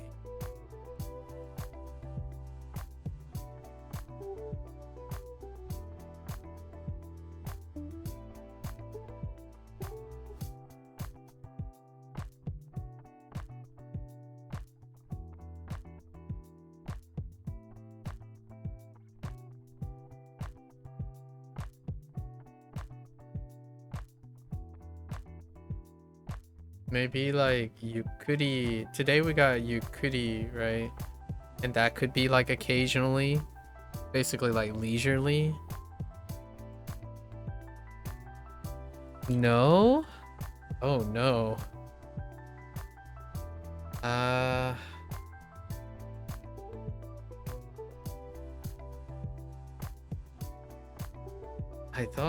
really thought it was. Whoops. Did I misspell it? No. Huh. That is it. And it's before. It's before. 勉強する. 勉強する. What is another thing to be like lax?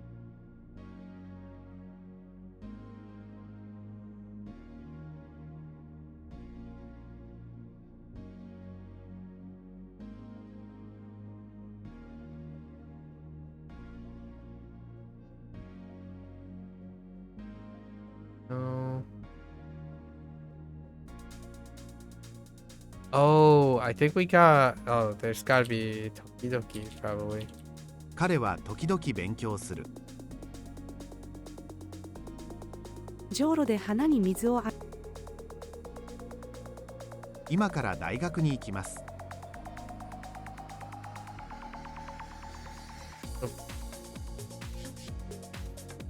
家から駅まで歩く。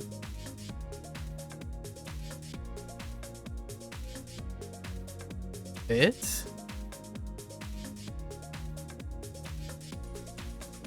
Like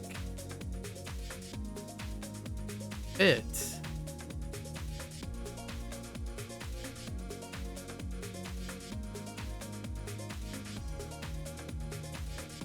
I type su like to live in. To fit.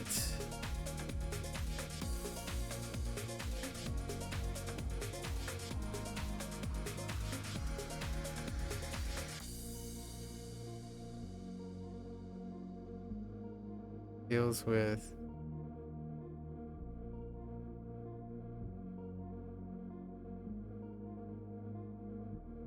naru.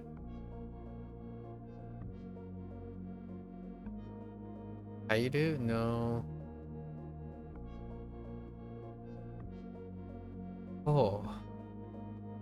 その箱にこのボールがフィット思う Maybe like I really thought it was something like placing inside something. I feel like you're just placing it in. How do we fit something?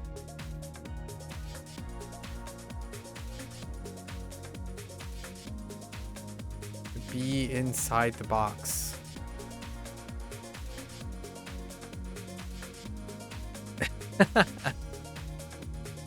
There's no. Maybe like how it fits? No, that doesn't make sense there. Does it?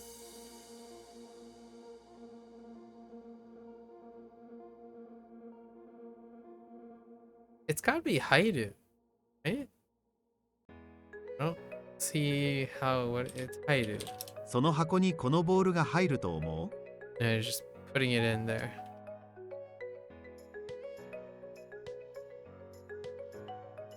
父が子供に What the Mary? 結婚する。明日結婚します。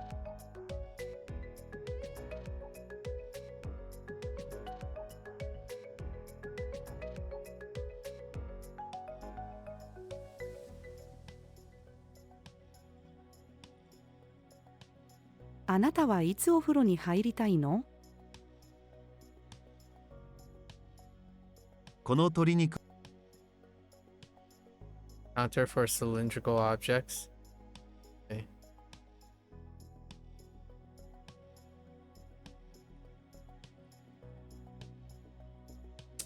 Need?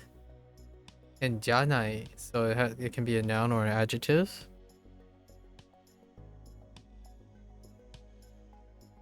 僕にはこのカバンは必要じゃない。先生。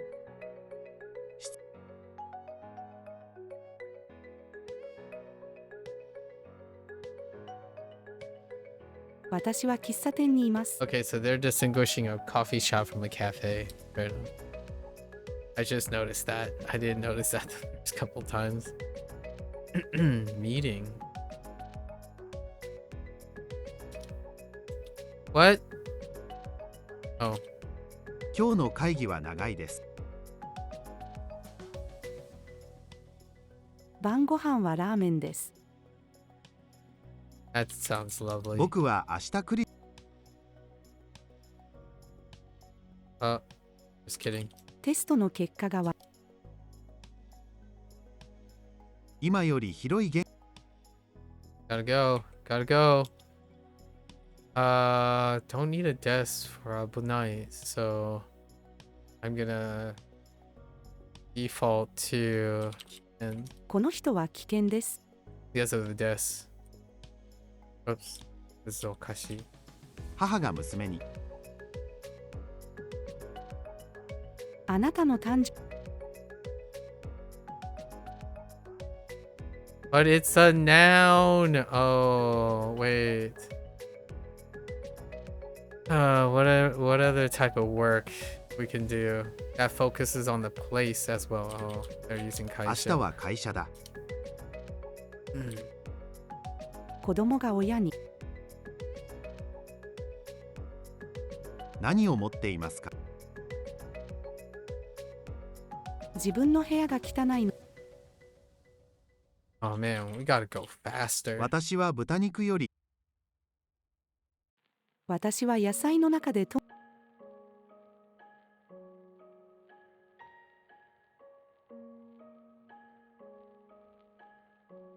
先生。Sorry. We gotta go. 教授家族と一緒に住む。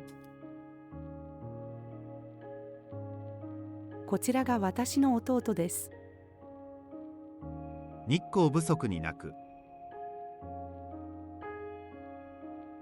ここの会社の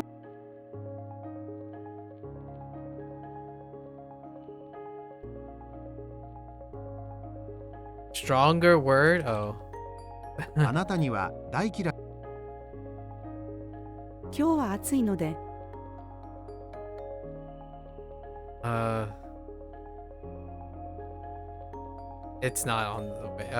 On the way to Skuru. Gakko no. Nani? What do we do on the way? Haiku, is it? No. Noiku? Noiki? It is Noiki.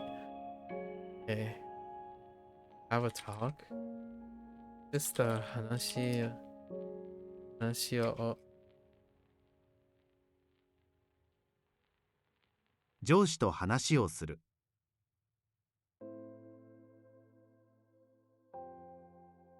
Oh, what am I doing? Too much. 今日は勉強をします。 Already has to. 川に魚がいる。At least 2 more. All I can think about is mas. Mas hentos. Or maske, I guess. Maske dos hentos.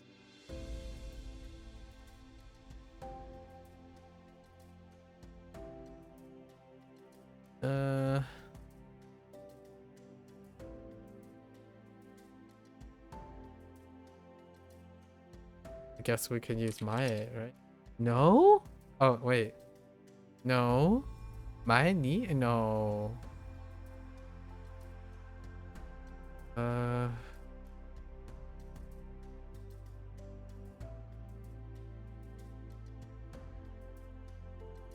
Yeah, right?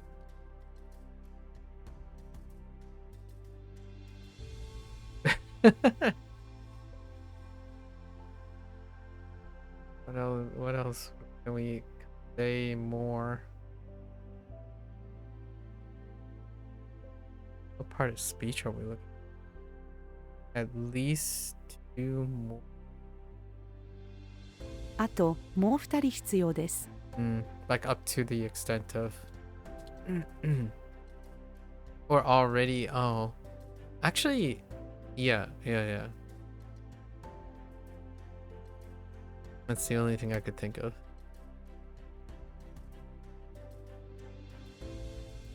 母。Hey, 看板に we're going. 父が娘に。Going. Declare. Oops. I just 明 didn't 日 type the は whole 社 thing. 長に給料の不満について言うつもりだ。 Oops. 決断をする。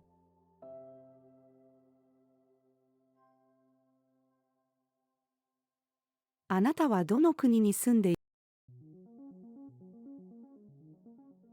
Oops. あの病院。家に宿題を忘れる。父。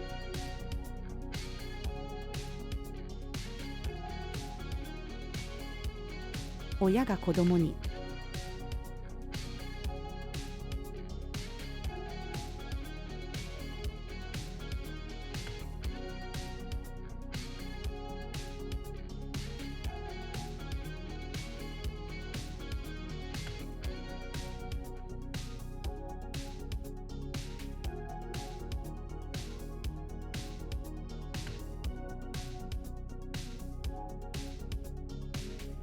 このコンピューターの寿命は。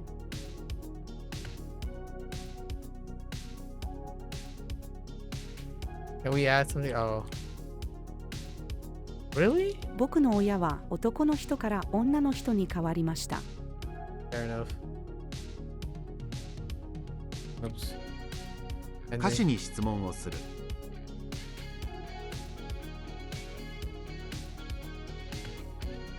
Ah! 私の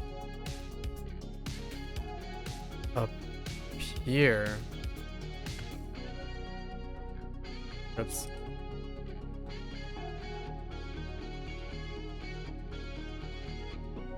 wasn't it like... Oops. この学校では幽霊が出る。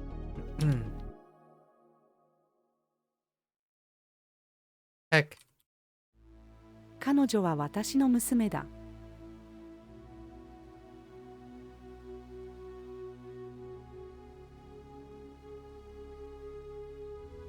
Oh.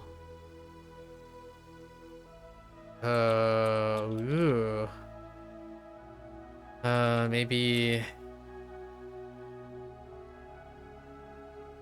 Oh, it's already added. Oh, 母が already 娘に has the right side. たまには電話をしてください。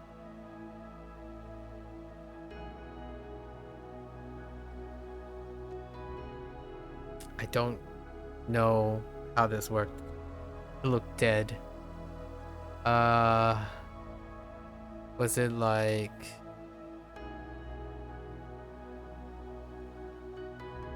How does one look dead?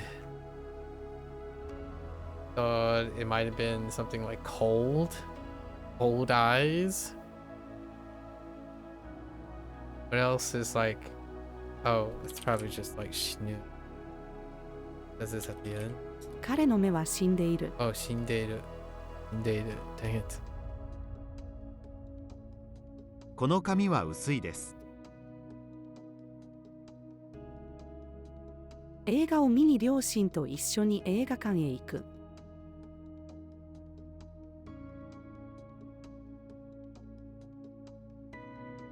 The other calling.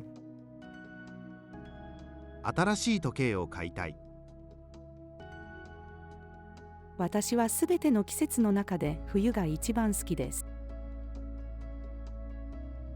学校で風邪が流行っています。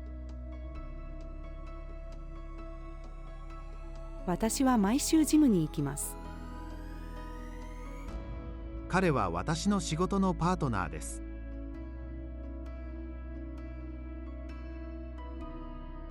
Let's try a version of this word that focuses on the speaker being the one crossing.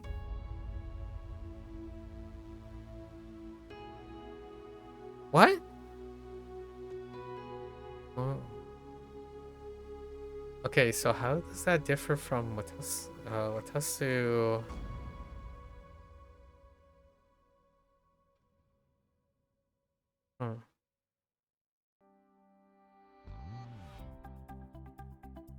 Across the world.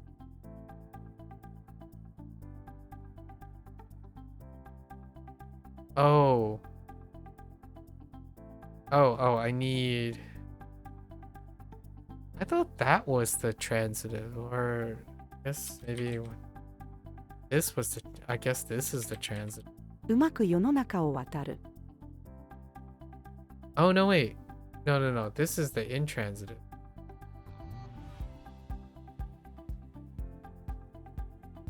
Oh, yeah, because this is an intransitive. Okay, fair enough. I think. オフィスにその果物が欲しい。秋なので一緒に学生の仕事は勉強をすることだ。動物園に行く。Heck? Oh. 彼はどこにいますか？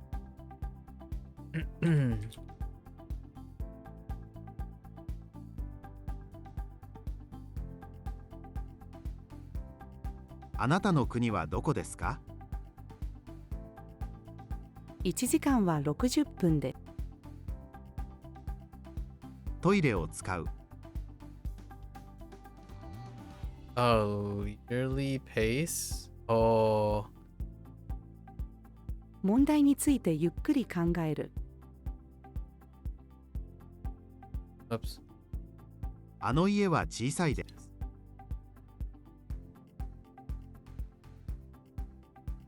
す。掃除の時間です。雪が降っています。親が子供に、絶対に警察に嘘をつくな。私は南にある島に住んでいる。私はあなたの気持ちがわかりません。Heck? Oh. あの家は私の家で It's す。 not clear whether that is both or not. Actually, is that? Oh no, it added both. Okay, okay, fair enough. It's in it. It's in it. おはよう。よく眠れた？ Yoku nemureta? Nemureta? That's a good. この牛肉はとても安いですが、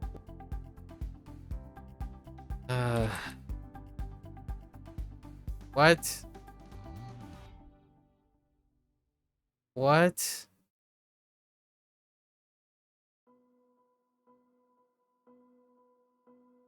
Oh. 梨を半分食べる。父も母も太っています。That's not 私は nice. 日本に住んでいます。これはノコギリの刃です。会社員。あなたはどの大学を卒業しましたか？ Good question. Oops. もうすぐで授業が終わります。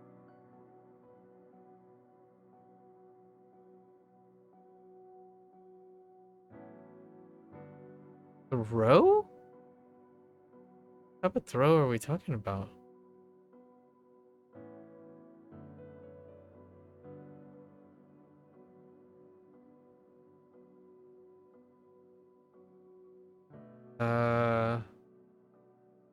It's not that throw.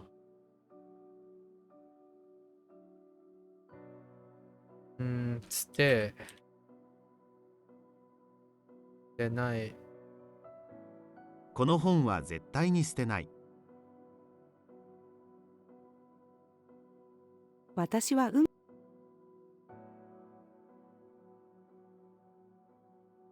A different word to stand on. Yeah, heck. To stand. And it's not tatsu.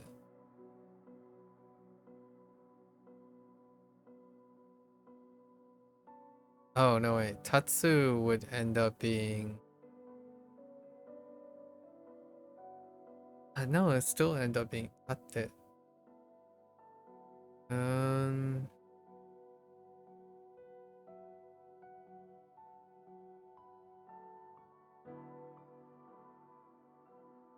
You stand something that is not tatsu. And it's conjugated.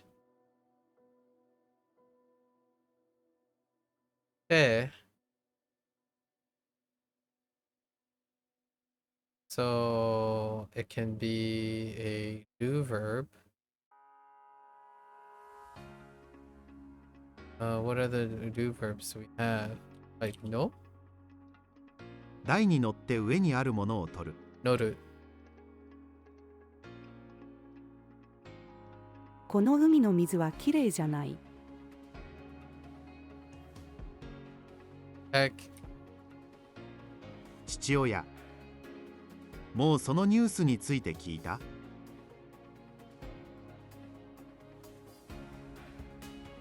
Rip. That's not it. 同意を求める。ふかふかのベッドは I 寝心 typed 地がいいよ yuka ね。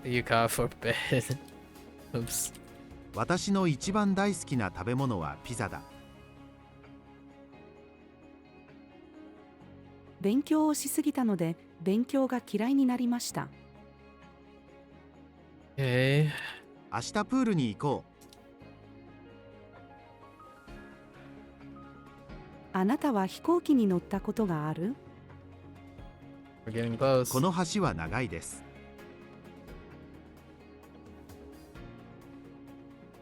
どうしてそれがダメなの？きれいな海を見にビーチに行きたいです。靴に防水スプレーをかけたけど水没しました。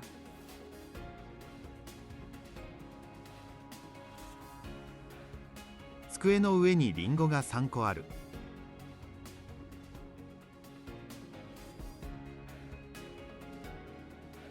1月にもなってまだクリスマスの飾り付けを片付けていない人は実に怠惰である。Dang.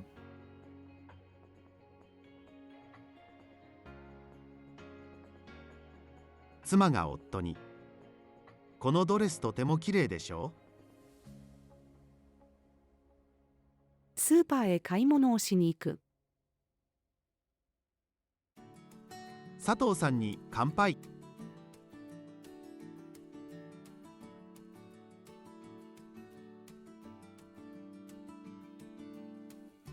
Bacon.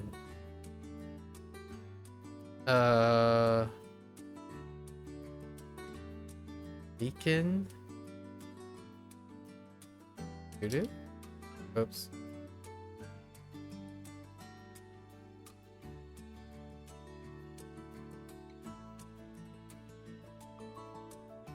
I thought it was. It's not. Oh, it's not. Tofu.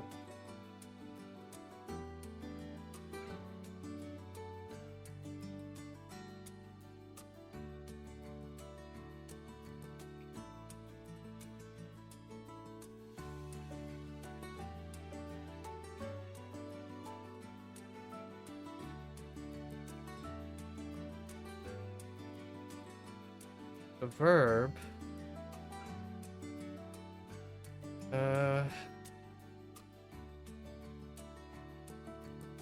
Oh no, it's not tofu. I keep thinking fly. It's tofu. 彼女は自分の写真を撮るのが嫌いです。I keep writing fly instead of take. Or to take a photo. 私の弟は肉が大好きだ。It's fine. One day. 冷蔵庫に野菜と肉とチーズを入れる。For now. For now. Tomorrow. Tomorrow's the day.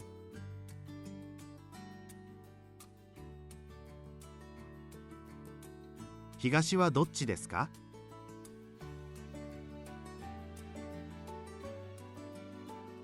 このカレンダーは端っこが破けています。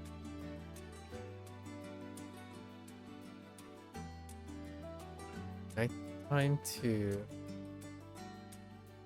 good daytime?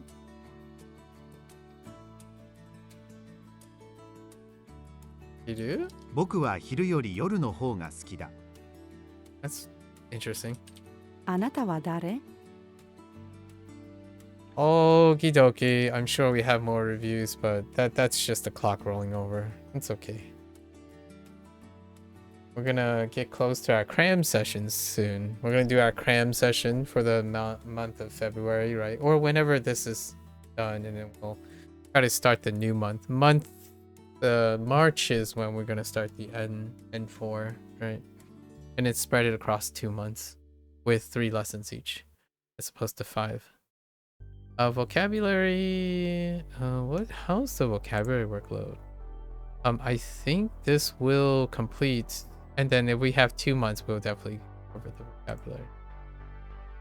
Okay, that's gonna be our new pacing. What is our new badge? We got a new badge.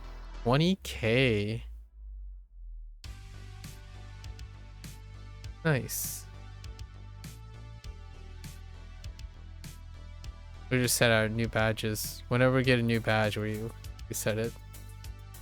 Okay. Alright. We still got that. I basically activate the beta stuff. So the beta stuff, apparently, there's this like grammar library up beta. Apparently the old one. I looked at the old one. The old one has a lot of weird spacing. So they kind of fixed how this works. So next time I could use this as a way to search for grammar.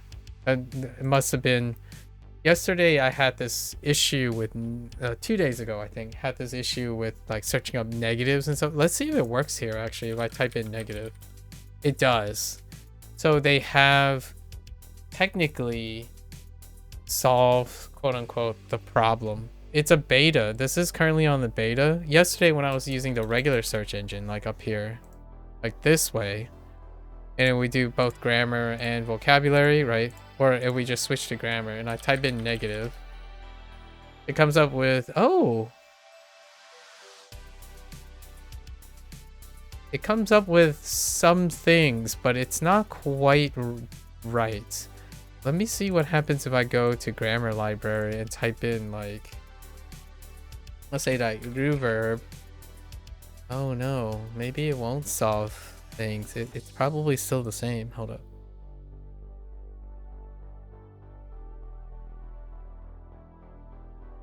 And then I type in negative. Whoops. Does it take that? No, it doesn't. So it doesn't really solve my problem, but I can still type negative, which is good because it's a great way to limit. And then there's filters for this too. So that's kind of nice. The complete search is something else. And then there's the kaijugation thing, which we'll try during our cram session month and all that stuff, because we won't be doing any new lessons after N5 is cleared, right? And then we're just gonna practice the N5 substantially and then do N4. I need a break from the volume. So there's gonna be a month period, the closest month, full month, past the full month period, and then N4 will be covered in March and April, and then there will be another full month, right? And then we're gonna have to do a different spacing because March, April, then May, and then June, July, we might be missing a few, so we're gonna have to do like 4 lessons each day or something. N3 is gonna be kind of tough. October is the problem here. Because June, July... Oh, no, we can still do it. June, July, September. That's 3 months to get N3. And then we're skipping a month because that month is October. That's Inktober, which is when I draw and stuff, so I can't possibly... I might even take a pause on vocabulary in various places to reduce the workload. Alright, for now, in the interest of time, this is a pretty good place to stop for today, right? Like, this is the place. I'm not going to review the stuff. Had a great conversation. I did my entire spiel about objective difficulties, and it is very important to understand objective difficulties, of course. However, when it becomes the only way, in my opinion, the dominant way of making decisions when it comes to skill building, I think, for lack of a better term, it does a disservice to underestimate one's capacity to grow as one is learning. Something that can be nearly improbable or infeasible based on like the objective facts can be approachable, rewarding, and even not what it seems, combined with the relative subjectivity of knowing that when something is learned, when you're learning, things change. The perspective changes as one learns. In fact, I would even go as far as arguing that the idea and feeling of difficulty doesn't ever go away.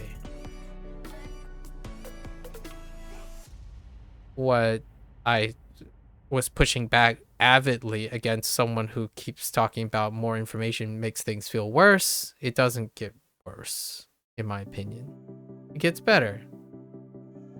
With more enlightenment comes with the, I mean, to some it does get worse. I can't really say that in a general fact with confidence. For someone like myself, I voiced my strong disagreements already. I think with more information comes with more unknowns, but that doesn't make the thing worse. I think someone who becomes more enlightened, more skilled, they usually don't see it that way.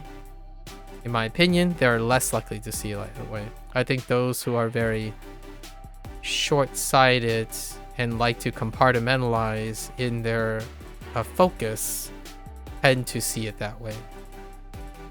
and James and I really connect with that. Anyways, that was kind of a little topic that we covered today. A few discussions. Okay, so with that said, that's the end of our session for Bunpro. If you're gonna watch this later, arigatou gozaimasu. As always, feel free to follow along, pick up Bunpro for yourself, give it a try. You're always welcome to come on by, share your hot takes. You know, so we're gonna agree sometimes, we're gonna disagree sometimes, we're gonna exchange ideas.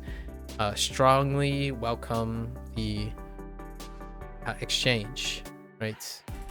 That's kind of the idea behind discussions. They create emergent properties, or at least it's for me. It's a win-win for me. I'm not sure everyone wins in these things. I've often already talked about how when one predicates on technicalities and specificities and nuance, it can get exhausting. I don't personally find it exhausting, so hopefully the ones that continue to push for technicalities and being stringent and specific continue to play the game, right? You're more than welcome. Come on by. We can talk about generalities versus specificities all day long, right? And then I kind of do the speeding up a little to accommodate that. I know when I have to get things done, and I set time for that. Feel free. I'm always welcome. Until next time, 皆さんまたね。見てくれてありがとう. Right. See you guys next time. Thanks for watching. I'm gonna get up, walk around, take a quick bathroom break, and I'll be back for Hanzo Hero. Thank you.